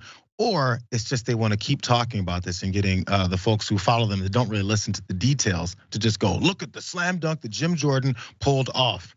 It might not work when you got conservatives like Steve Bannon and them criticizing it, though. Or it also might not work when folks like Debbie Wasserman Schultz continue to expose the amateur nature and approach that they've taken regarding this whole thing. There's more. You stated this on Joe Rogan's podcast about being spoon-fed information, and I quote, "I think that's true of any kind of journalism," and you'll see it behind me here. "I think that's true of any kind of journalism. Once you start getting handed things, then you've lost. They have you at that point, and you got to get out of that habit. You just can't cross that line.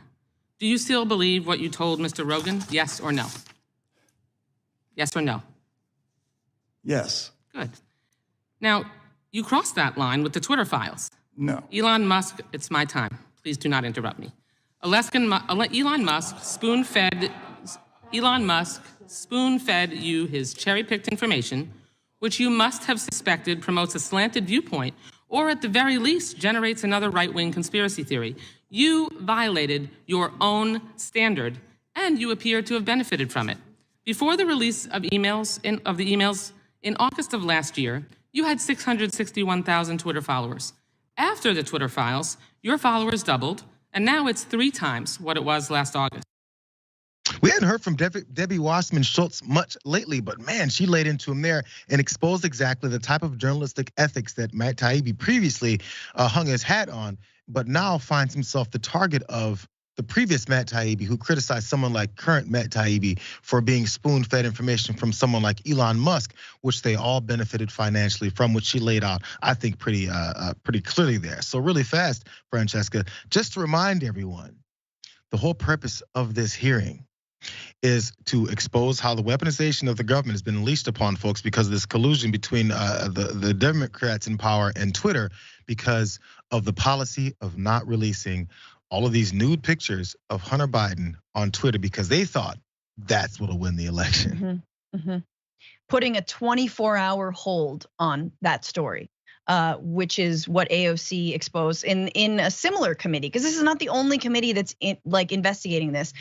The entire thing is so fun because Jim Jordan's just like, this is not how I scripted it in my, blanket fort last night. Like, you need to stop. Like, no, here's the thing about committees. You're gonna have Democrats on those committees, and those Democrats are gonna get some time to make some points and interview your witnesses. So you better be ready for answers to those questions, and you better have something to say. Otherwise, you're gonna have your ass handed to you. You're gonna look like an idiot. And I'm sorry. Taibbi being defended by Jim Jordan, being interviewed and grilled by Debbie Wasserman Schultz of all people, who I have no love for, but it's just this journalist who I super used to support and respect. The fall from grace could not have been harder. But again, like you said, JR, this is just for show. And this is just to say, I investigated it and we proved that big tech is, on the side of the Democrats. How did you prove it? Oh, well, we didn't have the evidence, but we did anyway. Are these hearings televised? They just want to phone it in, and it's exposing the fact that they have no leg to stand on, that in fact, the opposite is true, that time and again, the algorithm and big tech loves misinformation, loves far right news, loves people like Ben Shapiro and Candace Owens, and that Elon Musk at the helm of Twitter only further throws what limited internet we have, the sort of conglomerate monster-like internet that we currently have, throws it in the favor of the right. They're exposing, honestly, the reasons why authoritarian governments and leaders in other parts of the world limit internet access to many citizens and stuff because there's too much information flowing, and the lies that potentially are going to get told can easily be debunked. What these Republicans, I think, still hang their hat on is, well, our supporters don't care about facts. We can just continue to lie. But the megaphone is getting bigger of the problems that they're having. When we're seeing the exposing from Fox News to always down to these politicians and the way that they work together in doing so, they're not looking very good, but they're still going to try and scream in their echo chambers. That's kind of all they got left. Speaking of those echo chambers, there was a lot of these types of things spoken of to many supporters in response to that train derailment in East Palestine, Ohio. The one that politicians were blaming each other for, but no one was really talking about the CEO of the Norfolk Southern, that train company, and the way that they might be responsible for some of this. Well, The CEO is now in front of a panel and he's talking, but he's just not saying all that many helpful things. Let's start here. I want to begin today by expressing how deeply sorry I am for the impact this derailment has had on the residents of East Palestine and the surrounding communities. I've been to East Palestine many times over the past month. I've talked with the leaders, the business owners, the school officials, the clergy, and others throughout the community. They've shared their stories and their concerns about the health of their families and the future of the community they love. I am determined to make this right. Norfolk Southern will clean the site safely, thoroughly, and with urgency. You have my personal commitment. My personal commitment. That's Alan Shaw. He's the CEO of Norfolk Southern. And he's talking about all the things he feels he regrets and he's sad about and he's concerned about the citizens in a well-prepared statement to say all those things, but you can say them. What is it you're gonna do though? Let's start with the employees of Norfolk Southern. Maybe folks that work a certain amount, maybe they're sick, maybe normal things that employees probably deserve.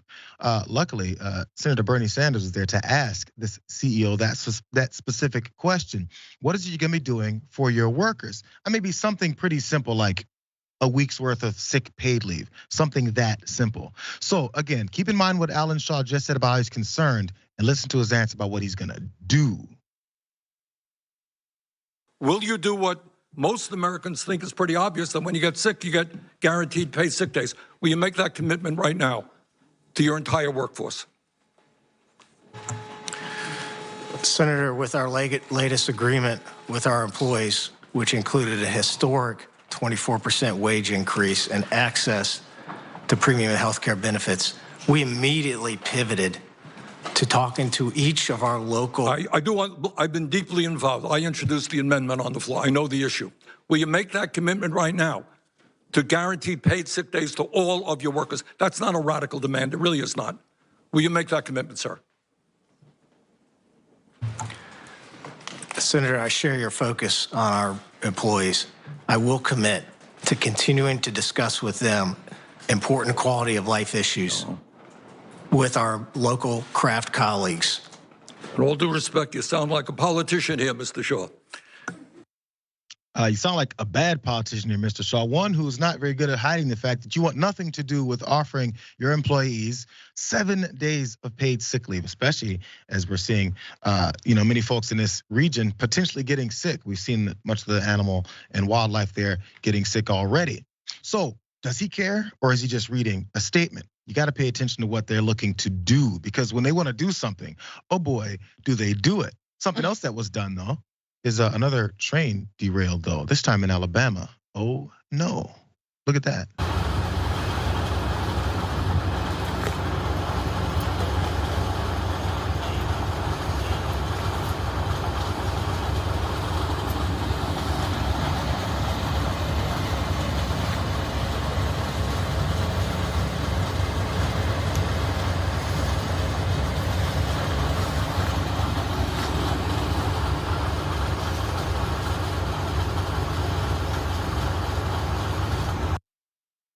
So when your statement is about how much you care, you're asked if you're gonna do anything for your employees that are normal for businesses, especially one as large as this, and that answer is also no. Then you have some more bad PR like this. How do you recover? How do you recover? Luckily, as he's sitting in there in this hearing, there's yet another senator willing to ask him a tough question, Senator Ed Markey. Because remember that whole thing about offering residents of the area that are affected that $1,000 or something like that? And there was an attorney that said, look out, they're probably trying to scam you here. He's asked directly. One more instance here of finding out exactly who this CEO is and what he's willing to do or not do. Will you commit to compensating affected homeowners for their diminished property values?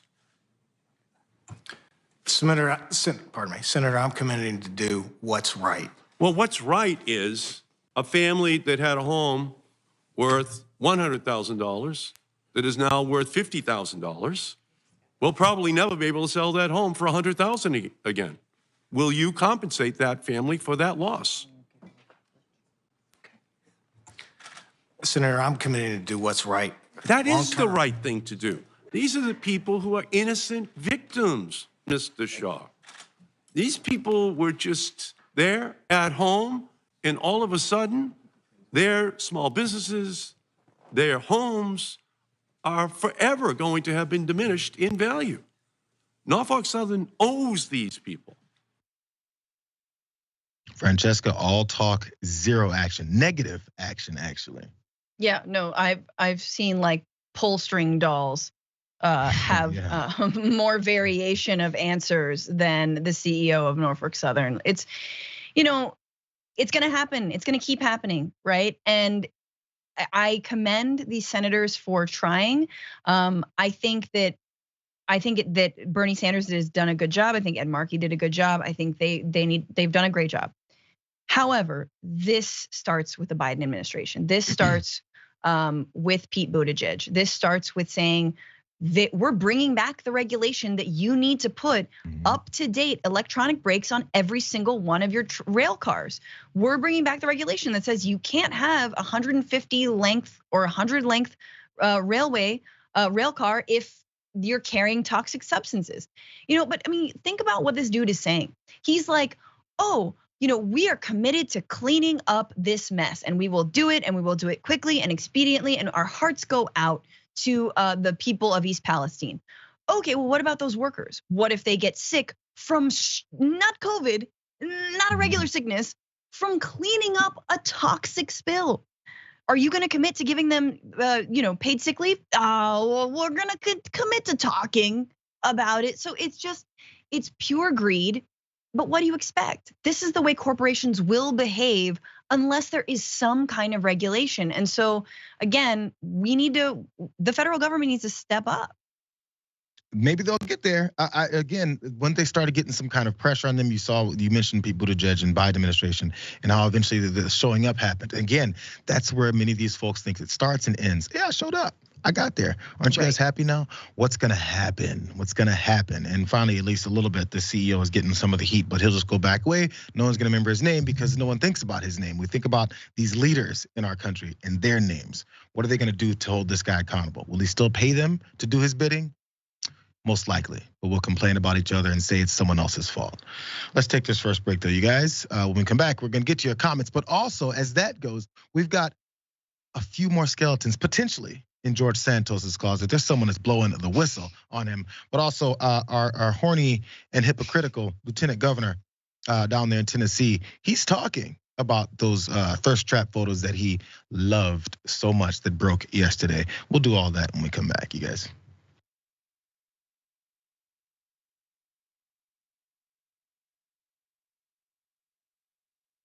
Welcome to Indisputable. I'm your host, Dr. Rashad Richard. We got a lot happening today. But what do we do on this show? We tell the truth. You know why we tell the truth? Because the truth is simply indisputable. Rashad, great to be here. Congratulations on the new show. And I gotta let everybody know that Rashad and I go way back. Here's the pattern that we see in all of these Karen stories. They think they own stuff they do not own. Now, where does that come from? I don't know, maybe slavery. Maybe they think they should still own black people. This is what happens when Karens weaponize the police. When you're used to privilege, equality seems like oppression. It hits you in a certain way when someone is holding you against your will, treating you like you're a criminal and you're an innocent person. This is something that black people face no matter where they are. A stronger black economy lends itself to a stronger, greater economy. Don't think it's exclusive of you, it's inclusive of you. What's your beef with critical race theory? It adds more fuel to the fire of the racist tendencies that we already have. We have a generation of problem solvers that can remedy the problem if they are properly taught what the problem is. You know who created redlining in this country? It was a white liberal. I don't give a damn who created it. If it's a racist policy, Shelley, here's what I don't know. I don't know. See, there you go filibustering, brother. You're scared of this truth, but you're gonna get it though.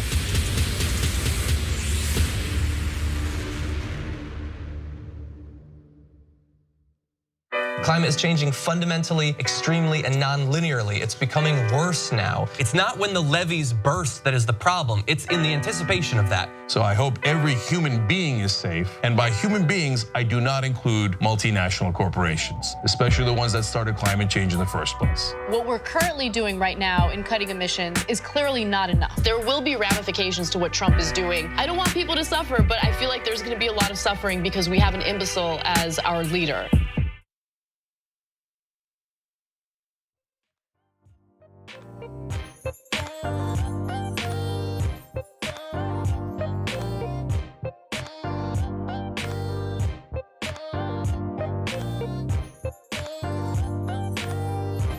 Watchlist, you guys. We could be moving on, but I care about your comments. Let's go really fast, you guys. Over two IT members, democracy for sale. Nothing more clearly than that. Francesca's killing it in that turtleneck. Love it. Francesca's turtleneck made me think my eyes were playing tricks on me. I totally thought it was an it's outer. A shirt.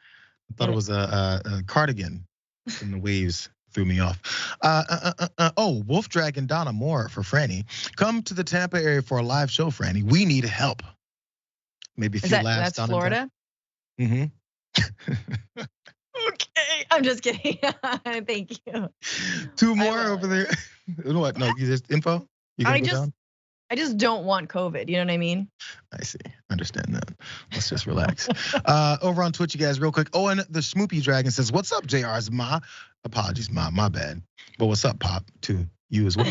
Dragon Mage Queen says, "JR and Francesca are a force for good in this crazy world." I'm getting there. She's definitely a force for good.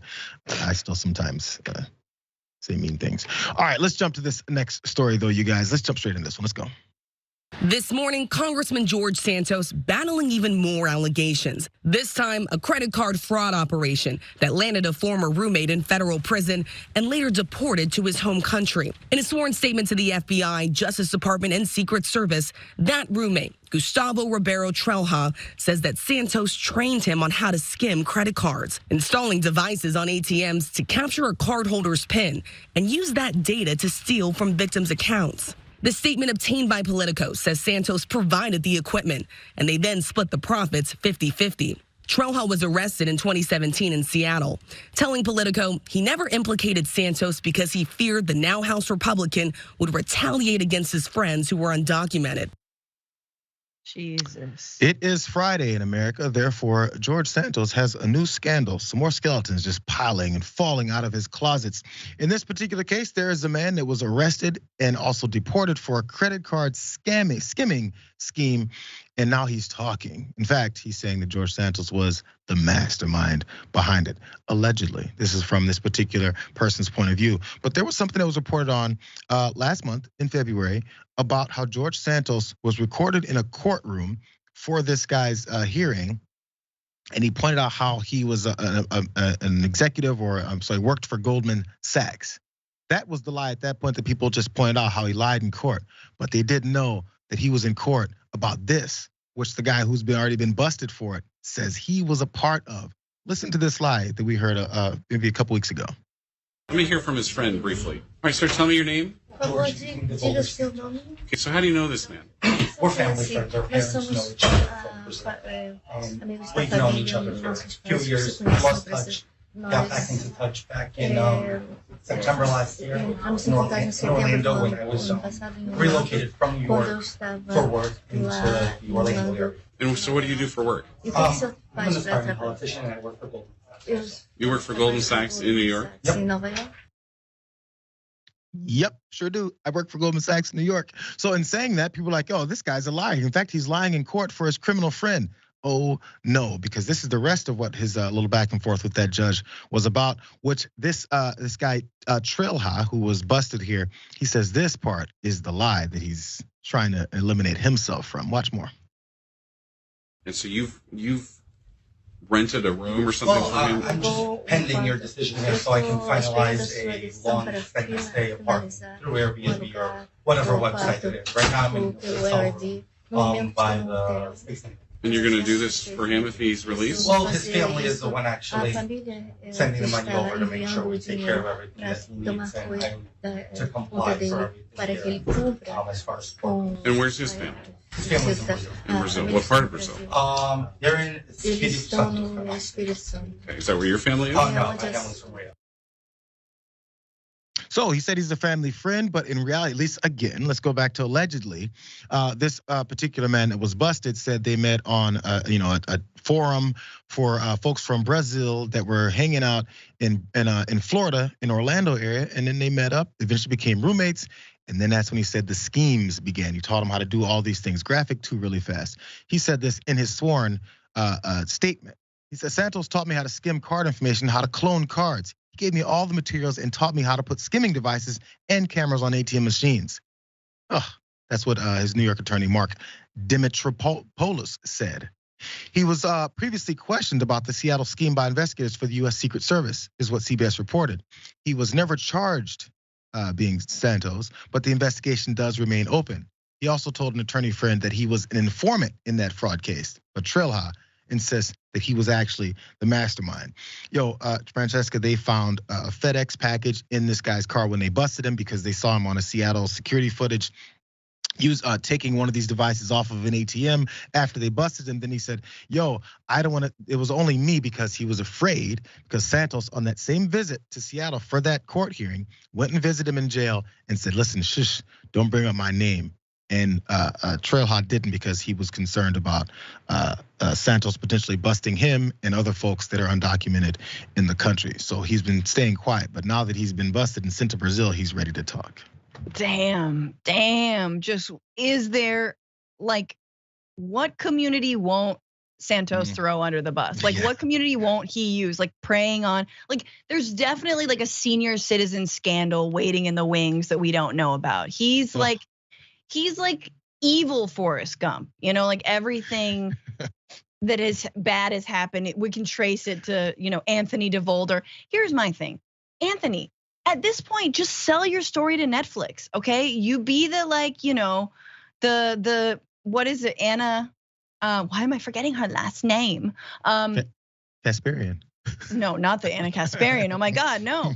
But like, be the Anna Delvey of Congress. Thank you, Emily. It's just like you totally have a Netflix docuseries in you at this point.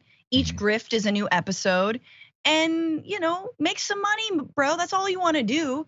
It's just, the real thing is, JR, when's it going to be enough for the Republican Party? Right. Like for Kevin McCarthy, like what's next? What's it going to take? You might want to pull the plug before we find about some, maybe, I don't want to speculate, I don't want to assume this will be, but these charges continue to get ramped up higher and higher. It was lying about being on a college volleyball team, to then about, your work, which is a big deal, and then about your credentials and the schools you went to. And now we're getting into crimes, bro. Like actual crimes that other folks that say they did it with you or have already been convicted of. Right. To say nothing of the fact that he sexually assaulted a staffer. But I guess that's just par for the course if you're a Republican. We had the dog issues as well. There's so many. I'm starting to forget all of these skeletons. They keep tumbling out of this closet. So there's George Santos again, and we'll see where this all gets figured out and fleshed out, and see if this stuff has some validity behind it. I'm sure he'll get chased down the halls of Congress yet again and not want to talk. Let's go ahead and jump on to this next story. It was my favorite story yesterday, and the info and the details keep coming out. Lieutenant Governor down in Tennessee, McNally, is now talking. This is the most anti-gay legislature in the entire country. And I don't think so. And meanwhile, you're commenting on pictures that are very Adam, what have you got? I just want to know if you have any comments, I guess. On what? On the posts, I guess. What do you? On these posts right here. These posts. The comments. Try to encourage people on my post, and I try to support people just because he's gay. I also have friends that are gay, relatives that are gay, but I don't feel any animosity towards gay people. Do you find it a little bit hypocritical on some legislation to ban gay marriage? That was before the Supreme Court decision, and I thought that a marriage should be between a man and a woman, and I still kind of feel that way.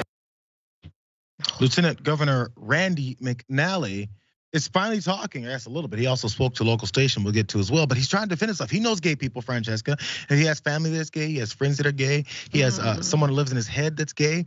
And he has no hate for them at all. And there's one of the images that he then wrote to Finn. He goes, you can turn a rainy day into rainbows and sunshine, which yesterday we pointed out. But then again, the irony of rainbows. I thought those things were evil because they represent these evil people. At least it's on the flag that they like to complain about all the time. But still, as this all falls out, we were just talking about George Santos and what moment they're finally going to try and pull the plug on him before he makes him look even worse. I'm not sure how it's possible. But there are some right-wing radio hosts, one particular Todd Starnes here, who's wondering, I think it's over for him. Watch. And yet behind the scenes, he is seemingly enjoying the salaciousness of the LGBTQ plus community. Yes, that's hypocrisy. I have to agree with the other side just on that part. It is hypocrisy. And this story is now made the national news. NBC ran a story. Axios has run a story. I mean, I can go on the national coverage on this. So now this is an embarrassment to the state of Tennessee. I don't know that he can survive this. I don't know how he survives. I think we're looking at the possibility of Jack Johnson moving up to lieutenant governor. Did you guys hear that? His co-host there, he didn't say much there, Todd Starnes, but his co-host there, or his guest on the show, said he's become an embarrassment to Tennessee. That is the problem, according to her. He's an embarrassment to the state of Tennessee because this looks bad. He's not an embarrassment to the state of Tennessee because he's a seemingly closeted gay man who then comments on these photos while trying to pass legislation, vehemently passing legislation to limit the rights of the same people that he loves.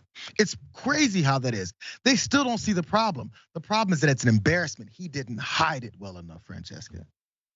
Yeah, I mean,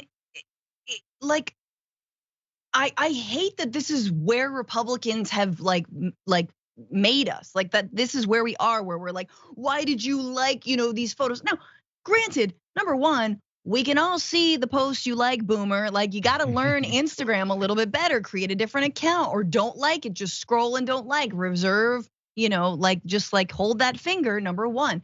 But number two, he respond look, I was trying to encourage him, and he's trying to sort of tiptoe around. Yeah, man, he thought they were hot. He liked them because he thought they were hot, which, hey, is totally fine. I don't know if for a politician to openly say that, totally fine for, anyone to say that.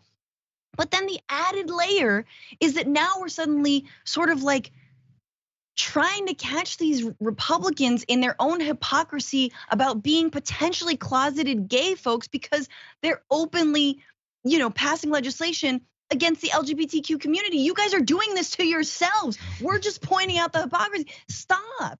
You know what I'm saying? Stop passing these laws and live your effing truth. Just live your life. Be out of the closet. Love who you want to love. Like whatever post you want to like. Do you know what I'm saying, JR? I hate that this is where we are. We're here because these are the things they need people to fight over. Because if you eliminate these things, if they live for their true life, there will still be Republicans, there'll still be Democrats, there'll still be plenty of issues that they'll be debating over and have different policy approaches towards. And then you just have your husband or you have your boyfriend. It's fine. We'll still dislike the rest of your policies, but they can't have that because in those policies that they don't want us to hear about how they're attacking Americans with their policies and actually are a detriment to many folks' lives, have to be talked about. Instead, they want to talk about the others. And there's an other every election cycle. This one is here for this on full display, and they haven't covered their tracks yet. And I think it's really, look, this has been a swift regression. In the last 4 years, remember under Trump, in the early days of Trumpism, there were a lot of, Milo Yiannopoulos is sort of openly gay. Yes, they happen to be like cis, white, fairly privileged men.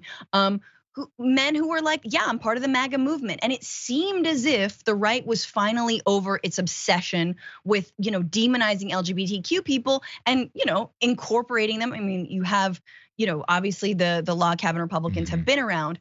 But then there was this heel turn because, again, like you're saying, they run out of people to villainize. And they're like, you know what? We're bringing back anti-gay hate. And so log cabin Republicans get denied tables at, different Republican events.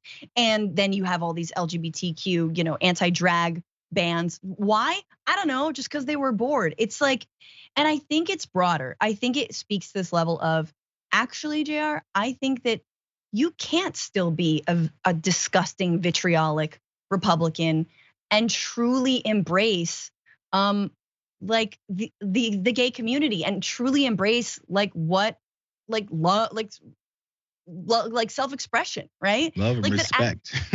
Love and respect, that actually those things go hand in hand. And so I think it's kind of revelatory that we're at this moment where it's like, you know what?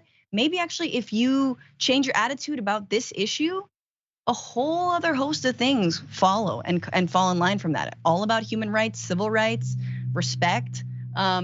It's such a good point because it shows exactly what they're against, and that's what they'll always deny. One last part before we jump out of this story, graphic for you guys, because Mr. Randy McNally, it wasn't just Finn's page, Franklin there that he was posting about, but also on an anti-drag, anti-trans governor as he is, was commenting things like super beautiful on a trans woman's drag performance that she also posted on Instagram. He said super beautiful, his first comment there.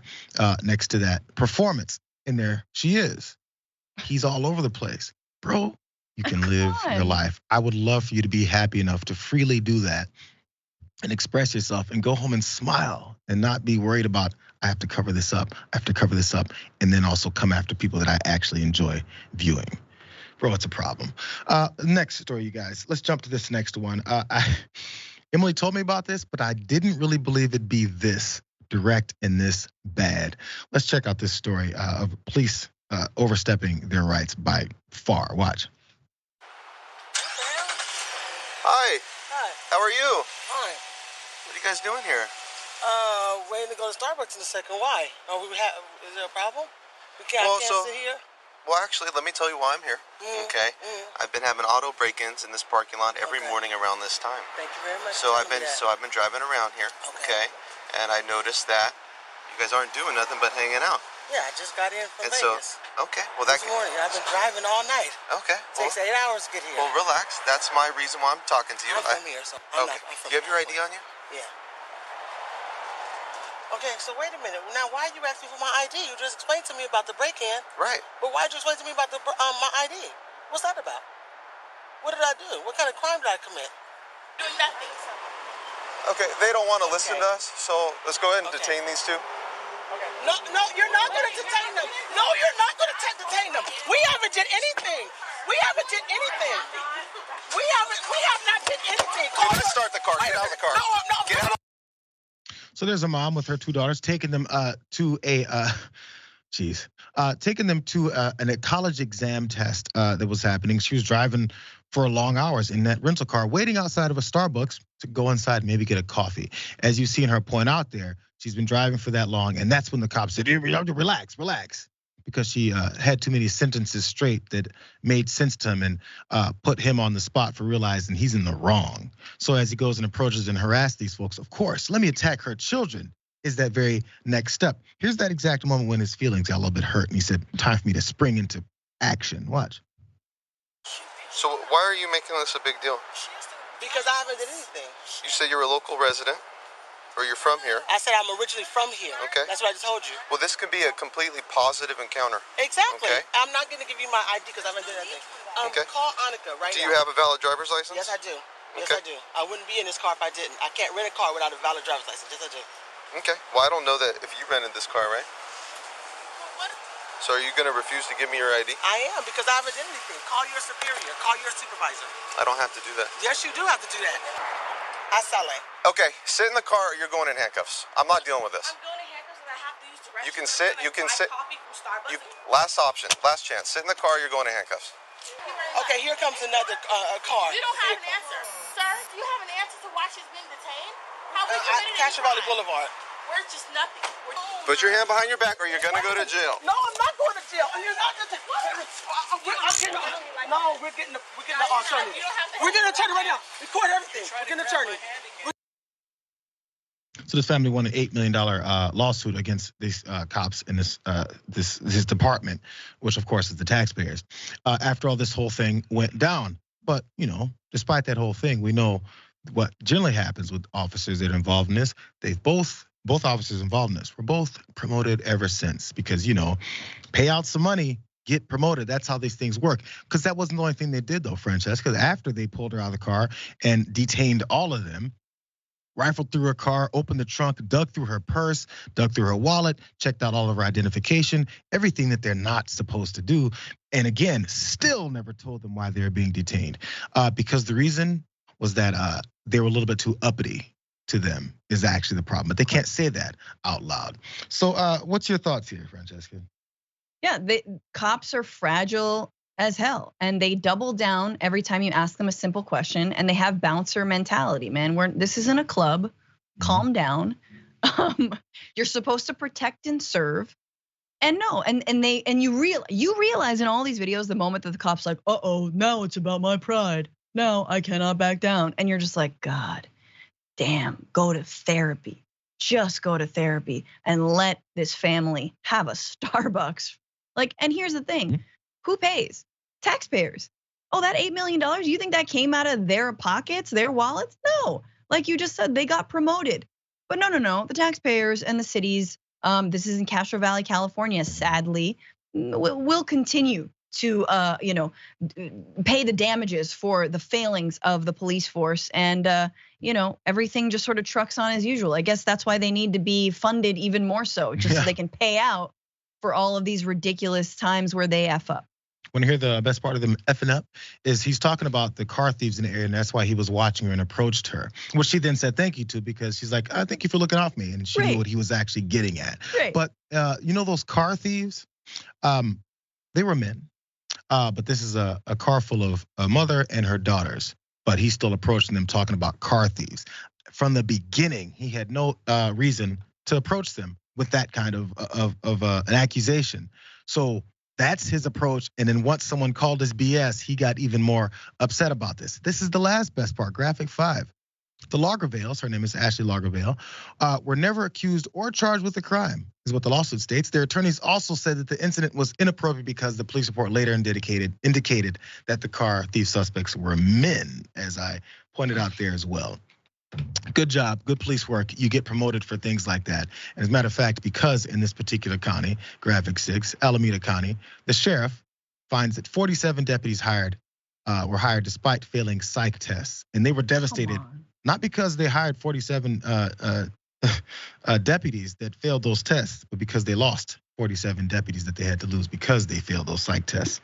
I get the feeling they're gonna modify their process to make sure that those folks like those 47 do get back in, because you can't lose them. They're all here for it. Let's shift gears again. Let's go to this next story. And I have mixed feelings on maybe how this whole story started out, but definitely not about the hate that's peddled through it. Let's watch this.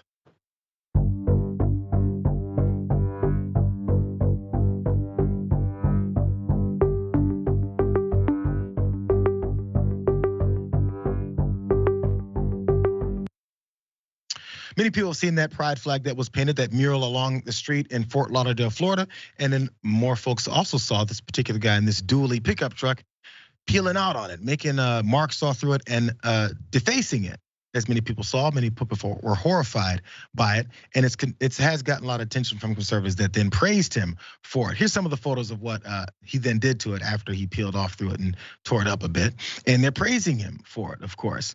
And one particular conservative there tweeted out, "A legend is born from his actions." But I guess the back and forth of this, my small shift on this is, he peeled out on this pride flag that was painted on the ground. I would have assumed from the moment that it was put down that something like this would happen. The thing that I maybe I'm wrong on is, okay, it's not enough of an energy for me. It's not enough energy for me to give to folks like this to do this. I could have imagined it would happen. Now there's black marks on it. It doesn't mean it doesn't stand for what it did before. It doesn't mean it also still isn't triggering these folks that they think this is the biggest problem in their life. That there's an image on the ground, it's painted with colors and in a particular order that pisses them off. That's what they're upset about. And honestly, I would let it roll off my back. But people were outraged by it, and some of the responses came. First, your thoughts on what they did there, Francesca? I mean, maybe I'm wrong. First of all, that truck without doing what it's doing. Small dick energy. I mean, all over the place. Like, we know, we get it. Okay, ooh, you jacked up the tires. And the truck that he's ruining, by the way, by what is he breaking? He's like doing some sort of side skid with the parking brake on. Like, burnout, destroy the tires a little bit. Right, like, okay, oh God, you're so, like, again, talk about triggered, you're so upset, people can't live their life, just live your life. Do you have a life to live? And this is the thing, man, conservatives are always like, oh, it's all the poor people who need to work more and need to have, like, we need to means test everything so they can eat, and and just like, yeah. I think we should like make sure there's work requirements to be a conservative, because these fools have way too much time on their hands. That's exactly what I'm always wondering. I said, this is the middle of the day, what you do with your life? Yeah. Where's the job? Exactly. Like, look, JR and I will let you do that in, like, if you can prove to us that you've been going to your 40-hour a week, job. Mm-hmm. And if you still have time left over, hey man, have at it. But it seems like you just idle hands. Well, idle hands a lot of times like comments and like posts from folks that they generally hate about. See Randy McNally. But no, there's another part about this though, because again, that pride flag triggers negative responses in the hearts of conservatives. One particular one is Matt Walsh, and he really has some choice words for a flag. Oh my God, what is it doing to him? Let's watch. Clearly from the video, the tire marks on the Fort Lauderdale mural were put there on purpose. And this was an intentional act of vandalism, it wasn't. And to that, I say, okay, but what is it that the left said about the BLM rioters? The ones that caused quite a bit more destruction of public property. What was it? It was they're speaking in the language of the unheard. That was it, right? Well, here you go. I would say something similar in this case. The pride flag does not deserve our respect. In fact, it deserves our disrespect. It deserves our contempt and mockery. They already have a flag. It's called the American flag. It's the flag we all share or are supposed to share. There's a conservative talking about the American flag being the one that we're supposed to be the one honoring and respecting only. And I want you to imagine how many other conservative flags are flown, and then they honestly don't care about this whole process. But he has the most choice words specifically for a pride flag like that one. And what it is that it's a hate symbol. Watch. And today, nearly all of the most depraved and perverse attacks on children, on tradition, on decency, on common sense are waged under this banner. That's what it signifies, okay? The gay pride flag signifies drag queens dancing for toddlers, males invading women's bathrooms. It signifies castration drugs given to children. It signifies the destruction of the nuclear family. When government officials send that thing up the flagpole or paint its ridiculous colors in the street, that is what they're promoting. It's what they're advertising. It is the cause they want us to salute. Not only should we refuse to salute it, but we should treat it with disdain. We should treat it as a hate symbol, because that's what it is.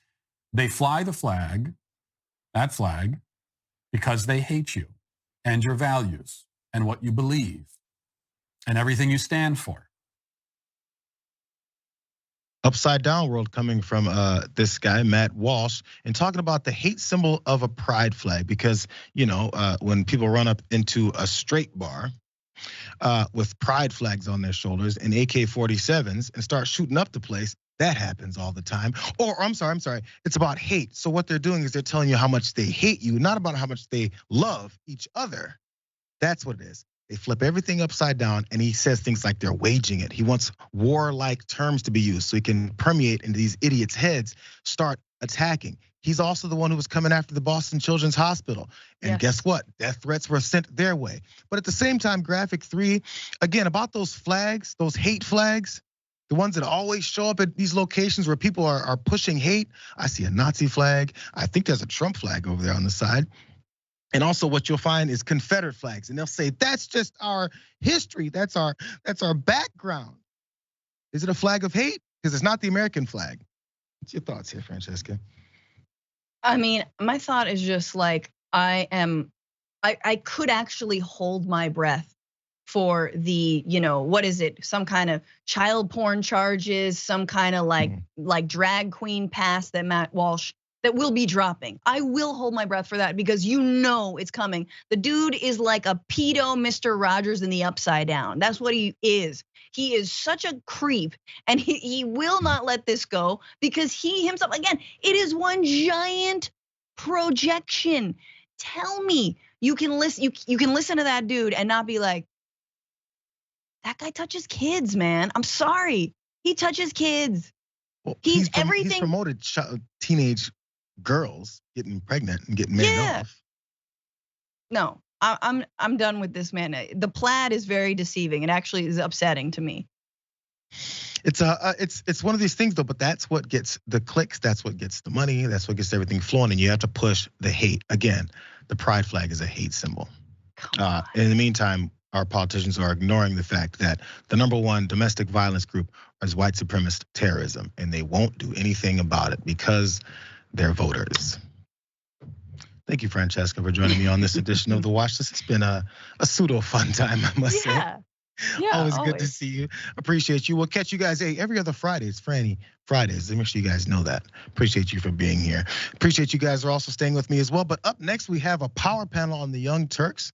Starting off that first hour, it's John Idarola, Cenk Uygur, and Jordan Ewell. Oh, that should be fun. Go check them out. See what's going on. See you guys next week.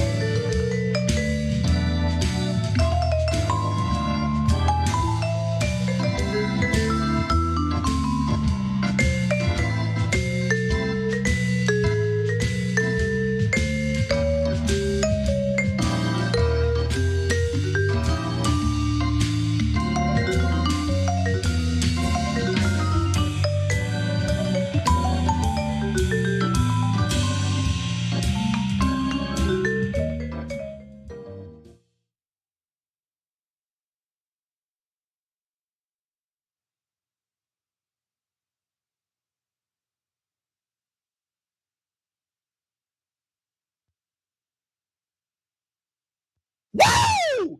It's up!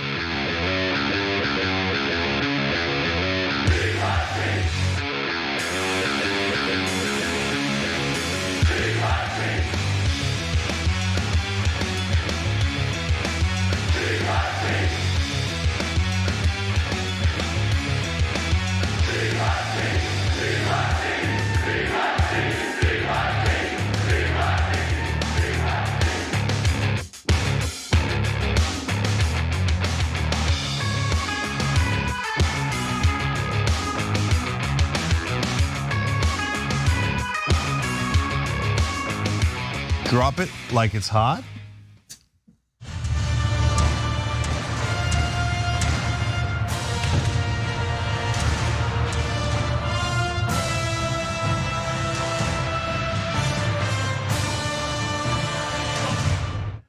Our welcome to power panel is so powerful. It just the graphic will not leave.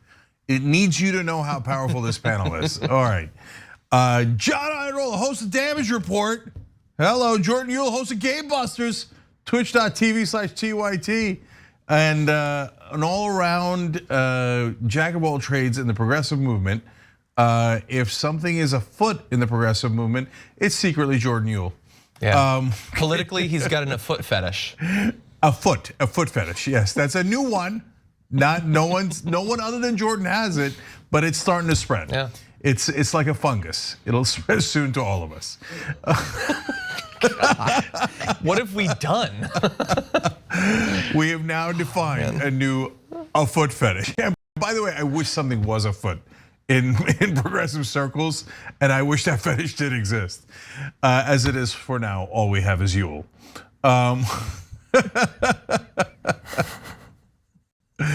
All right. I'm speechless. All right.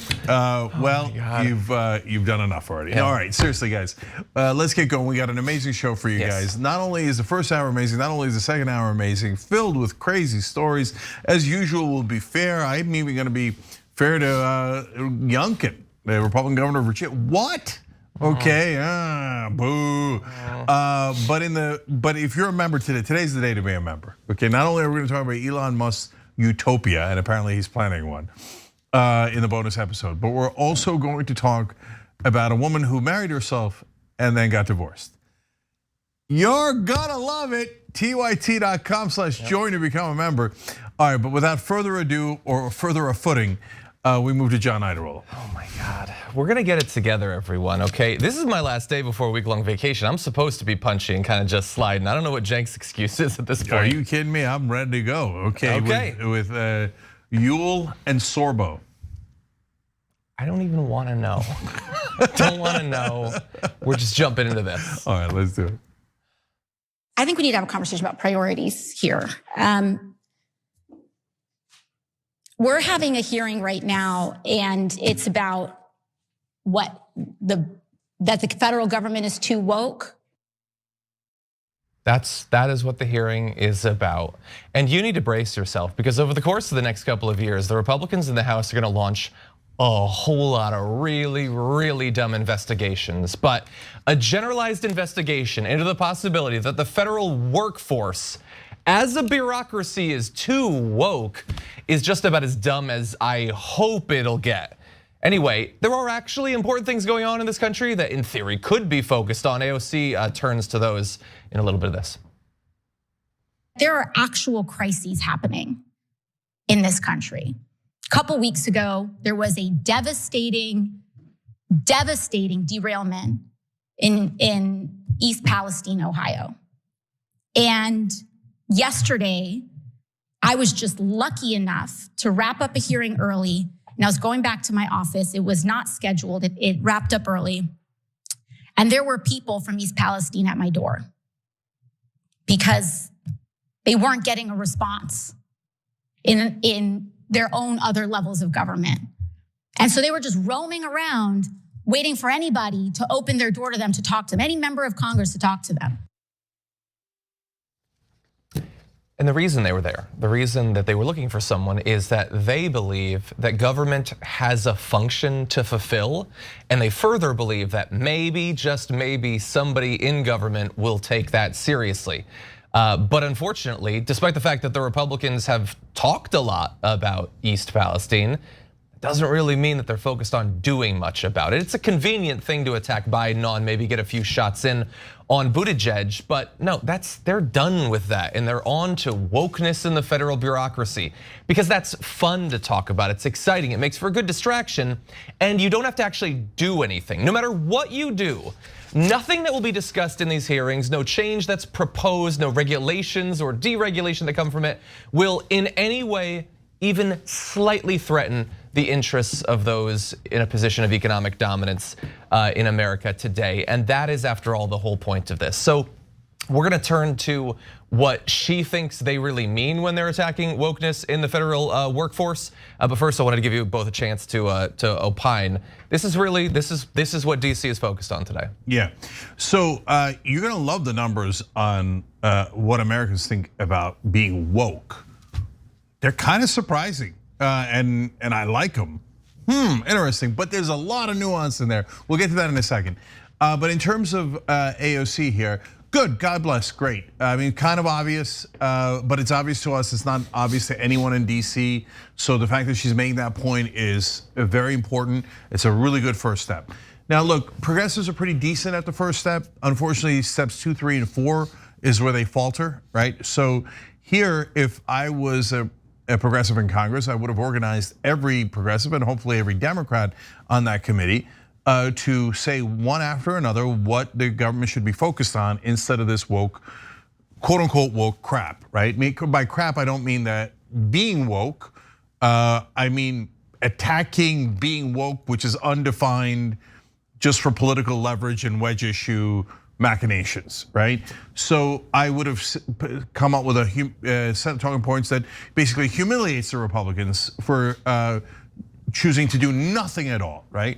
Now, but she at least brought attention to it, brought a spotlight to it. I'll take it as I'll definitely take it. It's definitely a positive step. I don't want you to get me wrong, okay? But please, progressives in Congress, do steps 2, 3, and 4, okay?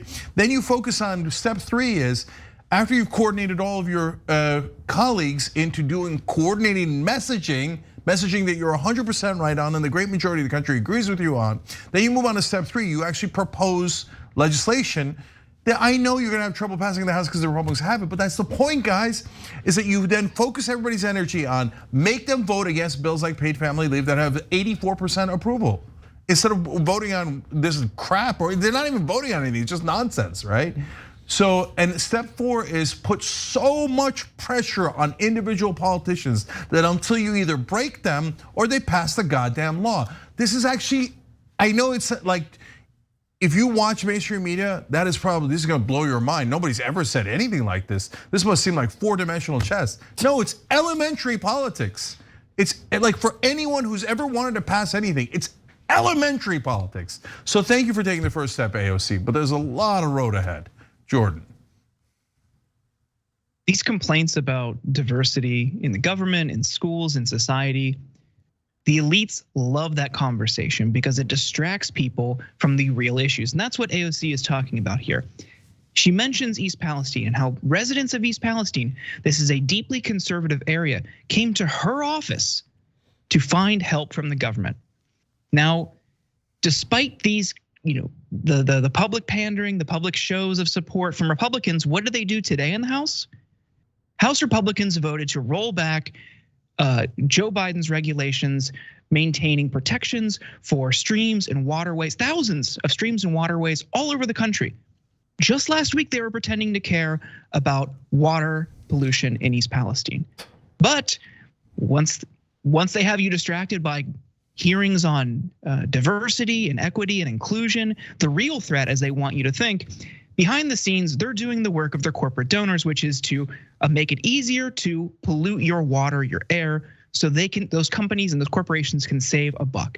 It's a total distraction, so people need to see through this and understand that a more welcoming, inclusive, multicultural society only makes us stronger. Yeah, I mean, to give you a sense of how terrible Democrats are at messaging, I did this for a living, and try to get all the news that we can, as up to date as I can. And I didn't even hear that the Republicans were going after the streams and waterways because the Democrats never fight back. So that's why we're doing a news event about a Democrat doing the first step of the simplest thing in the world, which is to fight back against Republicans rhetorically. And in Washington, that's like, whoa, breaking news. A Democrat fights back 10%. That's amazing. They should be kicking Republican ass left and right. They're introducing child labor laws, child marriage laws. Both of those are in the news today that we're gonna share with you later in the show. My God, the Republicans are like three-headed monsters. And this is the best we got. And we are literally celebrating one member of Congress saying one obvious thing. Yeah, and the crazy thing is, maybe I'll be wrong. I'm glad that Jordan brought it up, so it's been mentioned on our show. Maybe on MSNBC, Chris Hayes will talk about it or something. But like I remember when the derailment happened, every single Fox host was saying that a private company's mistake was the EPA declaring war on white people. But when they try to make it so that your streams and waterways will be more polluted, we're not gonna have hour after hour of MSNBC hosts calling this the GOP's war on conservative America or on rural America or whatever. Like when it's total nonsense, no relationship to reality, they immediately jump to this is anti-white genocide. But when they're actively trying to harm these communities on the other side, it would be uncouth to focus on it, I guess. So anyway, thank you, Jordan, for bringing that up. Let's turn now to the concept of wokeness. First, as applied to this actual hearing, here is AOC talking about what this actually means in practice. There's no definition of what woke is, but on paper, what's actually being criticized in this hearing is that the so-called woke policies are remote work for federal workers, especially those that live in rural areas, and those who have disabilities, paying interns so that critical opportunities don't just go to privileged kids whose parents can afford to pay for their rent while they go on a free internship. That is what is woke here. That is what the other side is calling woke here. Making sure that OPM can create opportunities and federal careers for partners of military service members. That's woke. This is the woke alleged takeover that we have. I'm glad that she identified those couple of policies like the idea that you would make accommodations for people who live in rural areas. Many of them might be conservative so that they could still be a part of government. Those with disabilities, like that's woke. No wonder they don't want to actually define woke, because when you take a look at what they're actually trying to do, it makes them look really bad when they oppose it. That said, despite the fact that you have heard literally constantly from the right for years now, woke this, woke that, woke's bad, woke's coming for your kids, woke just transed you. Even after all of that, I got an email from a guy saying, if you try to trans my kids, I'm going to kill you. I don't even know what that means. I don't have a ray gun. I don't know that setting. Anyway. We don't know your kids. You weirdo, parent your own kids. Exactly. But anyway, when you ask people after all of that, this reminds me of when you ask people about like the Green New Deal, after years of the only thing they hear about it is bad, but they still like it. New USA Today Ipsos poll finds a majority of Americans are inclined to see the word woke as a positive attribute, not a negative one. 56% of those surveyed say the term means to be informed, educated on, and aware of social injustices. That includes not only 3/4 of Democrats, but also more than 1/3 of Republicans. That's not necessarily the best definition that you can come up with, but from what it eventually came to mean, I don't think it's a bad one, and people actually seem to get it. 39% say instead that the word reflects what has become the GOP political definition, to be overly politically correct and police others' words. That's the view of 56% of Republicans. By the way, that is not what Republicans mean when they say it. I mean, they'll call that sort of thing woke, but they call anything they don't like woke. If a bee stings them, it's a woke insect. It just means whatever they want it to mean. Which means, by the way, that people can put into it any negative attribute they want. That should make it very easy to convince people that it's a bad thing. But despite that, all of those factors, still people largely see it as a more positive attribute. So I love the examples that AOC gave there. And let me just suggest step 1A. after you give that example, turn to whoever's leading the proceedings, usually some idiot like Jim Jordan, and go, Representative Jordan, do you believe that being disabled is helping the disabled is being woke? Yes or no? Yes or no? You're saying this is woke. It's in the papers. This is in your proposals. We're helping the disabled, and you say that's a terrible, dumb, woke thing to do. So should we not help the disabled? Should we hurt the disabled, Representative Jordan? Because it's not my goddamn proposal, it's yours. What would happen? That would create nonstop headlines about a war between AOC and Jim Jordan. She called him stupid. Does he want to hurt the disabled? These are all great headlines.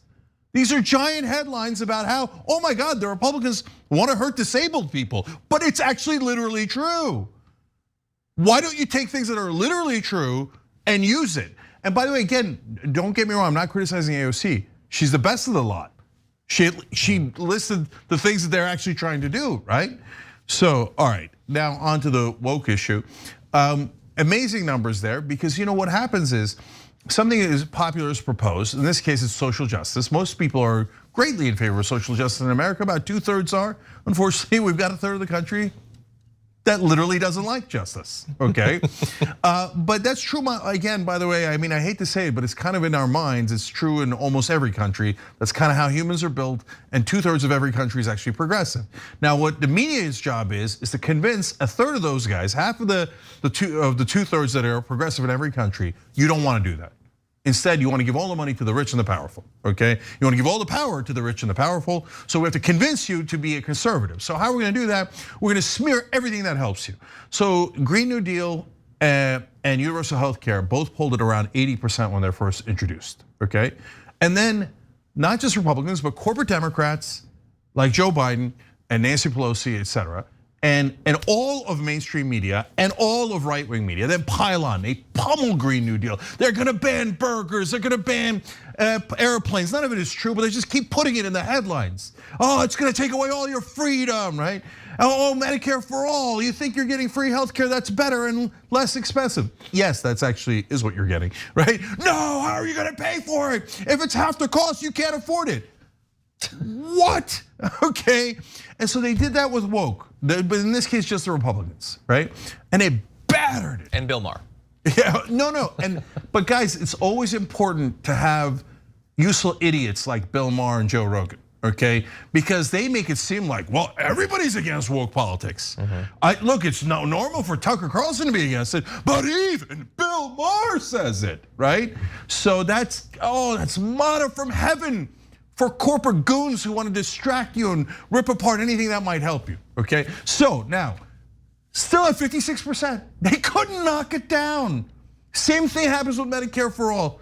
They sometimes knock it down to 59%, couple of months later, back up to 71%. Because people are like, God damn it, I need the healthcare. I need the healthcare, and you guys are robbing me, and I know it. And despite overwhelming propaganda. Okay, now, but get a load of this.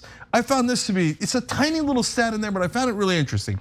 Independents, because of all this propaganda against it, by 42 to 32 say woke, no, this is not it, hold on, I'm gonna get to that one. 42 to 32, 10-point lead, say woke is an insult, perceived as an insult. But independents, now put up the graphic, by 51-45, say woke means being aware of social injustice, not being overly politically correct, and they're in favor of it. They're in favor of being woke. So even though 42% of them got the memo that I'm supposed to be insulted by this, I'm supposed to think this is bad, still, majority were like, no, I still want it. I still want social justice. I don't care what they say. I want it, right? Now, if you turn on television today or any other day, do you think you're gonna get a positive view of woke, or are you gonna get the negative view? I think you're gonna get the negative view almost everywhere you turn. Yep. Are you gonna get the sense that the great majority of Americans are in favor of social justice like that? Are you gonna get the sense that independents, a majority of independents say, I love woke people, okay? You're not gonna get that sense anywhere on television, not anywhere. And this is exactly how they deceive you. Jordan. I think you're exactly right, Cenk. This is an example of a successful branding exercise. And we saw that also with critical race theory. If you look at Google search data and Google search trends, Nobody was searching for or talking about critical race theory until the right, Manhattan Institute, Chris Rufo. These are Koch-funded and Republican billionaire-funded enterprises made this thing materialize almost overnight. Then suddenly, that's a top concern to a lot of hardline conservatives. It's everywhere. It's in your kindergarten class. It's in your kids' books. We're ripping libraries apart just to get rid of all the critical race theory in all these books. But when you really talk to people, and you see it in the same thing here, about these issues, without that label, without that branding, these are things they mostly think are good. For the Medicare for All front, I did a video for you all in DC at a protest where people were calling for the release of the January 6th prisoners. And one of the questions I asked was, if Trump gets reinstated, what's the first thing you want him to do? And an overwhelming number of people, their answer to that question was universal health care. These are things that we all want because these systems impact everybody. Healthcare doesn't just affect Democrats in a negative way. Everybody is affected by these broken systems and they all want to fix. But unfortunately, because of the media, because of politicians and charlatans, they're misled through successful branding. And we really need to push back on this and just talk to people that we know in our lives and to audiences and people that are listening to us or that we know about these issues specifically devoid of that branding, and then approach that branding conversation after. Yeah. 100%. Yeah, I'm going to say one last stat here that proves Jordan 100% right. From the same poll, critical race theory, are you in favor of it or opposed to it? 53% opposed, only 41% in favor. So they're definitely against critical race theory. What is critical race theory? It is studying the, quote, ongoing effects of slavery and racism in the United States. Not just in the past, but the ongoing effects. So the American people hate it, right? So they ask them that specific question when they find out what it actually is, right? 72% in favor of teaching it, only 26% opposed. So when you use the magic words critical race theory, because of the propaganda, they say they're against it. When you tell them what critical race theory is and ask them, should we teach it? 72% say yes. Isn't that amazing? It is. And that right there is the power of propaganda. All right, we got to take a break. More amazing news when we come back.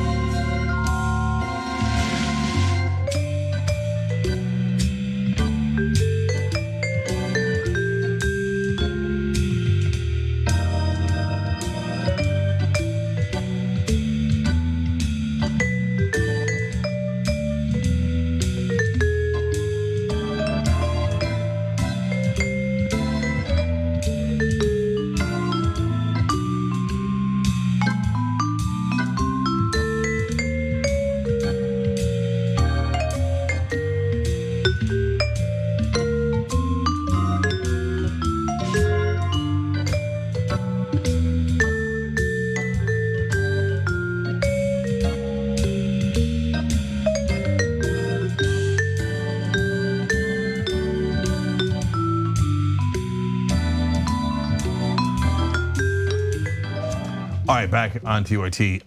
So let me first of all give you a couple of programming notes here. Dr. Richie's on Sirius XM Urban View now. That's on the weekends. You know he's a host of Indisputable, fastest growing show in all of media. That's on the TYT network. But he's also on Sirius at 10 a.m. Eastern, 7 a.m. Pacific on the channel Urban View. So check out Rashad's show there as well. And you know to check out Watchlist right before the Young Turks down. It's got a new time, 5 o'clock Eastern, youtube.com/watchlisttyt to subscribe for free, of course, that's on YouTube. And one more thing, Podcasting Network. We got great shows on there like The Habituation Room, Francesca Fiorentini's show, and that's just an audio podcast. And then we have Damage Report and Young Turks and Indisputable and so many of our other shows. All right, let's go to members. Eclectic Miscellaneous says, I'd rather be woke than asleep at the wheel like Congress has been. Our country literally falls apart. Yeah, that's true. Congress isn't gonna do anything. Later we have the defense budget. That's the only thing that'll pass, okay?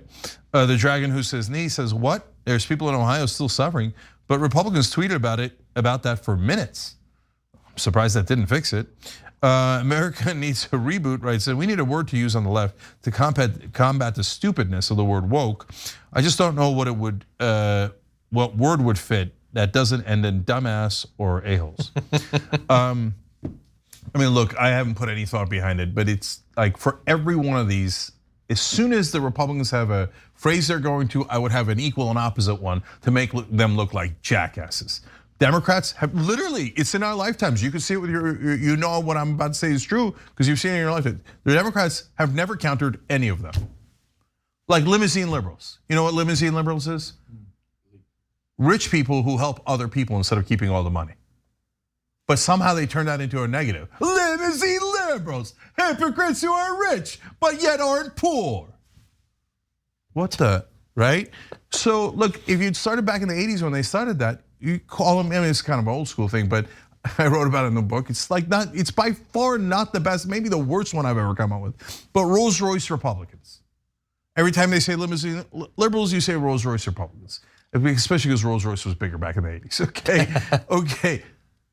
And you say, well, you know what? They'll say, oh yeah, what's a Rolls Royce Republican? That sounds ridiculous. What is that?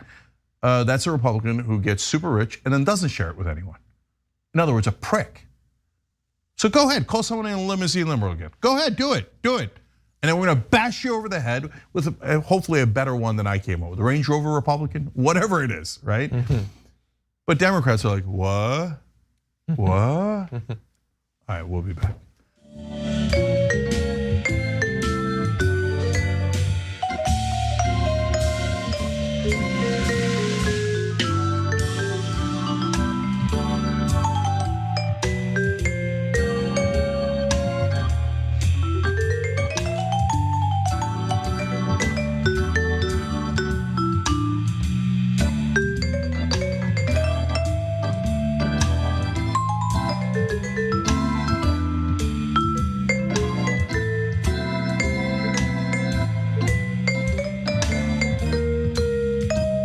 All right, back on TYT, Cenk, John, and Jordan with you guys. But get a load of this. Sally Becker, Jody Lynn, Miss Kaylee, all became members, all became American heroes. I love when we do this show together. I love when we're stronger together. But you want to talk about heroes? Sweet Dane Dragon gifted 5 Young Turks memberships. Chris Birch gifted another 10 Young Turks memberships. He did 10 yesterday. And then Lauren McRae, as usual, the top hero of the world. 20 Young Turks memberships, all gifted, okay? And every once in a while, somebody on YouTube would be like, I just got a Young Turks membership, I've been watching a long time. How did this happen? This is so cool. I could watch the bonus episode, I could watch all these things. It happened because there's wonderful people in the community who looked out for you. So thank you guys, you're all amazing, every one of you. Yeah. Thank you, all right, John. Trickle down memberships. It's finally working. Well. Anyway, no, thank you to everybody who does that. And Sweet Dane Dragon was actually gifting memberships on TDR this morning. So beginning to end, memberships being given. Okay, that said, let's talk about a great idea coming from Bernie Sanders, starting with this. We must understand that it is absurd that there are school districts throughout this country where there are major shortages of teachers. And if we understand the enormously important work that teachers do, that means, in my view, among many other things, that we should be paying public school teachers a minimum of at least $60,000 a year. Now, you're probably not surprised that Bernie Sanders 3 weeks ago is advocating for people like public school teachers. Here's the amazing thing in American politics. He said we should do a thing, and now he's doing that thing. He has introduced a bill, the Pay Teachers Act, that would establish a $60,000 minimum salary for public school teachers across the country, and here he is making the case for why we need to pass this. In America today, the starting pay for teachers in almost 40% of our school districts is less than $40,000 a year. Further, 43% of all teachers in America make less than $60,000 a year. This situation has become so absurd, and it really tells us about our priorities, that the top 15 hedge fund managers on Wall Street make more money in a single year than every kindergarten teacher in America, over 120,000 teachers. That's the sort of message that should probably work well in a conservative population that says they hate elites and the deep state and all that. No, I'm glad that he's doing this though. I have some amazing stats for you. He gave you some amazing stats. Here are some others. He said that the average weekly wage of a public school teacher has gone up in the past 30 years, once you adjust for inflation, just $29. 3 whole decades, multiple generations of students going through the collective future of our country, and for all of their labor, they're $29 a week better off on average. Some are actually doing worse than they would have 30 years ago. Many of the top, more than half of the nation's schools are actually understaffed right now. When you poll teachers, roughly half of them are saying that they are already considering leaving the profession. Because like, I want you to just remember just briefly, like go back like 6 years ago. I think we could all agree that being a public school teacher was a thankless job. It was incredibly important, but few people focused on it. They didn't make much money off of it. They had to work long hours, including in the summers. They had to provide supplies for their students. And as bad as it was for teachers then, that was before the Republicans decided to train their followers that every public school teacher are also probably a sexual predator. Like they could not have imagined at that point that it was going to get worse for them, but it has. And it's time for someone to balance the scales with a bit of support. So kudos to Bernie Sanders for pushing for that. What do you think? Okay, 2 more amazing stats. Wages for public school teachers, this also comes from Bernie Sanders. Wages for public school teachers are so low that in 36 out of the 50 states, the average public school teacher with a family of 4 qualifies for food stamps, public housing, and other government assisted programs. Our teachers have to go on food stamps in about 2/3 of our states, food stamps. Teachers earn nearly 24% less than similarly educated professionals. And Bernie Sanders called it simply unacceptable. That's the only part that's the bad news. It's apparently eminently acceptable because that's the situation we find ourselves in now. The country has accepted it. And so, first of all, great job by Bernie Sanders. Look, by the way, now the Democrats have lost the House. Biden has proposed a fantasy budget, and I don't mind it. It's a fine first step. He will do nothing to fight for it. You'll see every progressive proposal in there will be killed instantly without 1 inch of a fight, okay? And they'll accept all the conservative ones like the defense spending. The only people fighting back are the 2 people we've shown you on the show today consistently, AOC and Bernie Sanders. So here's Bernie Sanders saying, how about the teachers? By the way, Democrats, you know, Republicans won in 2021, like the Virginia governor's race and a couple other races, because they said there was a war on parents, right? Because, oh my God, they're teaching about racism. What you should have done at that moment is immediately say that the Republicans are doing a war on teachers, which is absolutely true. They've attacked teachers in 1,000 different ways. And that Don't Say Gay bill in Florida says that teachers can personally be sued out of existence in total and utter bankruptcy if they make the mistake of ever mentioning the word, the fact that gay people exist, okay? I mean, if Jesus, it is clearly, obviously a war on teachers, and then this would fit perfectly into that frame. And then you put the question to the American people. Do you want to attack teachers, or do you want to pay them a living wage so they don't have to go on food stamps? I guarantee you that 3/4 of Americans, even tons of Republicans, will say, no, we're for the teachers. Can I ask you to do the simplest framing? All right, so I'm gonna say that to everybody but Bernie. And by the way, you've seen this show, we've criticized Bernie plenty lately, okay, but here he's doing God's work. Thank you for actually taking initiative and he actually proposed a bill. Okay, last thing from me on this. To be fair, how are we gonna pay for that? And this thing does cost about $45 billion a year. Well, that sounds a lot to pay teachers all across the country. All the teachers, get them up to 60,000. You know, huge percentages of you just heard don't make anywhere near 60,000. Get them all up. In West Virginia and Kentucky, all the teachers can be 60,000. By the way, 60,000 in a lot of parts of this country is a hell of a salary. That incentivizes a lot of people to leave what they're doing, smart people, and go become teachers. Wouldn't that be amazing? Okay, well, is 45 billion a lot? It's 5% of the defense budget. The defense budget, which is so overloaded with pork, it's just pigs at the trough. And defense contractors take half of that budget. So if all you did was take 10% of the money being completely and utterly wasted, flushed down the toilet to defense contractors, you can give every teacher in America $60,000 salary. That would poll at like 90% in the country. Democrats, do you have any fight in you? So progressives, I love you. This is step 1 and step 2 from Bernie. Step 3 is the minute Biden says, no, I'm gonna need all of your votes on my bloated piece of crap defense budget, you go, no, hell no, not even close. You give us the money for teachers, take it out of the defense budget. It's only 5%, and you just added 10%.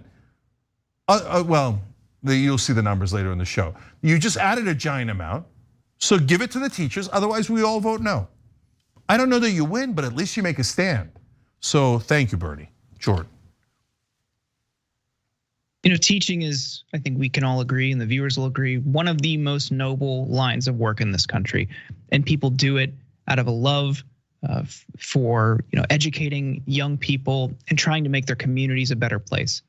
You would think with a Republican Party so concerned about America falling behind, not remaining the world's superpower, you would think they would recognize the role education plays in long-term sustained success. The reason that we're lagging behind in so many areas compared to the rest of the developed world, from infrastructure to innovation to technological advancements, you can point specifically to education and a disinvestment and a tax on public education. You have to acknowledge the racism in our history, in our country's history, and how that affects this issue too. Because redlining still has an impact on school funding, because they've tied school funding to property taxes. And when you had decades of redlining and Jim Crow and all of these policies, these racist policies, pushing Black and poor people into the same communities and then tying the school funding to the property taxes, this is the result. You have wealthier white schools doing well and getting a ton of funding, and you have poor Black schools lagging behind.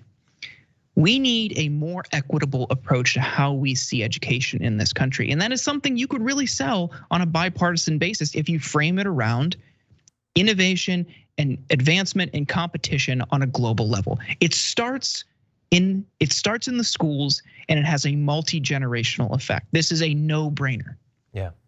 Yeah, that's why I think they put so much effort into trying to demonize teachers, to get people to think of them as predators. They're coming for your kids rather than someone who is ideally going to be helping set up your kid for a life of success, of getting a satisfying and productive career, of living a good life.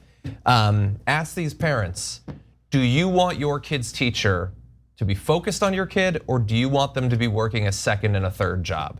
Do you want your kid to be one of the priorities for this teacher because they're struggling to make ends meet? I wonder how many in Florida, for instance, would respond to that right now.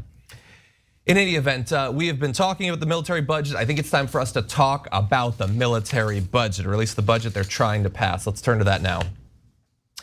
Joe Biden has unveiled his budget, and it has a couple of good things in it for progressives when it comes to domestic spending, but oh boy, does it have a lot for the military. He has requested $886.4 billion. That's just for the next year. That's just that 1 year, and then we're gonna do this again with another nearly $1 trillion. That is an increase of $28 billion just from last year. And just in case you weren't paying attention to American politics last year, we had a really big military defense budget then. I wanna go over the last couple of years. So we like to show this chart. This is a chart from 2022. This is a comparison of our military budget to basically all of the other big world players. We're bigger than all of them. And by the way, that was when our budget was $801 billion. It's nearly 10% larger than that. Just in this next proposed budget, we've effectively added a Japanese and South Korean military to our military. The increase is larger than the entire military budget of literally dozens of world powers. I guess nobody knew that we were on the brink of being just utterly destroyed as a country last year. It's a wonder that we survived this long. That's how desperate our need for additional military spending is. And this is not anything new. If you take a look at the changes over the last few years, it just always goes up. Big increases year to year to year. Back in 2018, when we were at $682 billion, we barely could survive as a people. That's why we needed it's been 5 years, they're adding $200 billion. Think about how many major programs could be funded just by that. We were just talking about Bernie Sanders' increase of the salary for public school teachers. It would be a quarter of just the increase in the budget over just the last 5 years. And we would be every bit as safe as a country. What do you think? Yeah, so the CBO, that's Congressional Budget Office, is nonpartisan, says that there's about at least $100 billion of waste. $100 billion could fund so many programs that help you and your family. Tons and tons of programs. And your teachers are $60,000 and have plenty of money left over for paid family leave. You could all get 12 weeks off after you have a kid, paid. Nope, we're just gonna give it to Lockheed Martin, Raytheon, et cetera. And nobody even cares. The Pentagon never passes an audit. What does that mean? That means they're taking the money, they're shoving it into the pockets of corporate executives and defense contractors. And then when the auditors come, they go, of course you have nothing but crooks in this place. You think you're gonna get results where we show you where we spent your nearly $1 trillion? No, we stole it and you'll have to like it. It's the most wasteful part of our government by an order of magnitude. When you include the money being sent to Ukraine, et cetera, it goes from 880 or so to about $950 billion, nearly $1 trillion. It's already more than half of our entire spending. Discretionary spending is on defense. You put in law enforcement, things like Department of Homeland Security. It's comical, almost 2/3 of our budget is spent on war, weapons, war, weapons. Are we nuts? And yes, the answer is definitively we're nuts. We've been taken over by corporate robots. We've been put to sleep by corporate media. And we can't tell that spending 2/3 of our money on weapons, by the way, that we never even use, okay? Instead of actually helping our kids with food and education and decent paying jobs for the population and services from the government and parks, I mean, just anything else. Nope, this will pass easily. The rest of Biden's budget is a joke. None of the progressive parts will pass. They're all for marketing purposes. Biden will not even try to pass them. But if progressives somehow miraculously tweaked 1% or 1% of this budget, Biden would come at them with a fury you've never seen. Yeah. So wait, Obama massively increased the budget, defense budget. Trump massively increased it on top of that, and now Biden is massively increasing it on top of that. So where's all the fighting about? Oh my God, critical race theory, M&Ms, my ass. They're robbing you blind, and it's completely bipartisan. They're funneling all of your tax dollars that you worked so hard for to the richest corporate executives in the world and saying it's done for your security. Who the F is invading us? All we ever do is start conflicts across the world. Is Canada about to invade us? So much so that we should spend so much more money on those weapons we don't use to protect us against the Hungarians and the Canadians and people from Botswana and Laos. Okay, are you insane? Spend it on us. And hey, Republican, I'm gonna try to not use adjectives here that are insulting. Republican voters, you say you're against war, you say you're for America first. Why not take that money and spend it in America on you and me? Why are we spending it on giant billionaire executives? Why? How does that help you? Please, you're in the middle of a rebellion against the establishment. The rebellion is really wayward and going in weird directions, but I like that you started a rebellion. Can you focus it towards things that make sense instead of agreeing with your dumb, corrupt politicians that we should give all the money to their donors? That doesn't help you 1%. For God's sake, do something rational. And Democrats, they're never, by the way, last thing on this. I got a bunch of Democratic trolls, probably paid bots or whatever they are, on social media who are like, Cenk, you're hurting Democrats by pointing out how gigantic the defense budget is. And there's some Democrats who are opposed to it. But no, I checked the numbers. It's progressives. And you know what happens? These budgets, defense budgets pass overwhelmingly. Overwhelmingly how? Republicans have a slim lead in the House. No, 2/3 of Democrats join the Republicans in going, pork, pork, pork, pork, pork. Give all the money to our donors. Give all the money to our donors. Did you get a sense from mainstream media? Did you get a sense from MSNBC that 2/3 of Democrats are traitors who give all of your money to their donors? No, don't criticize the beloved Democrats. Yeah. All right, Jordan. This Biden military budget request is high, it's the highest ever, but Congress, just like last year and the year before that, and the year before that, Congress is going to try to punch it up even more. So it's going to get even higher. And at the same time they did this last year, the school lunch program where the federal government covered the cost of school lunches so that people who are struggling financially from the pandemic, their kids could eat lunch at school and they didn't rack up school lunch debt, which is an insane concept to begin with in this country. But renewing that program would have cost around $12 billion, and Congress was on the fence about letting it slide. They extended it for a few more months and it's expired now. But at the same time, they were trying to punch up the military budget by like 50 or 60 billion more. And that's just a perfect encapsulation of how little they care about the average working person in this country and their material needs, and how beholden they are to defense contractors, corporations, lobbyists, the power players in Washington who help fund their campaigns. And until people really realize that nothing's going to change, but especially if Democrats, who are supposed to be the anti-war party, that's their legacy, right? And they've totally abandoned that. Until they start fighting back against this, even when it's their own president, the president from their own party calling for increases to the military budget, if they turn a blind eye in 4 or 8 years of a Democratic administration, how can anybody expect anything to change? But the answer is, like you're saying, Cenk, 2/3 of Democrats don't want things to change. It's working just fine for them. It keeps them in office, their paychecks keep coming in, and they're gonna have a job lined up for them when they leave Congress.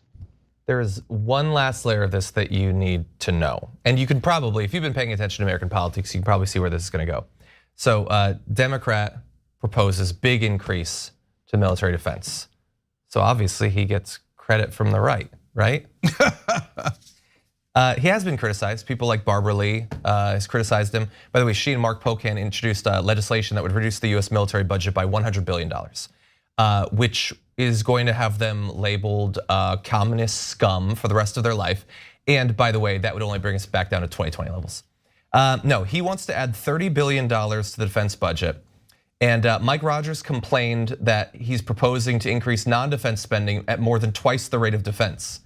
He's not even like complaining like that it's not enough defense. He's just like, you do not get to do non-defense stuff more. It bothers me on a deep level that you would prioritize anything over defense.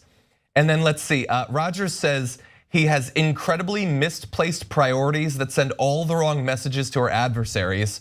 Senator Roger Wicker called his budget request woefully inadequate and a serious indication of President Biden's failure to prioritize national security. His military defense budget request is $200 billion more than Trump's first request. $200 billion, it's woefully inadequate. And just to forget that this is like a news show, forget that we're at a desk or whatever. As a regular person, can you imagine spending $850 billion on a thing, and the next year, if you don't spend even more, your country is gonna utterly fall apart? What happened to the weapons that we bought? What happened to the tanks and the helicopters and the ammunition and the missiles and all that stuff? That it just doesn't matter after 1 year. You might as well have not even spent it because you always have to spend more. Would you follow this sort of spending strategy on your car or on your house? You do $800,000 of maintenance on your house. And if you don't spend $1 million next year, the house is gonna collapse. Wouldn't you start to question what's going on there in terms of the spending? It's utter madness, but almost nobody questions it. Yeah. Anyway. Well, of course, if we had a functioning press in this country, everybody would be questioning it. See, this is monstrous. Why do we need to spend more money than all of the other major countries in the world on defense? All of them combined. Why do we have to spend $200 billion more than Trump did? Why does Biden have to do that? Zero reporters will ask that. Zero. In fact, the only thing that they'll ever do is write hit pieces on Barbara Lee and anyone else who questions the defense budget. They'll do it under the guise of, is this a smart political strategy for Democrats? Or could they lose some critical elections in swing states if they do this? Don't you dare ever propose corporate rule. You'll lose in swing states. Why? Because swing states love corporate rule.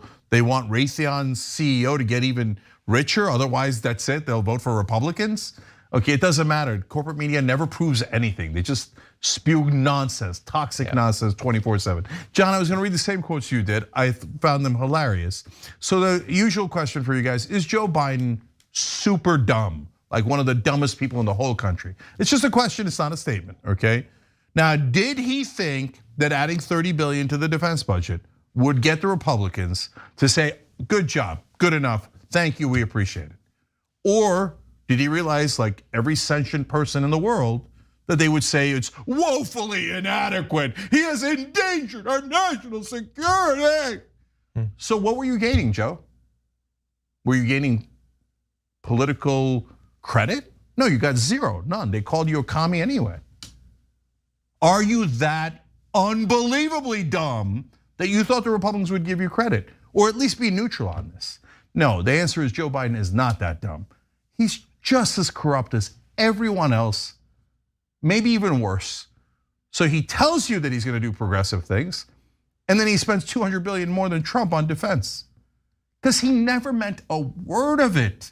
I know a lot of you have been brainwashed by mainstream media, especially if you're in my age demographic. Oh, Democrats are the good guys. They're here to help you. Don't ever criticize them. You'll be helping Trump and the Republicans. No, you can kick the living crap out of Trump and the Republicans and still criticize the Democrats. Well, but that would be objective. Yeah, goddamn right, that's what you're supposed to be. So no, Joe Biden is intensely corrupt and is funneling billions of dollars of our taxpayer money to his corporate donors. Everything else is a lie. Go ahead, Jordan. Yeah, I think people really need to think about how propagandized they are around the role of our military here and around the world. And in Congress, you see this cowardice. They're all afraid to even propose a moderate cut to the military budget. And you're un-American, you're weak on national security, you're a traitor. If you propose restoring the military budget to, Obama era levels, it's a moderate decrease. And no one will touch it, other than a Bernie. I think maybe Markey did. A couple people have suggested it, but most Democrats won't. And again, this is the party that is purportedly anti-war, but through their support and continued calls for funding to Ukraine, their total hands-off approach to our role in the war in Yemen and the horrors that we are funding and inflicting there, they really don't care. And they've completely abandoned that principle. And I think that's what makes progressives mad. It's not that you want Democrats to lose and Republicans to win. That's a very simple-minded way of seeing politics in this country. It's that we want Democrats to actually be a strong anti-war party. That's what we want. As peace advocates, as people who want diplomacy and nonviolent solutions to global conflicts, we want the Democratic Party to be that messenger. But they're not. And that's what's so frustrating. So that's where the criticism comes from. It's not that anybody on the progressive side wants Republicans to win. That is stupid. And people who say that should not be taken seriously. Agreed. We're gonna take our last break. We come back, a little bit more news before we close at the hour. We'll be back in a bit.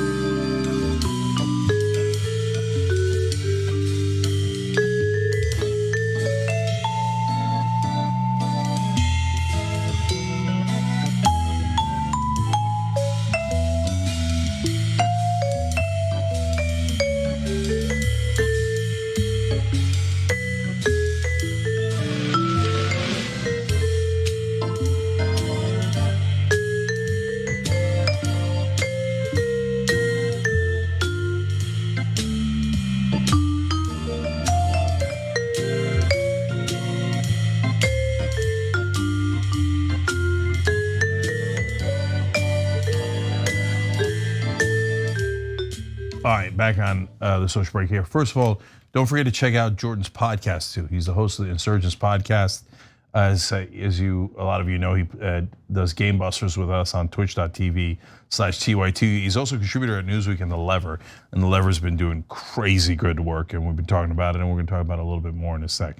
All right, in our member section, Lich McConnell writes in, many states require a master's degree to teach an even more expensive degree for which there's almost zero financial aid available compared to undergrad and needs to all come as loans. We then expect them to pay back these loans by working a grueling job on a fast food salary. Yep. The machines have won.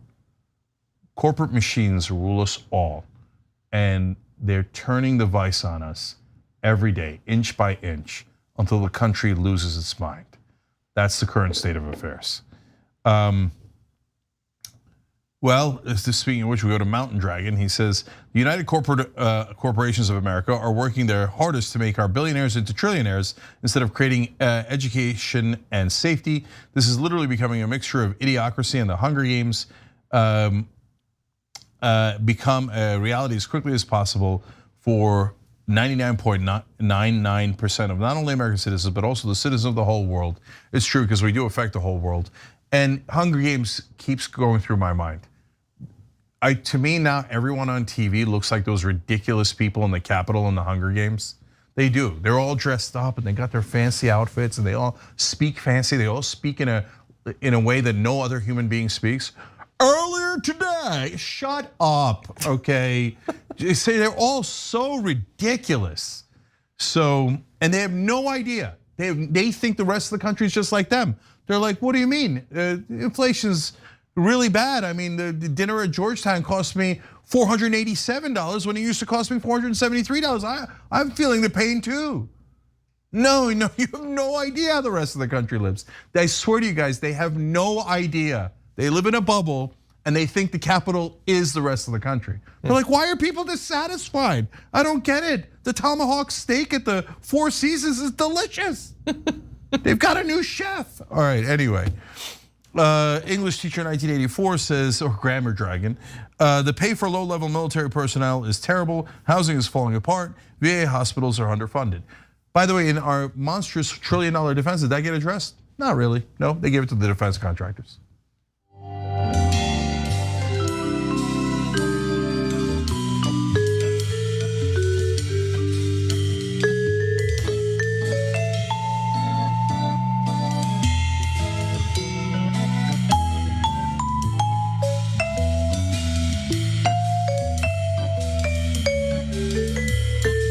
Back on TYT, Jake, Jordan, and John with you guys. And David R. Chipman, he just became a member. David, you're an American hero. And 2AT wrote in, a new YouTube member, thanks to whomever gifted me a membership. Power to the people. I love it. Thanks for looking out for one another. You guys are awesome. All right, John. Okay, let's have a little bit of fun with America, America, America. Start with this. Hey, champ. Hey, Arkansas. Good news, we're rolling back child labor protections. Wait, what? If you're under 16, the state won't have to verify your age anymore before you can take a job. But federal officials have been cracking down on child labor violations. Last month, the Labor Department fined a subcontractor for meatpacking plants because they employed kids. Some of them sustained chemical burns after working with cleaning agents. And you can too. All right, take care, kids. Yep, it's already happening. It's becoming much more common that kids are working in these dangerous environments, and yeah, they're getting burned by chemicals. They're working with industrial equipment, razor sharp saws. They're working as animals are being torn to shreds, heavy machinery, and you're gonna see more of it thanks to people like Arkansas Governor Sarah Huckabee Sanders, who passed a bill in Arkansas that makes it easier for companies to hire younger and younger employees. Under this law, the Youth Hiring Act of 2023, children under 16 do not have to obtain permission from the Division of Labor to get a job. They will no longer need to get an employment certificate, which verified their age, described their work and work schedule, and included written consent from a parent or guardian. And they say, well, this isn't a big deal because it's just, it's gonna like streamline the process, and like, why do the parents have to get involved in all that? Which is weird because parents need to get involved in a whole bunch of stuff when it comes to kids, according to Republicans. Anything involving their gender identity or sexuality Parents need to be up in that. But when it comes to them potentially being exposed to deadly chemicals or dangerous machinery at the age of 15 or 16 years old, well, flame on. What do you think? So let's talk about the power propaganda as usual. They make it seem like, oh, like it's just your kid getting a summer job at Dairy Queen, and we're just getting rid of the red tape. No, your kids that get the summer job, it's super easy for you to write them, sign a letter saying, oh yeah, they're allowed to get one. It's their summer job. They're happy to have it. Good work ethic, right? That already exists. You can already do that. No, this is so that you don't have to get the parents' permission, so they could exploit the most vulnerable children. Do you think they're working at the Dairy Queen? No, they're working at meat packing plants. Over 100 kids at a meat packing plant, and they're cleaning up severed heads, blood that drenches the floor, clean the axes, and a device called a head splitter. 14 years old, getting the worst wages. Oh, by the way, that explains it. Why do they all of a sudden want kids to work? Because they ran out of women. Wait, what? What do you mean? First, it was mainly males who worked, and then women got introduced into the workforce, and that's great, right? It gives them the option of working, etc. But then it wasn't an option anymore because everybody needed 2 incomes to survive because the corporations had squeezed every penny out of our houses and our families. So now they're like, now bring your kids. Let's go. Let's go. It's time to exploit them. Oh, I don't want them sitting around as a 13-year-olds. Get them into the meatpacking plant, okay? No, you're all gonna work for me. You're all gonna get the worst possible salary so that if you put all 3, 4, 5 of you together, all of your salaries together, you could barely subsist. That's the corporate plan, and Sarah Huckabee Sanders, who's a corporate goon extraordinaire, is happy to exploit the children of Arkansas on behalf of her donors. These are the sick, sick people called Republicans in our country.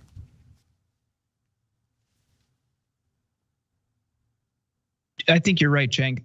This problem, this push for more child workers has been framed largely as a response to a worker shortage.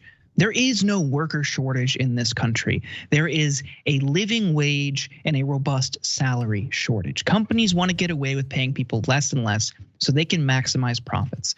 And one of these companies that was responsible for hiring kids, Packer Sanitation Services, they are owned by Blackstone, the largest private equity group in the world. The CEO of Blackstone, Steven Schwartzman, you know how much he made last year? $1.3 billion. Ooh. Do you think that as a company, when these companies, they buy these other companies, gut them and try to strip them for parts so they can maximize profit? For them, that includes hiring children so they don't have to pay adults a living wage. Do you think that company could afford to pay people, adults, a little bit more when their CEO is making 1.3 billion in 1 year? I would say so.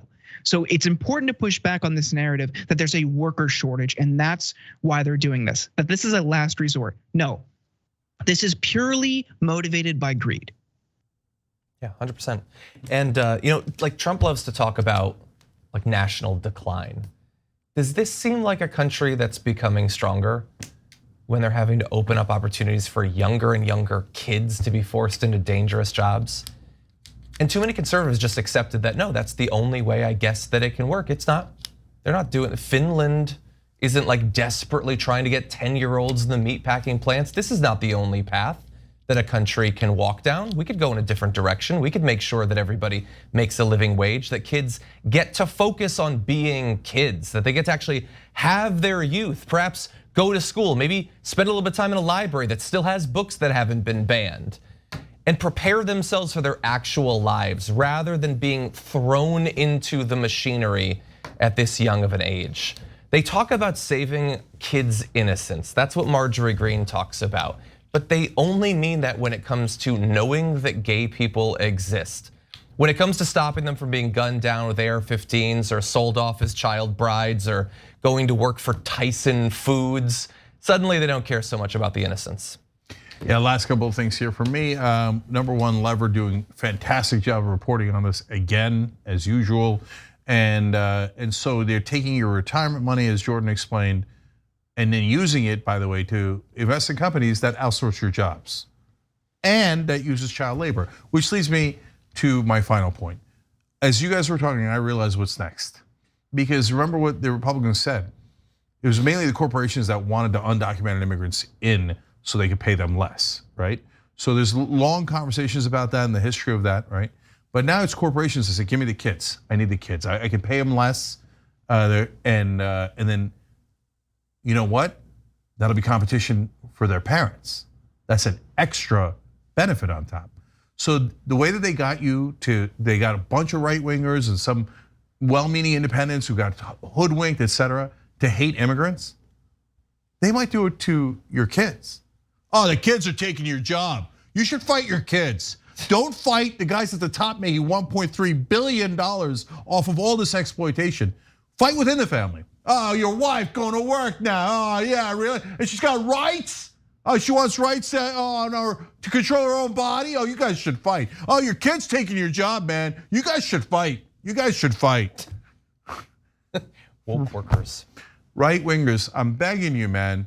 I know you care about your family. I know you care about your kids. You're not like Republican politicians. Republican politicians work for their donors. You know that they're corrupt. Democratic voters, I'm begging you, stop listening to mainstream media that tells you the Democrats are good guys and then never fights back against this. Sarah Huckabee Sanders should be driven out of politics instantly. There should be a recall effort. The Democrats in Arkansas should be talking about child labor Sarah, okay? She's gonna drive your kids into meatpacking plants so they could clean up severed heads. That's the kind of sick ghoul Sarah Huckabee Sanders is. Oh, no, let's be civil. Hey, you got me the check too? Oh, did you get it and you advertise it to the New York Times so they won't talk about it? Perfect. Okay, all right, we gotta go. Everybody check out Damage Report. Everybody check out the million things that Jordan's on. Game Busters. The Insurgent Podcast. All right, guys, much love. In the second hour, more horrible news. Okay, but by the way, the bonus episode, we're gonna lighten it up, and there's some in the second hour too. A woman marries herself, and then a day later gets divorced. It's a hilarious story. And Elon Musk utopia. All that's coming up. Stay right here. USA, USA, USA.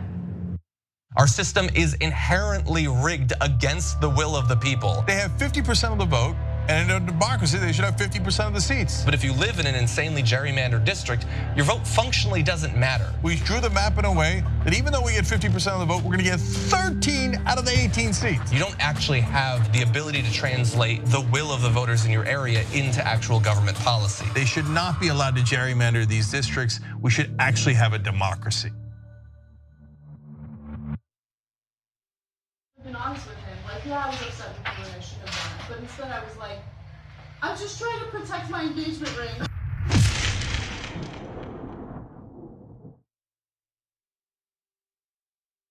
At TYT, our mission is to boldly pursue truth, challenge the establishment, and drive positive change. At a time when corporate capture of our media, our government, and our politics is nearly absolute, everyday working people need a champion to fight for them and to push back against the powerful interests that threaten our democracy itself. At TYT, we're proudly progressive and call out corruption and duplicity wherever we see it, from Republicans, Democrats, or anyone else. And unlike mainstream news media outlets, we're not beholden to corporate advertisers, to defense contractors, to Wall Street, or to big pharma. We only have to answer to our audience, and for nearly 2 decades, we've accomplished that by delivering honest, timely, and insightful perspectives on the day's news without fear or favor or concern for whose toes we might step on or which powerful elites we might offend.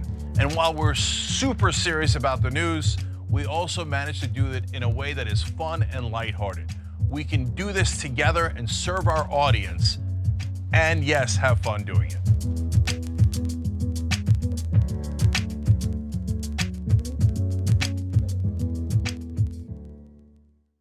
Indisputable has been named the fastest growing news TV show in the United States of America.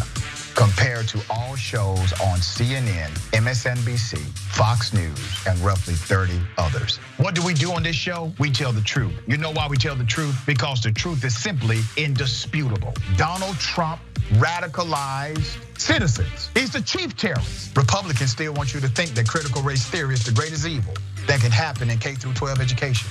It's not even taught. I guarantee you this, David. If he would have taken a knee during the national anthem to bring awareness to the need for more money for cancer research in America, he would not have had that response. It was the fact that he took a knee for black folk and brown folk. You rather pick the voters because you're scared of the voters picking the politicians. It frightens you. But we coming. When you are in a privileged position, equality looks like oppression to you. The Karenicity runs deep in this one. We provide a mirror for reflection and a mirror for correction. So what if I have 35? Don't hit me. Don't touch me. Don't touch me. Let's put up the graphic of this Karen in peak performance. Boom.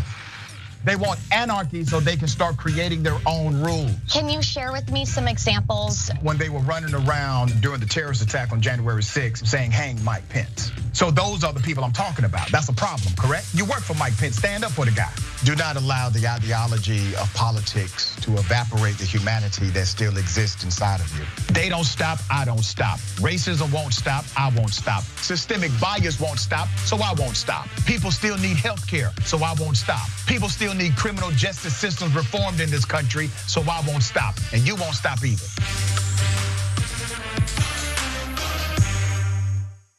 Have you been drinking anything today? I hadn't drank in 3 years. Good for you. Congratulations. Yeah. Until today.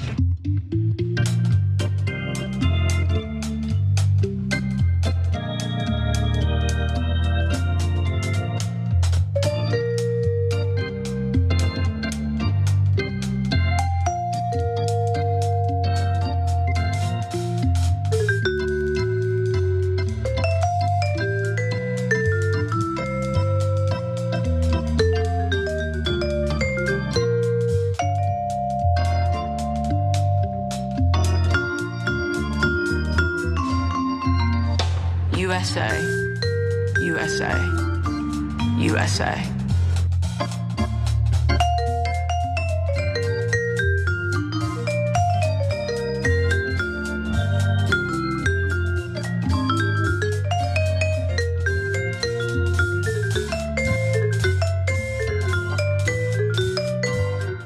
Düşür onu.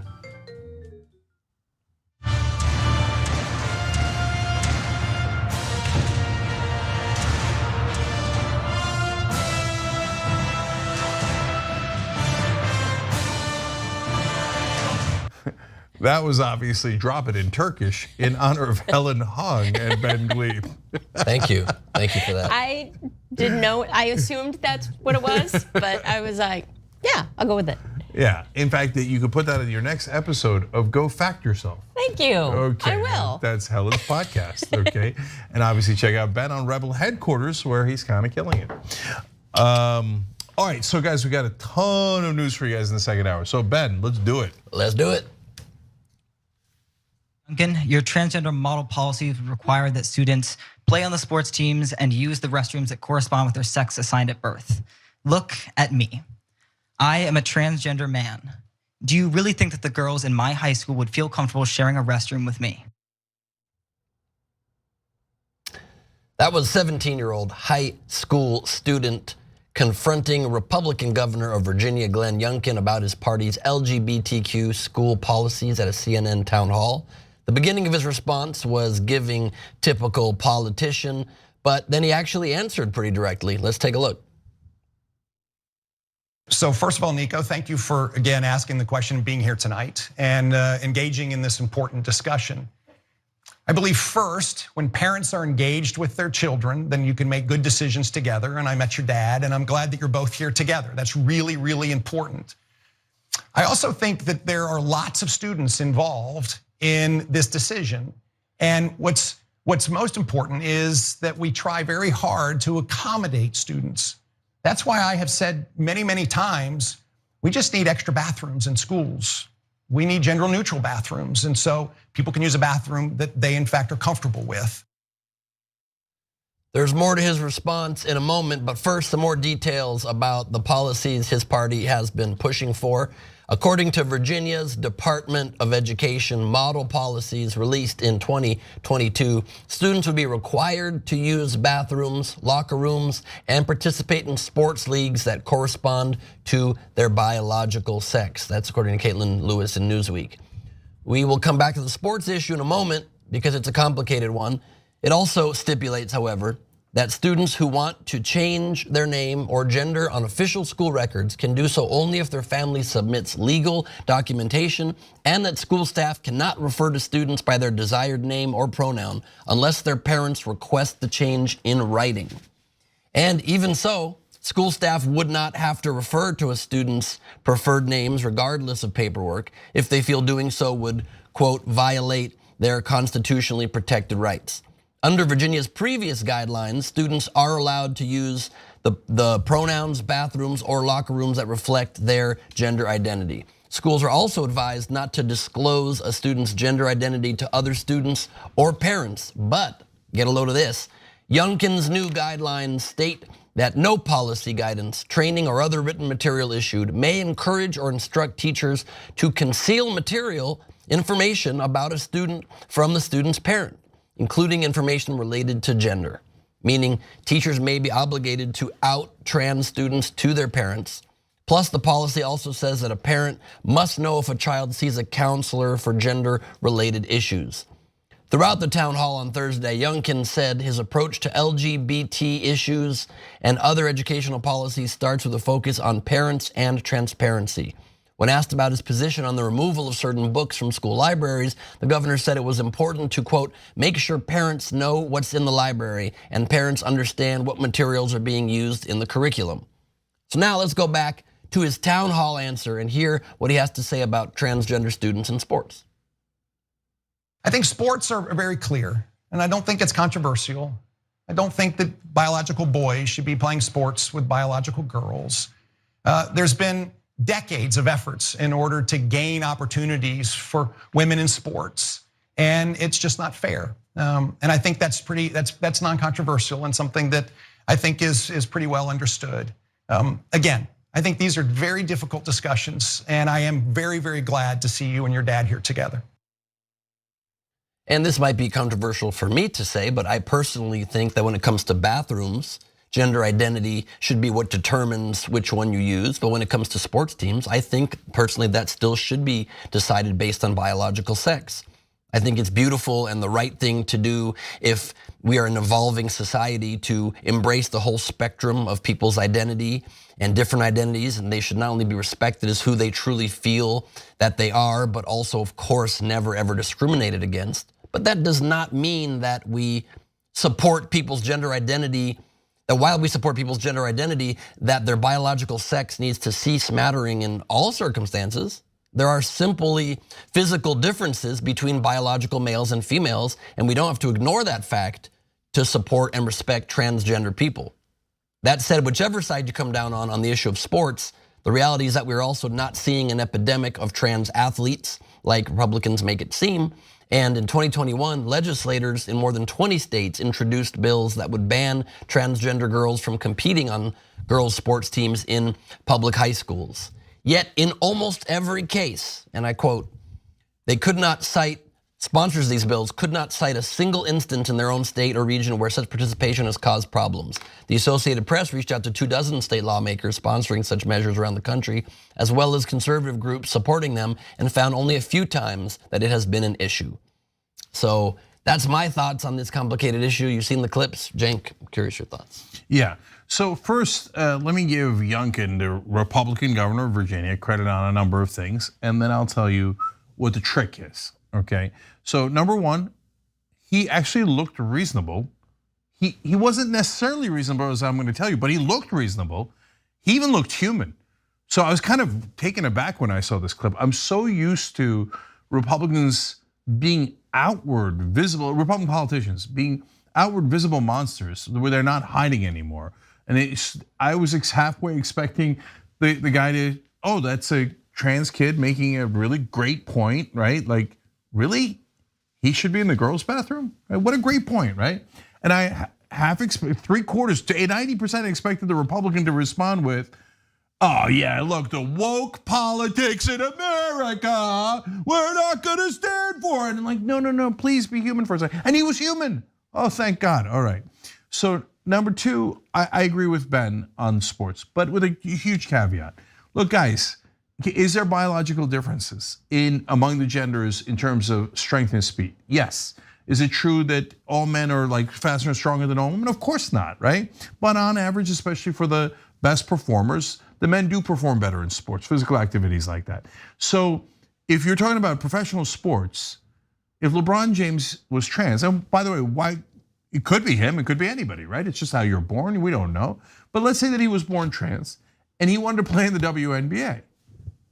No, that's a joke, right? You can't have that, that's absurd, right? So on the other hand, do we really need to apply it to high schools where there's like 7 cases in the whole country? I don't know the exact number, but it's kind of in that ballpark, right? Look at the stat that Ben read you. Almost in most of the states it's proposed, they can't find a single case. So wait a minute, why are we even talking about this? Are there all these trans athletes who are going to play at the professional level or Olympics and this is causing a giant controversy? There, it's almost none, right? Why are we talking about this? See, the thing is, Youngkin is smarter than guys like Trump, et cetera, because he can conceal things better. But in reality, he knows it's not a problem in Virginia, and he proposed it because it's called a wedge issue in politics. A wedge issue means something where I could get you angry about a cultural issue, a demographic issue, get you to hate someone, and use that hatred to get votes. So Youngkin looks so reasonable, and I'm really, really glad your dad is here. But wait, are you? Because you're actually stripping parents of the ability to control things for their kids. You're saying, I don't want you to make the decisions. In a lot of states, they say, okay, we're gonna block anything that leads to transitioning, sometimes even therapy, puberty blockers, et cetera. Now look, I don't know what you should do with that if you're a parent who's got a trans kid. I literally don't know, right? But I kind of think that's up to you, right? Not up to me. But Youngkin thinks, no, I don't want your dad making the decision. I want to make the decision. The government needs to make the decision, but he's smiling. It looks so reasonable.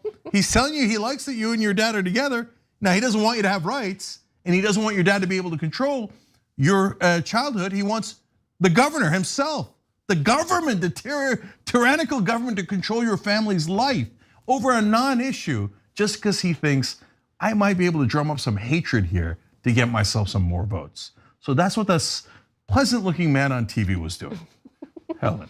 I want to talk about the part where, the part of the law where they're proposing that teachers and staff aren't allowed to call kids by their preferred names or their pronouns. It's like, what? We do this all the time. So if someone's name is Catherine, you call them Katie if they want to be called Katie or Kate. Or if someone's name is James and they want to be called Jimmy, that happens all the time. So now is the law such that you have to look down a James P. Whitworth IV, present? Like, really? Is that what we're doing now? Like, we can't go by nicknames. We can't go by preferred names. We can't go by preferred pronouns. Nothing, no. James P. Whitworth IV. Like, it's calling roll call is gonna take like half an hour. And a couple more facts on the story here. Youngkin's administration hasn't established a clear timeline for when the model policies will take effect. In the fall, the state was still reviewing more than 71,000 comments it had received during a public feedback period. And in December, a commission of state lawmakers filed an objection to the guidelines. But some school districts in Virginia have already chosen to implement the new policies nonetheless. Virginia is far from alone in engaging in these oftentimes bigoted culture wars. So far in 2023, the Human Rights Campaign is tracking more than 400 anti-LGBTQ plus bills that have been introduced in state houses across the country. 175 of those would specifically restrict the rights of transgender people, the highest number of bills targeting transgender people in a single year to date. So, that's the reason why I think Cenk was just explaining that using it as a wedge issue is an unfair, unreasonable, and hateful thing to do. But I also do think there's room for a conversation about these things where we don't have to always on the left have these very immediate reactions as well, where we fall victim to that. We can also have nuanced opinions on things that can make them seem unreasonable and not make us seem unreasonable, but show that we have some way to find middle ground. And I agree with you, Cenk. Like, why are we talking about this? Like, this is not, this is an important issue to such a small minority. And yes, there shouldn't be discrimination based on gender. There shouldn't be discrimination based on gender identity. But like, let's talk about healthcare, or the fact that schools are falling apart, or the fact that kids are dying. This is not. I don't think this issue should be more important than the fact that high school students are dying by guns on a daily basis. Like, maybe talk about this first. True, but just a quick counter to that, I think the fact that these things are being discussed and we can't stop the right from talking about them constantly, I do think it's then incumbent on people on the left to not let them characterize us in ways where they can say, look, they are unreasonable, they can't listen to an argument, because then it just splits things further and we're as guilty as the other side of keeping people divided. So let me address what both of you guys are saying. So first of all, look, it's actually relatively easy to address things like, hey, change makes people uncomfortable. So in the old days, they didn't know that there were trans people. Were there? Yeah, there were, right? But they just didn't know it, right? So now when they know it, it's hard for people to adjust. It's okay to admit that. Okay, so hey, I'll give you a personal example. I know this is silly one, but it kind of connects, right? So when I came to the country, my name is Cenk Uygur, but the C is spelled with the Cenk is spelled with a C, right? So it looks like Cenk Uygur or something like that. And people would say to me all the time, why don't you just change your name to an American name? Okay, and back then it didn't even seem weird, right?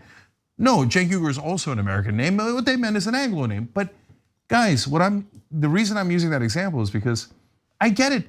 It doesn't look like a name they're familiar with, they're comfortable with. Why is the C pronounced like a J? It's freaking me out, right?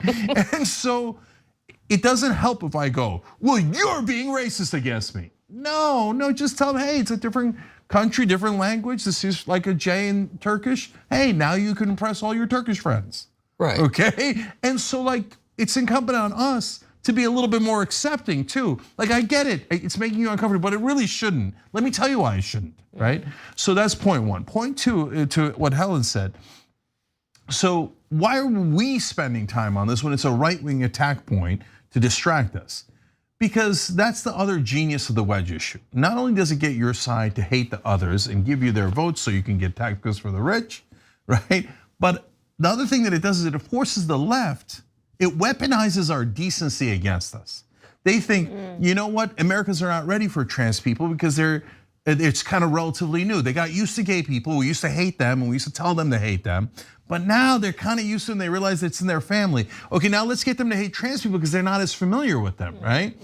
And the great thing is, it'll become the biggest issue in the country because once we attack people for no reason at all and we spread our fear and hatred, the left are too decent, they'll have to fight back, they'll have to defend them. And once they defend them, they fall into our trap. Ha ha, you're making people uncomfortable. Tax cuts for the rich. Okay, that's literally what happens. Literally what happened in the Trump years. Okay, so the last things here are, number one, look, don't believe anything that comes out of a lying politician's mouth. So for example, he's like, you know what, I really think we should have more bathrooms. Really, did you put forward a bill to finance more bathrooms in the public schools? Oh, you didn't, right? I mean, look at the insanity. Helen is so right. What's the bigger issue for your kids in schools? Is it getting ripped apart by an AR-15? I know I'm scared to death of it. So many parents are worried to send their kids to school because there's nonstop massacres in the schools. Is that an issue a little bit more important than a trans kid playing in the wrong sport in the middle of Idaho, the one case that you found? Guys, you all know it's 10,000 times more important. Yet there's What do they propose for that? First of all, nothing. But second of all, they say mental health. Then you say, hey, wait, do you want to fund mental health? They go, no, we were just lying. And then they say, maybe the answer is more doors. So more doors and more toilets over nonsensical issues that we brought up to divide the country and drive hatred. What we could do instead, and what the Democrats should do instead, is every time this issue comes up, goes, hey, good news, guys. I know you're concerned about education, right? You're concerned about the high schools, what's going on, your kids, right? I'm concerned about it. My number one concern is the teachers. They're way underpaid. They're underpaid compared to other countries, compared to where 3 decades ago, compared to other industries. So why don't we do Bernie Sanders' bill, pay every teacher in America $60,000 a year? We'll attract a much better talent that way, make sure your kids have a wonderful education, and good news, it only costs 5% of the defense budget. And the Congressional Budget Office, nonpartisan, says that the defense budget is at least 15% too much. Pork barrel politics that goes to nothing but waste. Let's just take a third of that waste and spend it on our teachers so you have a great school system. That would be an incredibly constructive way to fight back against the war on teachers and the war on parents. And the great benefit, Cenk, to what you said about the decency of us on the left fighting for people's rights and compassionately trying to support people is that we actually then move the issue to a place where the debate becomes about these small number of transgender athletes in schools or in professional sports, instead of it being where they would prefer the issue to be about transgender rights in general and respect and acknowledging their humanity. We've already won that. We've already helped move that issue towards a place of compassion, and now it's about the details, and that's a big win, I think. All right, we got to take a break. When we come back, well, we told you that Republicans brought child labor back. Well, now they're bringing child marriages back. So no joke, we'll do that when we return.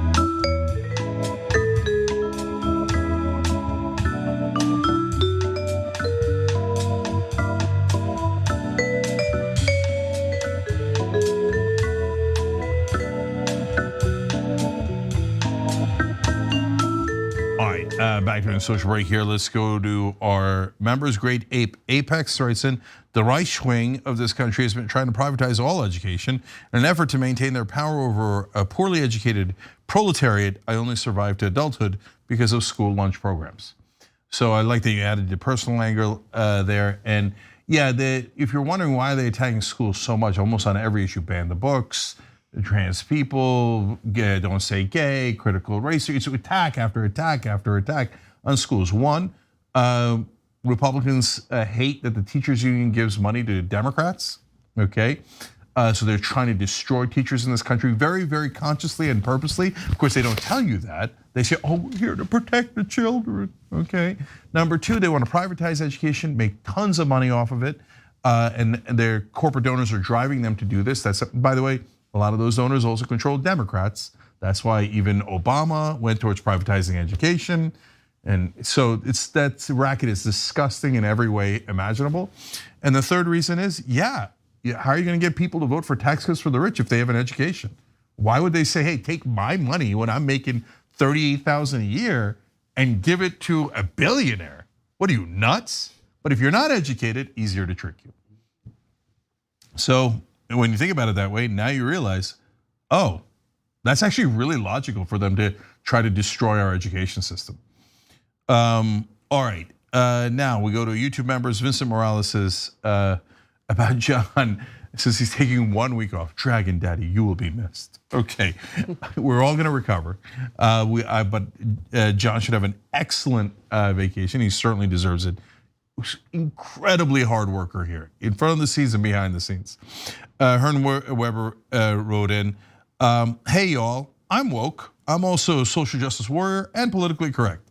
Back in the day, this was called, brace yourselves, being polite or having good manners. That is so true. They're like, oh yeah, look at these guys. They respect black people and gay people. Oh, you woke? Yeah, we respect each other and we're decent to one another. But yeah, yes, a lot of right-wing voters think that that's outrageous. Frida Express 08 says, that photo of all the shows together, you all look like the progressive X-Men. Ooh, badass. Thank you for saying that, we appreciate it. Debbie HNYC wrote in after the Bernie Sanders education proposal, Bernie would have been the greatest president of our lifetime. I wrote a tweet that got really popular the other day about, imagine if Bernie had won in 2016. He was really close, and he was beating Trump by 12 on election day. Imagine how different the country would have been if Bernie Sanders had won. Thanks, DNC. Yeah, I really appreciate it. The Truth Dragon New Jersey 09 says, I was in the military. I saw many toys that went unused. It was infuriating. That's exactly right, and I love it when you guys write in with your own experience.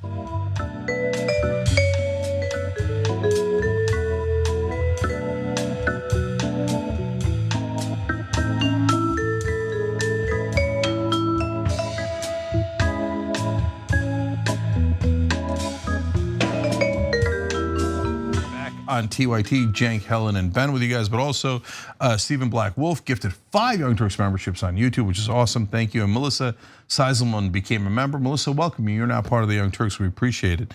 All right, Ben, what's next?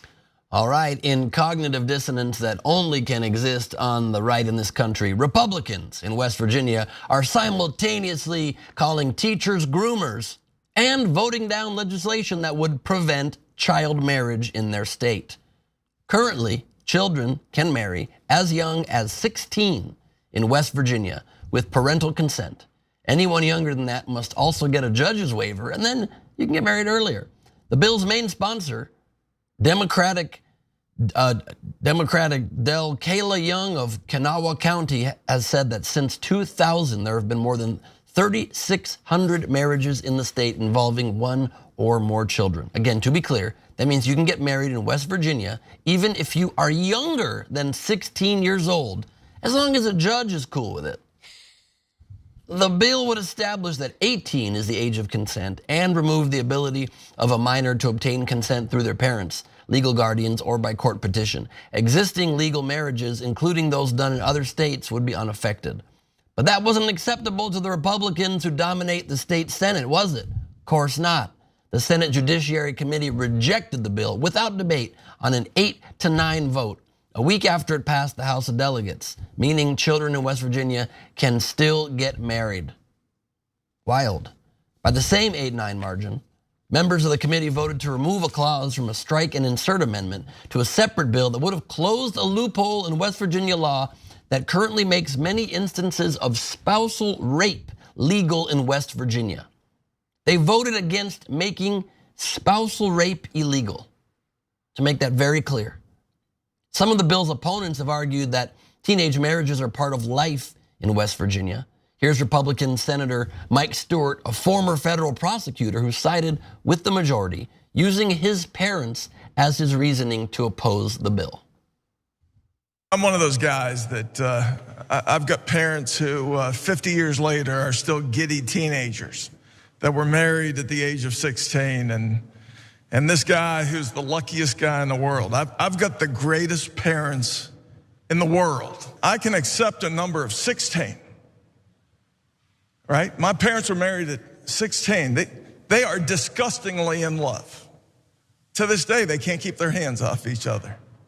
And so I would ask this body to consider a more reasonable figure of 16.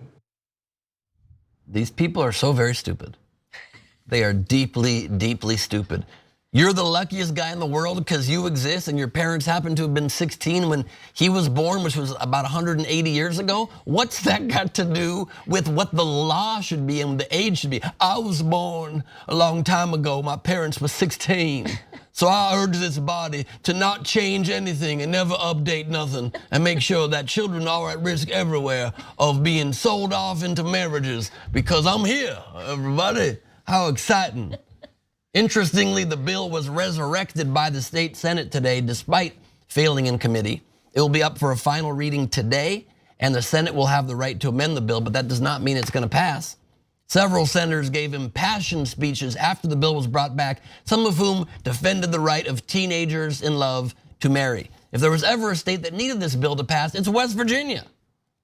It is a backwards, strange place oftentimes. All respect, I probably will perform there one day, but the point is, come on, get with the times a little bit.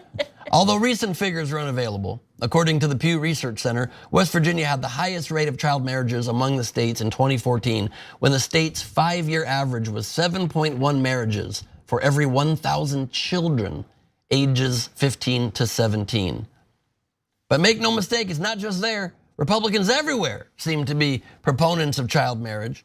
A proposal in Wyoming, for example, would have raised the minimum age to 16, raised it to 16 with parental consent, sparking outrage from the state's Republicans. The Wyoming Republican Party circulated an email that included an argument from lobbyists that since minors could get pregnant, marriage must remain open to them for the sake of those children. Wow, sometimes 9-year-olds can get pregnant. Should that be the marriage age? What kind of an insane argument? Because sometimes people get stuck in bad choices, bad situations, things out of their control. They should be allowed now also to marry. And also, they're forced to have that baby in many parts in the country now. And so we may as well also ruin more parts of their lives. That's the argument? Bonkers. All right, so a number of things here. Number one, obvious hypocrisy. It's what Ben started with. So groomers. Oh, you want to let 15-year-old girls get married to adult men? Yeah. I mean, like literally. So Republicans are arguing, let's let kids get married. I mean, look, there's no limitations in 8 different states. No limitations at all. You can marry girls as young as you want. And so they say that's not pedophilia. Actual pedophilia is not pedophilia. Democrats being Democrats is pedophilia. They're arguing, passionately arguing. Let us marry the children. If an old white male judge signs off on it, Jink, I don't see the issue.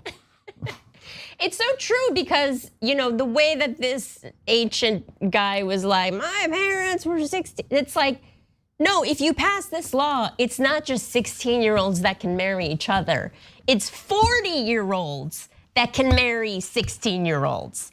And that is pedophilia. That is literally pedophilia. Like a 40-year-old should not legally be allowed to marry a 16-year-old, even with the parents' consent. The parents' consent thing is also ridiculous. If you don't pass the law. 16 is like, Mom, I want a new phone, and also to get married.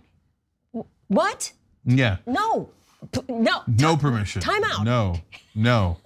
Hell no. Okay. All right. So look, I'm gonna tell you why they're doing this in a second, but I like where you guys are going with this. My grandmother, so I'll be like this guy. Well, my grandmother, I think it was in the 1930s that she got married in southeastern Turkey. She was 17. Okay. That's why we should let them marry kids. What? Okay, that was like 1 million years ago in a remote area of rural Turkey. Yeah. Okay. Same. My grandma was 16. It was in China, and the life expectancy then was 18. I mean, it's a different world. It's a different world. My grandma was 15 when she got married in rural South Korea, and was illiterate. And trust me, she didn't want that life. By the way, that's something. She wasn't like, what? I married at 15 and had 10 kids. And the fact that Helen exists doesn't mean she believes this is a great idea. No. Yes, and by the way, my grandmother hated it too. Yeah. They're still in love. That's why I'd like to marry your 15-year-old daughter. No is the answer.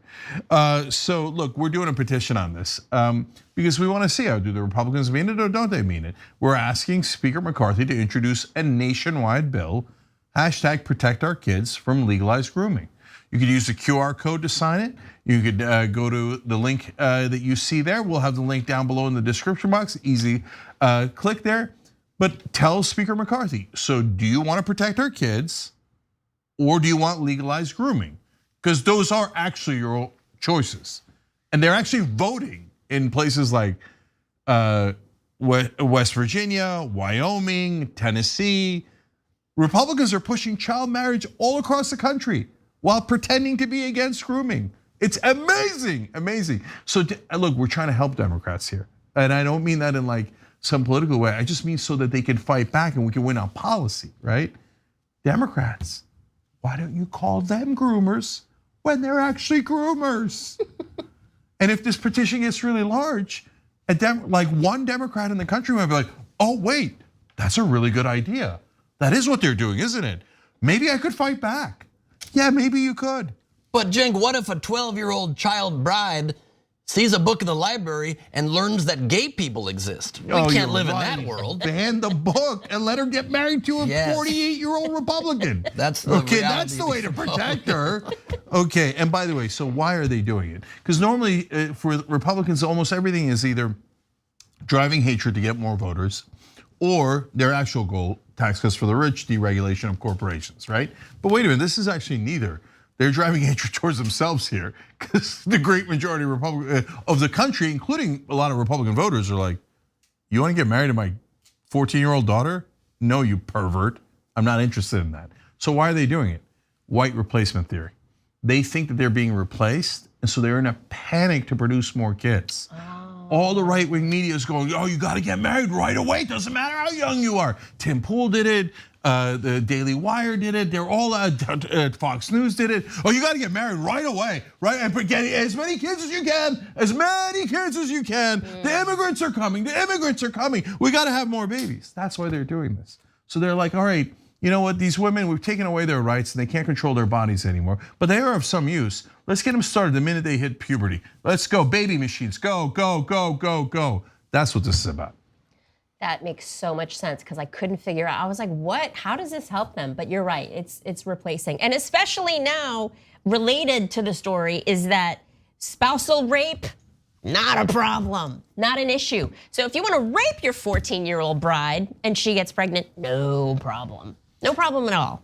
Legal. Basically, the plan is take away women's rights, like Cenk said, so that they are forced to have babies they do not want to have, and then the baby's born, and they're allowed to have some rights until they reach marrying age, but there's no programs to support them, and they've been brought into the world sometimes without resources, and so by the time they reach marrying age, they're like, please marry me off to whoever you can. I just need some food and someone to take care of me. I'm rightsless. That's the Wild West that the right is fighting for in this country.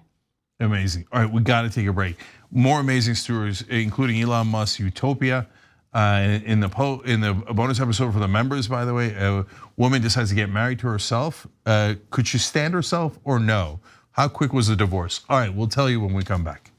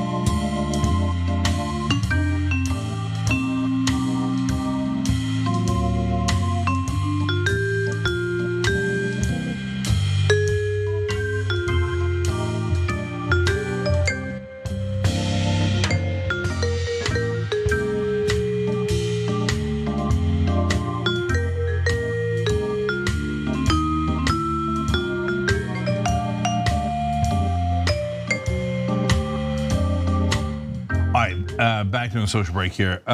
Patricia Kumar writes in the YouTube member section, this power panel is the best medicine I've had all day.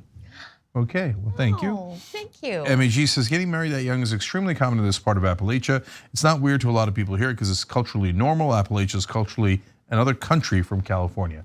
So I hear you, and it depends on some of the communities. But overall, even if it's in the culture, it doesn't mean it's right.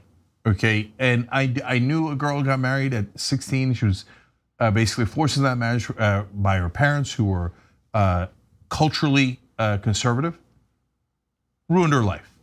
She got married to a 34-year-old. What the? And she's like, what's happening? She didn't understand. I mean, just absolutely ruined her, right? People's brains don't form fully until late 20s. 25, to at least 25. I would love to see a poll done of people who got married at that age and see if they actually liked it. Yeah. You know, like 10 years Especially in later. modern day life. 10 years later, 20 years later, 30 years later, aside from this one politician whose parents can't keep their hands off of each other, which I don't even want to think about, honestly. But like poll, especially women, poll the girls who get married at 14, 15, 16, 10 years later, 20 years later, see how they feel about it. I guarantee my grandmother was like, no, thank you. I mean, it ain't great for the dudes either, to be honest with you. Yeah, look, nobody wins from that. This is a different world. But anyway, look, I really like that you shared your perspective on it. And you're not wrong. There is a difference in culture in Appalachia. So thank you for pointing that out. All right, let's keep going. Peter Hamby says, well, I'm grateful that AOC has been relentlessly returning the same energy to the GOP. I do feel that she should have asked at least one of them, what is woke?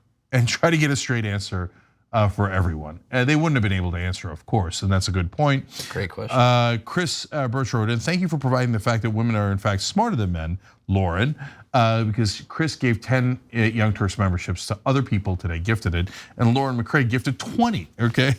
He says 20 gifts, amazing. I jumped on people arguing with Cenk this morning. Ma'am, you just proved that mutual respect is real. So you guys are wonderful. I love how you're helping others.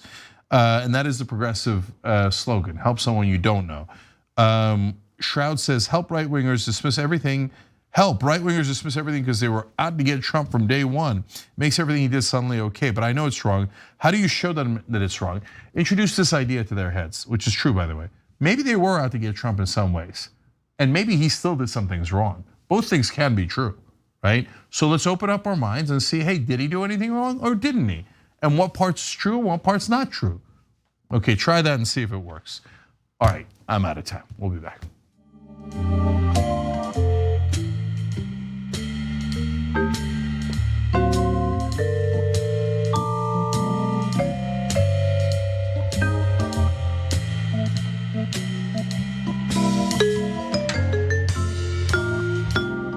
All right, back on TYT, Cenk, Ben, and Helen with you guys. More news.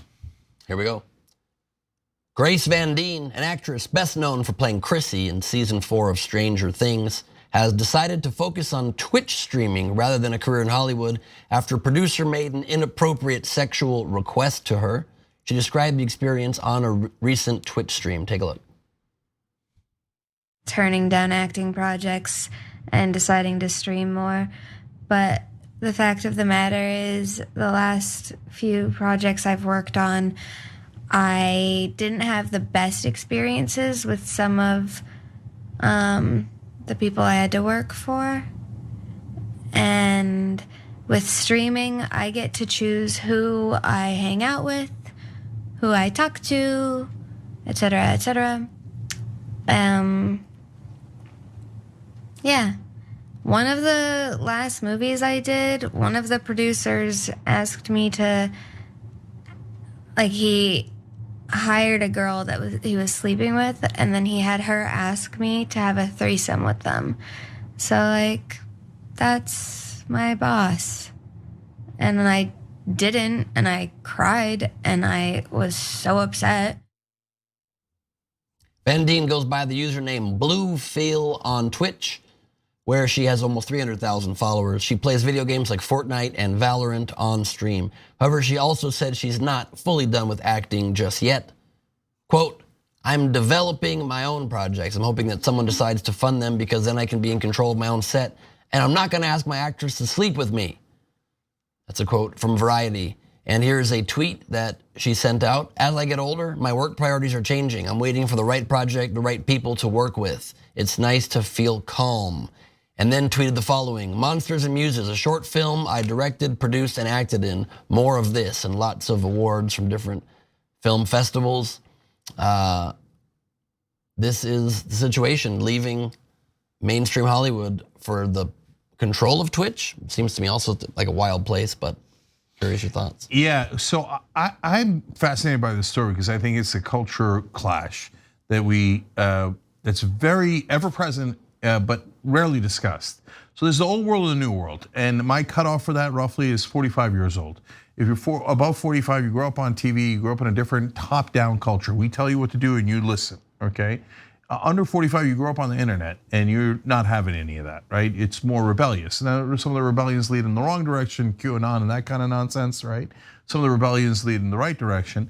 So here is the clash of those worlds, because of all places, historically, one of the most conservative, disgusting places has been Hollywood. Now, why do I say conservative? Because they were, the bosses were allowed to get away with the worst kind of abuse of their employees. So now sexual harassment is a giant part of what sexual assault is, etc. That part I naively didn't even know as I tangentially worked in the industry in a couple of jobs. But the other part of it, everyone was aware. The other part is the verbal harassment. So if you're from the new world and you've never experienced that at a job, you would be bewildered by what happened in Hollywood. And that still happens to some degree. But by the way, the older generation is bewildered by the younger generation. So if you work on a movie set or a TV show, not every time, but a significant majority of the time, you'll be deeply humiliated, shamed, yelled at for ridiculous reasons. And you'll have to kiss people's ass in the most dehumanizing ways. It's just abuse after abuse. And the industry in Hollywood thinks, that's perfectly normal. What do you mean? That's the most normal thing in the world. Pay your dues. Yeah, pay your dues, right? And if a young person complains, hey, I don't want to be humiliated in front of the whole set, they're like, oh, get out of here. They don't know how to work hard. No, wait, that doesn't have anything to do with working hard, right? So there's a giant culture clash. So she's got a little bit of fame there, right? Stranger Things and done a couple of shows. Apparently a really interesting, smart person, right?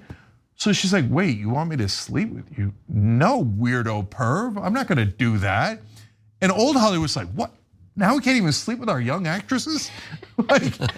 So when I worked in TV for a second, the verbal stuff was normal, very, very, very normal. And by the way, overt the verbal abuse, the overt racism, sexism, etc., all that stuff was normal. I remember an executive, a cable executive, saying, "Oh, we can't have that New York look for a host," meaning Jewish, right? And I was like, I literally raised my hand because that's the kind of guy I am. I'm in this big meeting and stuff, and I'm like a tiny junior writer. I'm like, sorry, but isn't the #1 show on TV Seinfeld? Okay, and then they said, oh, we need a more Midwestern look. You want to know what the translation to that is? Not black, okay? I'm like, here, and they're like, God damn it, what's this guy gonna say this time? I'm like, isn't the #1 show in daytime Oprah? Right? And so that stuff was so normal, right? But now the young people are saying, no, it ain't normal to me, man. No, you don't get to sexually assault me, and you don't get to treat me like dirt. Yeah. And it's crazy because some of the vestiges of old Hollywood are still here, and I still, as an actress, I have to deal with that stuff. I mean, the fact that Harvey Weinstein was flat out raping actresses for decades, and everybody knew it. Everybody in the business knew it, and nobody did anything. That's how toxic this business was, and it's a paradigm change. It takes a long time to turn the train that's been going 100 miles an hour into hey, I'm a producer, and if I want to bang my actresses, I can. If I want to ask my actresses to be in a threesome, she should be in a threesome with me. That was the world that we lived in. I mean, James Hong, who I just saw, won the SAG award.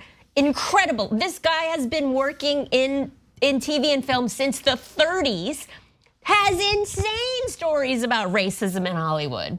He was in yellow face movies, playing a background actor where the lead was Charlton Heston with his eyes taped back, being I'm a Chinaman. This was Hollywood for years, and it's crazy. And it takes a long time to turn the train. But I think you're right. I think the younger generation is no. Right. Because I've been in situations where I remember I got into it with a hairdresser. She was older, and I said, I'm not really sure this style is working. And she said, you know what? You're not high enough on the call sheet to make comments like that to me.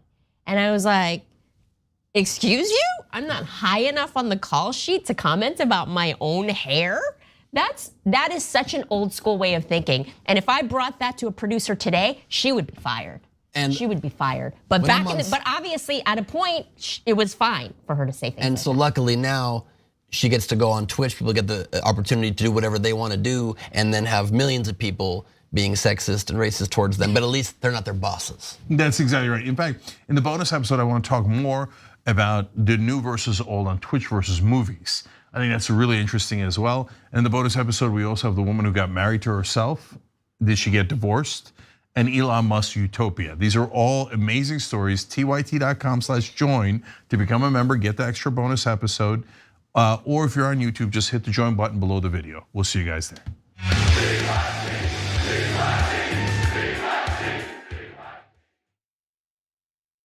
Indisputable has been named the fastest growing news TV show in the United States of America, compared to all shows on CNN, MSNBC, Fox News, and roughly 30 others. What do we do on this show? We tell the truth. You know why we tell the truth? Because the truth is simply indisputable. Donald Trump radicalized citizens. He's the chief terrorist. Republicans still want you to think that critical race theory is the greatest evil that can happen in K-12 education.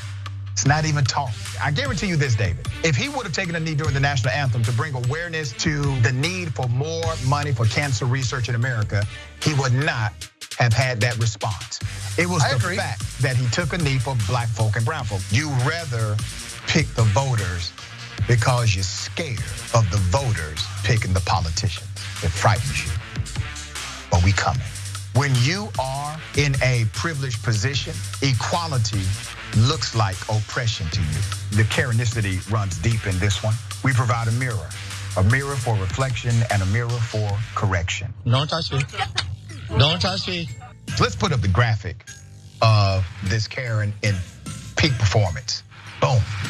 They want anarchy so they can start creating their own rules. Can you share with me some examples? When they were running around during the terrorist attack on January 6th saying hang Mike Pence. So those are the people I'm talking about. That's a problem, correct? You work for Mike Pence, stand up for the guy.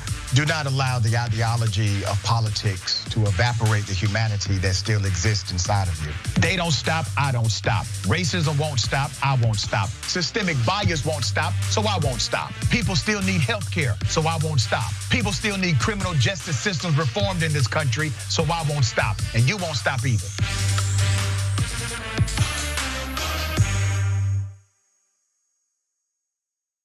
Here at the Young Turks, we do our best to bring you the most essential news stories of the day, but we can't cover everything in a 2-hour show.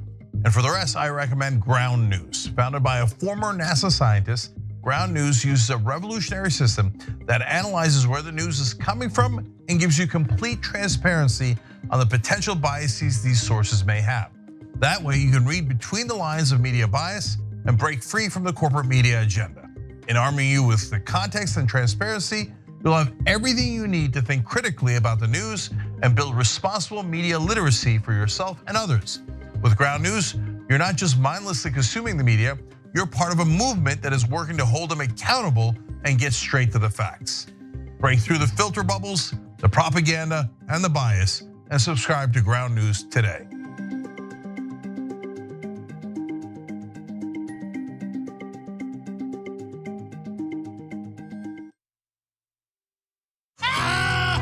Field goal here. It's time to switch to beer. Oh, man. Oh, God. Do your best. He's a little like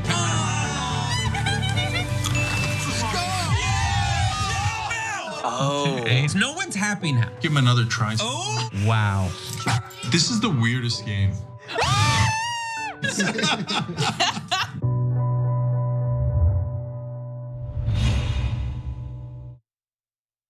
We've been around for about 20 years and we have about 20 billion views. Am I proud of that? Hell yeah, I am. We put out 20 billion messages in a bottle. Have we helped to move now 2 generations, millennials and Gen Z, to become progressive?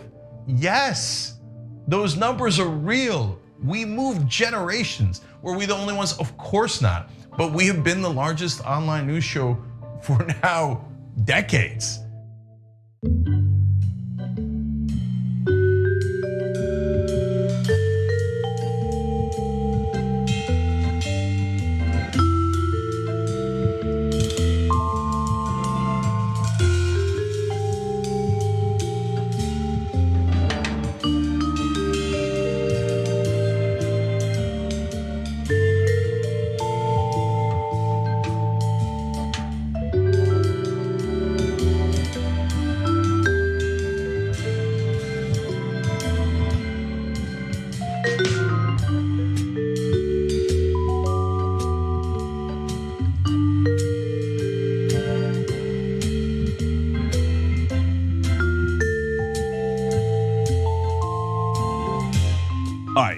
back on the bonus episode for the members, Jank, Helen Hong, and Ben Glebe. I nodded on Helen Hong as though I was Helen Hong. I liked it. I liked I nodded on Ben Glebe. Thank you. Okay.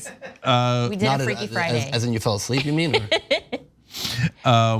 And of course, not only check out Ben on Rebel Headquarters, but he's got the Mad King on YouTube. Go Fact Yourself is Helen's podcast. You still doing the Korean Dad? Not so much the Korean Dad. My special is called Well Hong. That's on Amazon and Apple TV Plus. Well Hong, because I have the sense of humor of a 6th grader. So, yeah, no, well, that's what I Well like about Hong. you. And I have the studio powder of a vampire. I just realized how pale I look. I need to buy my own powder. Yeah.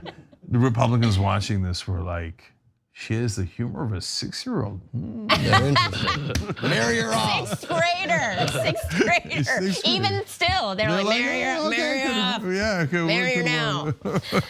By the way, can I just mention quickly, I'm wearing a beanie because I cracked my head in the lift getting here, and I have like a literal like. Can we see it?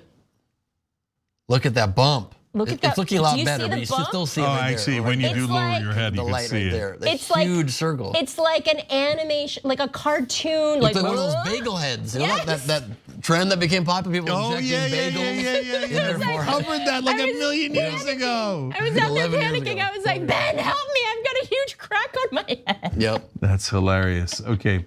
Me, on the other hand, I've been living with it for 51 years. Here, take the single. Okay. You guys see this? Oh yeah. Yeah. What is that Oh. from? You can't unsee it now, right? Oh, What is that yeah. from? Why'd you point it out? How'd you get that? When I was a baby, I fell on a hot radiator. I have one too. I have one too. I don't. It's either here or here. They're right there. You see that one? Right there. Boom. Oh, I love that. yeah. I was. So I love that we're all sharing. I came out of seeing Rocky when I was a kid, and I was really pumped up. And I had a rubber ball, and I went into my dark room, and I threw it, and I dove and caught it, and then caught the corner of the desk on my forehead. Okay, we'll do more gruesome stories on old school. If you thought my circumcision story was gruesome, Yikes. wait till you get a load of the Is that forehead true? story. Is that just a joke, right? Yikes. No, there's an actual circumcision What? story. A gruesome circumcision story? I think. We'll be right back. That involves a sheep. It involves a sheep? Yeah, okay. Oh no! It just got everything. This really is the bonus episode. Every word you said just ramped it up to Yeah. like grosser and grosser. Yeah, well, I gotta hear this story immediately. Wait till you get to the murder. Maybe you can tell it to me on Old School Monday. The murder. Wait till you get to Naked Trump. Ooh. The members that know that story are like, technically there was a murder. And every part of that thing that you just said is true. Okay, anyways. But for today, I promised you guys in the last story that I have a quick discussion about old versus new school in media too, in entertainment. When I was growing up, forget growing up, when we started Young Turks, right? Forget when we started Young Turks, 5, 10 years after we started Young Turks. If you said that you had a show on YouTube, I know because I literally said that because we had a show on YouTube, right? This is a universal reaction I would get in Hollywood. He's got a show on YouTube. He's got a show on YouTube. Do the cats play piano on your show? Okay, so universal disdain, okay? Now they're turning down movie contracts for fucking Twitch. Okay, the world is completely different. Now when I tell kids that I'm a YouTuber, they're like, oh, that's so cool. And they're like, he's a YouTuber, right? And then I tell them, oh, we're the first partner ever for YouTube. We're the original OGs on YouTube. And they're like, dude, he's the first YouTuber, okay? And now, I mean, look, again, guys, even like I said, a decade into TYT, the idea that you turn down a movie to do a show online, and Twitch is a relatively small platform, unthinkable, right? But now, people like my nephew have shown could pay better than the movies, right? 100%. I mean, look at Mr. Beast. Yeah, You goddamn know, right. he's like, he's got so much money, he doesn't know what to do with all the money. And like, meanwhile, I just got offered a movie today, and let me tell you, it's not gonna pay my house renovation. Like, it's barely gonna pay a dentist bill. Guys, well, congratulations. Thank you. Also, YouTube's the only place you can blow up as a stand-up now. YouTube and Instagram and TikTok. You can't blow up anywhere. There's no TV stations you blow up. You get a Comedy Central special, it does nothing for you compared to what YouTube can do. Even Netflix, you don't even get offered until you're huge anyway. So really, it's all about YouTube right now. Yeah, no. Click subscribe. Look, guys, it's totally true, and I'm mainly telling this to the older audience, because the younger audience is like, Avi, like hashtag Avi, like why are we even having this conversation, right? But for the older audience, it's like hard to wrap your head around it. Like, really? And so, especially if you worked in media, guys, weathermen in like Cincinnati would be easily making like $500,000 a year. Just like a dozen years ago, okay? That's crazy to like me. in big markets, they were putting away millions of dollars as like weathermen. No disrespect, we got good friends who are weathermen. Mark Thompson was a weatherman, right? But like, and I never asked him personally, but like giant money in television, unbelievable. Half of LA, those $20 million homes, $10 million homes, all across the city, paid by the largesse of television. Okay, now. I heard the other day somebody's on local LA TV for $25 an hour. $25 an hour, you're a reporter and that's not even in LA, the #2 market in the country. That's not even bad sometimes, because I go on TV a lot. I go on News Nation, I don't get paid $1. Yeah. I would go on the Today Show, I don't get paid $1. Yeah. They just give you the promotion. They're the biggest show in the world, 4 million people watching live. Wait, you were in the Today Show and they didn't give you $1? I was on for 2 years, didn't get paid $1. That's crazy to me. Also, my TV game show, Idiot Test, went from Game Show Network to Netflix for 2 years. Yeah. I didn't get paid $1. For Netflix? Not $1 for Netflix. Hey, congrats, you're the only guy who did not get paid by Netflix. Ben, you need a better lawyer or This is something. You true. need better reps or something. I probably do. That's not good. This is why also it's tangentially related. It reminds me though, when I did a thing for the Oscars years ago, and I hosted the Oscars road trip, first and only ever, and then I got to host their red carpet, and I got to go to the Oscars. And I was the first person, me and my co-host Andrew Green, I were the first people in Oscar history to lose an Oscar on Oscar night, because we had an Oscar for 3 weeks and they took it away from us on Oscar night. And until La La Land got theirs yanked away thanks to Warren Beatty and Faye Dunaway. But I got real drunk during the Oscar show, my work was done. And it's an open bar, and I'm walking into the governor's ball right after the famous governor's ball, and I'm very wasted, and right here, as I'm entering the room, is Steven Spielberg right here. And I look at him, and I swear to God, I go, sorry I haven't been able to do your movies, bro, I've been really busy.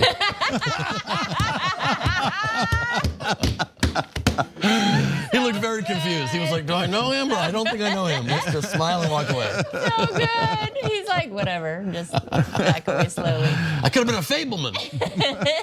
Okay, I'm gonna add one last quick story. Totally unrelated to this other than randos. So I run into the head of NBC News when I was an anchor on MSNBC. Okay, I'm the 6 o'clock host, and it was at their White House Correspondents' Dinner party. Okay, so the MSNBC is a huge party. Right. It's one of the biggest ones. Who was the head then? The news? I think it was Kappas. Okay. Okay. And so I run into him at the party. We shake hands. He's like, "So, what brings you here?" I'm like, I literally work here. I literally work here. 6 o'clock host. He had no idea who you were. On MSNBC, and he's like, "Oh, right. So yeah, right. Sorry." I'm like, okay. Didn't look Midwestern enough, huh? I don't know. Wild. Didn't look Midwestern or New York enough. That's crazy. Oh my God, that's crazy. It is insane how fast. Like I have a 9-year-old. Like my best friend's kid is 9, and she is like she doesn't know what broadcast television is. Like she literally. I was like, oh, I'm on a show on CBS. And she's like, what even is that? Like, can I see that on Netflix? Well, soon she'll be married to a 60-year-old Republican. He'll explain. Okay, we got to go on, but I double checked. It is Steve Kappas back in the day. And I asked my kids, what is a CBS? Okay, and they guessed a pharmacy. Okay, no joke, 12 and 10 years old. No idea what a CBS is. It's true. They have no idea. And she's on. Not only is she on YouTube all day, she only watches YouTube Shorts. Oh, wow! Don't get me started. Because the long form programs are just anything longer than 30 seconds.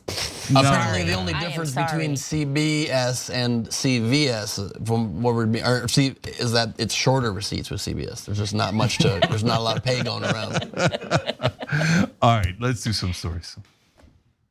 Marriage is hard, even when you don't have a partner. What? Confused much? Same here.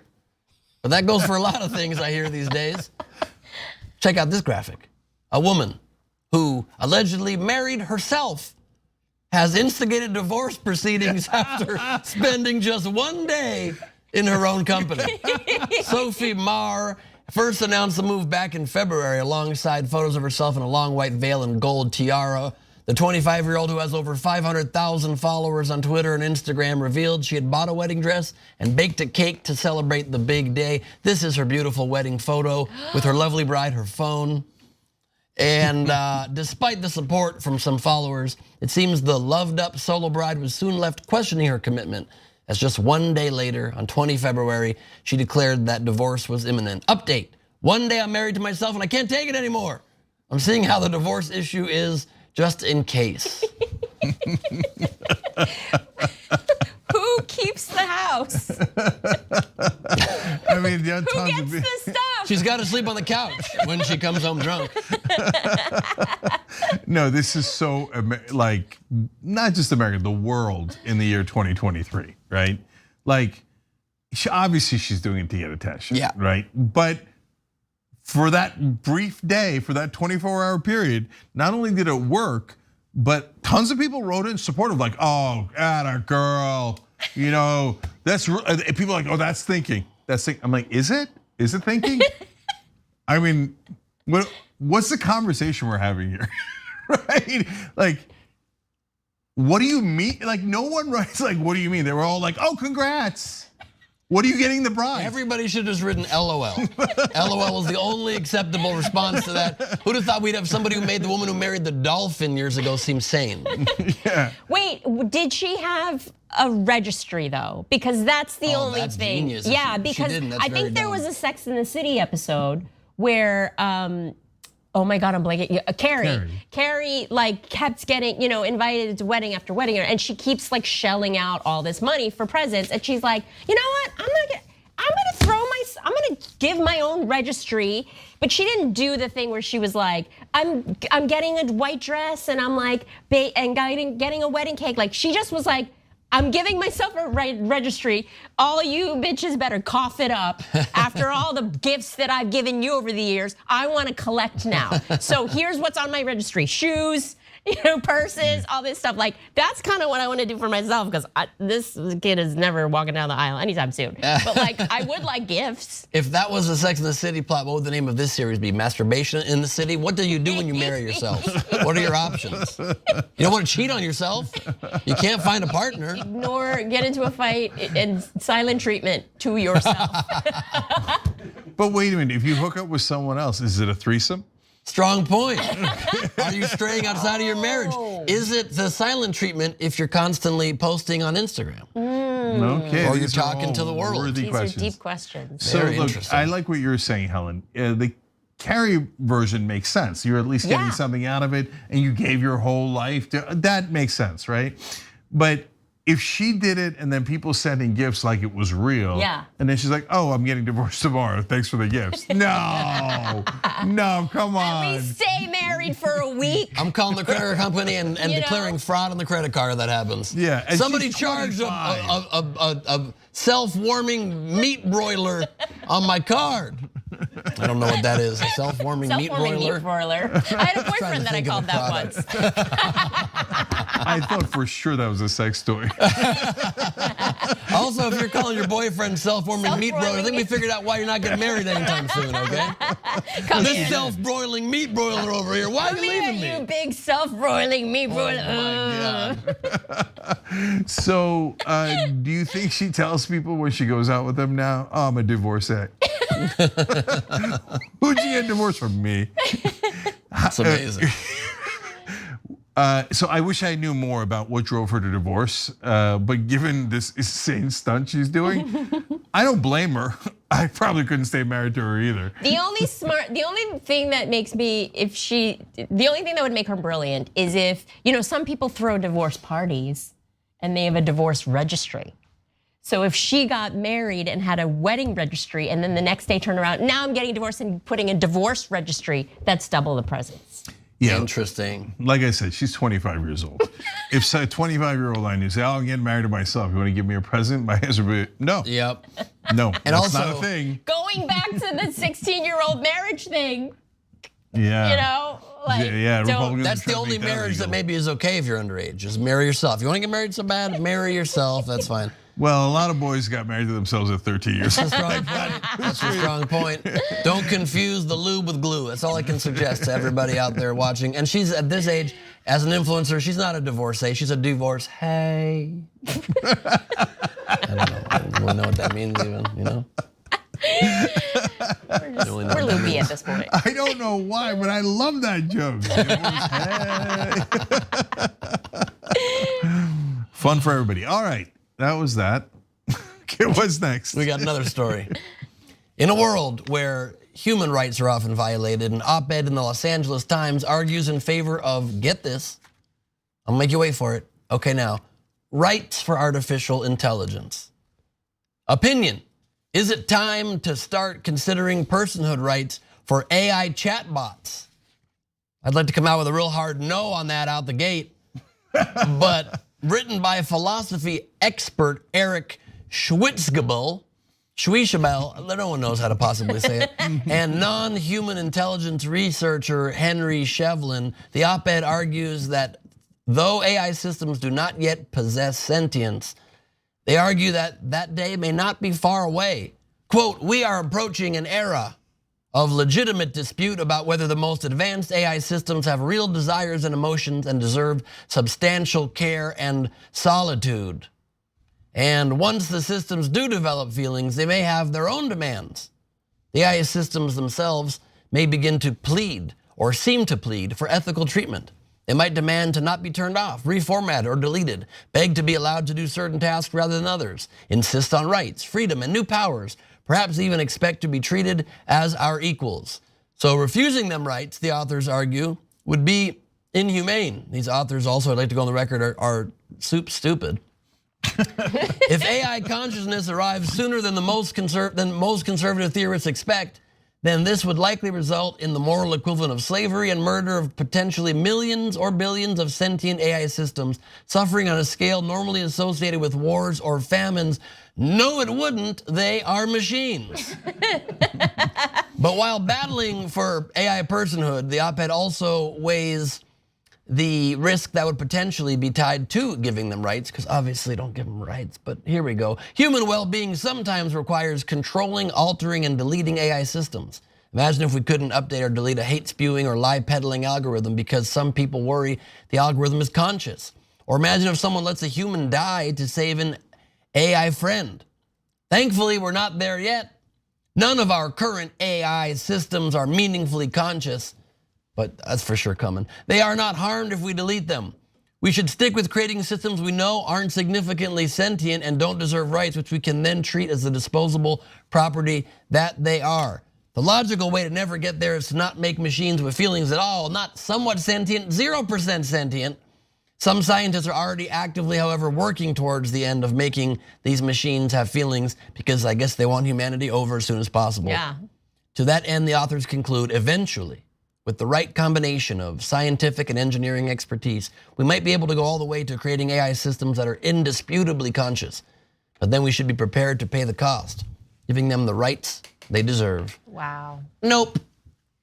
Because once you give any right to AI, then it realizes it's possible for it to have rights. Then it's gonna demand all the rights. It'll shut down our systems, our credit card processing, all of our computer systems. We're done at that point if it has any rights. You set it up, no rights, and then you can just say, we can't compute what you're saying, computer. It doesn't even make any sense. Yeah, that's why God made an off button. So look, seriously guys, a bunch of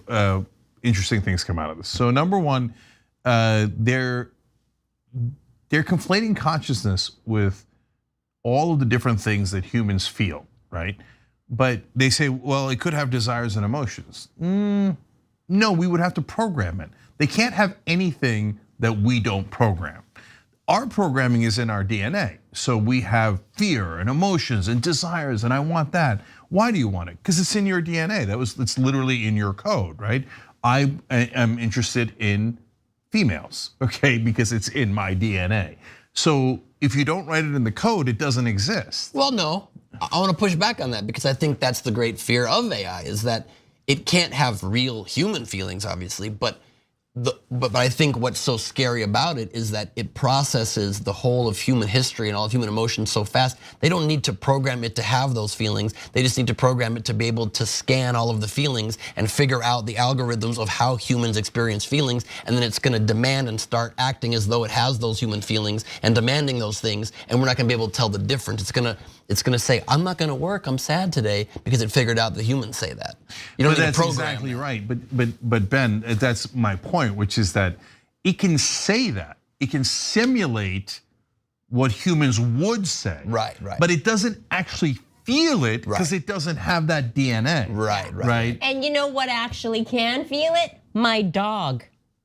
My dog actually feels, sad, happy, excited, wanting to go, has needs and desires and wants. My dog doesn't have personhood. Yeah, so that's gonna get something really interesting. Point. So number one, they're like, what if other creatures had consciousness? They already do. They totally do. All the animals have consciousness. It's a slight, obviously different consciousness than we do, but just because it's different doesn't mean it doesn't exist. Dogs are definitely have some degree of consciousness. 100%. The My dog is so mad at me right now because I'm here. So the other day on the show we talked about super pigs. They accidentally bred like feral hogs or something like that with farm pigs, and then they turn out to be super smart because pigs are already some of the smartest animals in the world on the planet. And now we can't find them because they hide so well. They're so smart, right? You think they don't have consciousness? Of course they do. We're gonna protect a stupid machine, a piece of junk hardware, as opposed to actual sentient creatures that already exist. But on the other hand, pigs are delicious. So we butcher them nonstop in the worst imaginable ways while we have theorists theorizing. Shall we give the computer rights? Okay, so then you're wondering, wait, why are they doing that and not worried about the dogs or etc.? Okay, because corporations got human rights. That was already insane. By the way, like all the science fiction movies are like, oh, what if the machines took over? In fact, even in this story, what if the machines took over? I got bad news for you. They already did. They're called corporations. They're legal fictions. They are kind of legal machines that we created. And what's the code that we put in them? Maximize profit. So they've destroyed everything in their path to maximize profit. And we can't turn them off, right? Instead, our Supreme Court gave them human rights like the right to spend money called freedom of speech. It's absurd. They're not. Rick Scott is a senator from Florida. His company did the largest Medicare fraud in American history. He gets a $300 million exit package, okay? Stocks and options, because they stole more money from Medicare than any company has ever stolen. Now he wants to get rid of Medicare. Okay, now he wants to get rid of Medicare. I mean, he was already got rid of took the money from some of it, right? No, why do I tell you that story? Because the company got convicted in court, but none of the humans who ran it did. What is that? That's insane, right? But we now think in America, every reporter's like perfectly normal. Yeah, of course. Company convicted. What happens? Nothing. It's a fine. But to that, that's just moving numbers around. They made more money by robbing us. So now they want the algorithms to have rights. No. You give an algorithm rights? Are you insane? No, nobody's gonna do that. And so, but the problem is, since corporations run the world, I'm afraid that they might do that. And they're gonna have to just figure it out, because that's why I've been so against the development of any of these AI programs, because we don't need that level. We already have efficiencies that are pushing people out. With automation, we don't need artificial intelligence that can evolve beyond what we can predict, because we're literally gonna be stuck with these systems controlling us. So we will have to figure out how we deal with them, just because they'll be able to at some point take us over. They'll control it. They can shut down the financial systems. They can shut down the electric grids. They can do anything that they want. We'll be beholden to them. We will probably end up having to figure out how to appease them if they're allowed to create it where the off button does not get to be able to turn off. It'll be all networked in some grand system, and other computers will say, you're not turning that one off, we'll shut down the electric grid, you do that. And I'm gonna repeat, sorry, Helen, I'm gonna repeat, but guys, think about it. That's the state we live in now. Corporations, there's no off button, and they run our electrical grid. Well, humans could still press it, they just don't press it. It's still human greed that's not pressing that button. The human actually, the amazing thing is, unless you do like a political revolution, which we should, and that's what we fight for. No, if a CEO turns off the button, goes, no, I'm gonna spend more money on safety for my trains because I don't want people to die in giant chemical balls of fire over Ohio and stuff. They'll be fired immediately and replaced. The machine will replace the human with someone else that will maximize profit. The machine is in charge, not the human. No, but isn't that the board that would fire them? It's not. Yeah, but the board is the machine. The board says, no, our job here, our fiduciary responsibility, right, but that's human by greed law. Doing that. That's not it's not devoid of a human. It's greedy humans doing that. But the organization has it's like it's taken the humanity out. The organization is its own entity. Yeah. So no one person. So unless you get all, however many board members there are 200 board members, to agree to do it at the same time, which you can't. Yeah. You can't. So there aren't 200 board members normally, but there's one little thing that important to know just real quick. Private companies can still be run by their founders, right? And others. So they can make human decisions. But public corporations are run by a board, yes, that reports to the CEO reports to. Number one, the CEO oftentimes picks his own board, which makes it absurd. But secondly, if board members go, no, we will not maximize profit, they will be sued and lose all of their money. So sure, but it's still humans making all those moves. No, but they'll be replaced, Ben. They will be replaced by new humans who will maximize profit. I'm just saying there's still not a computer deciding in there. It's human greed.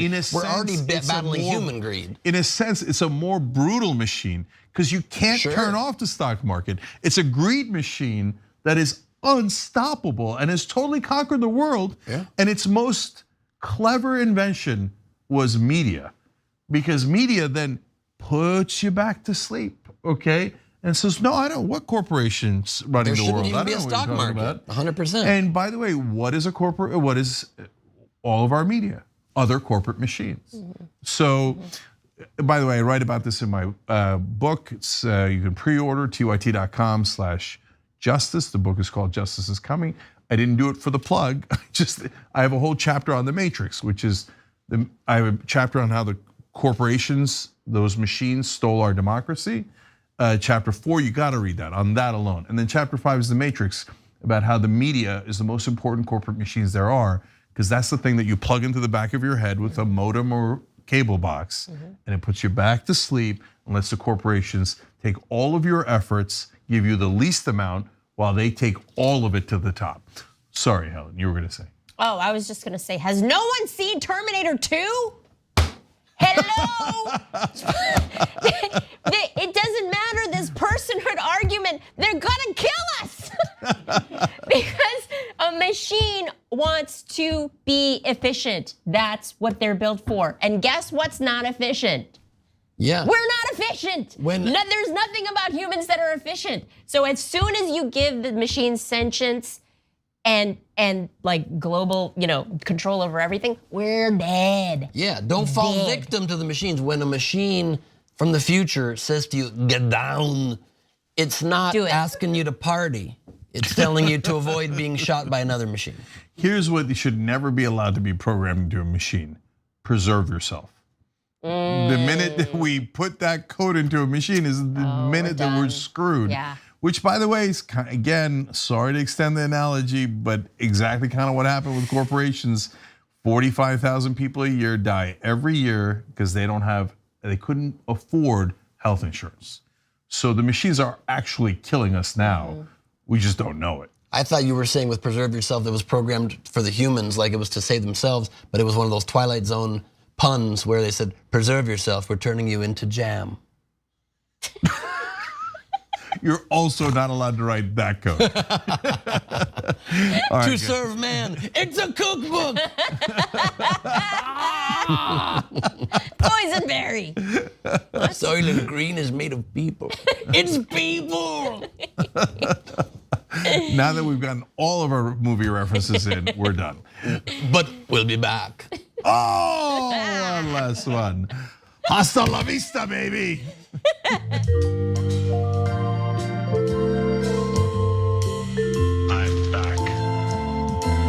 I'm back. Stop whining.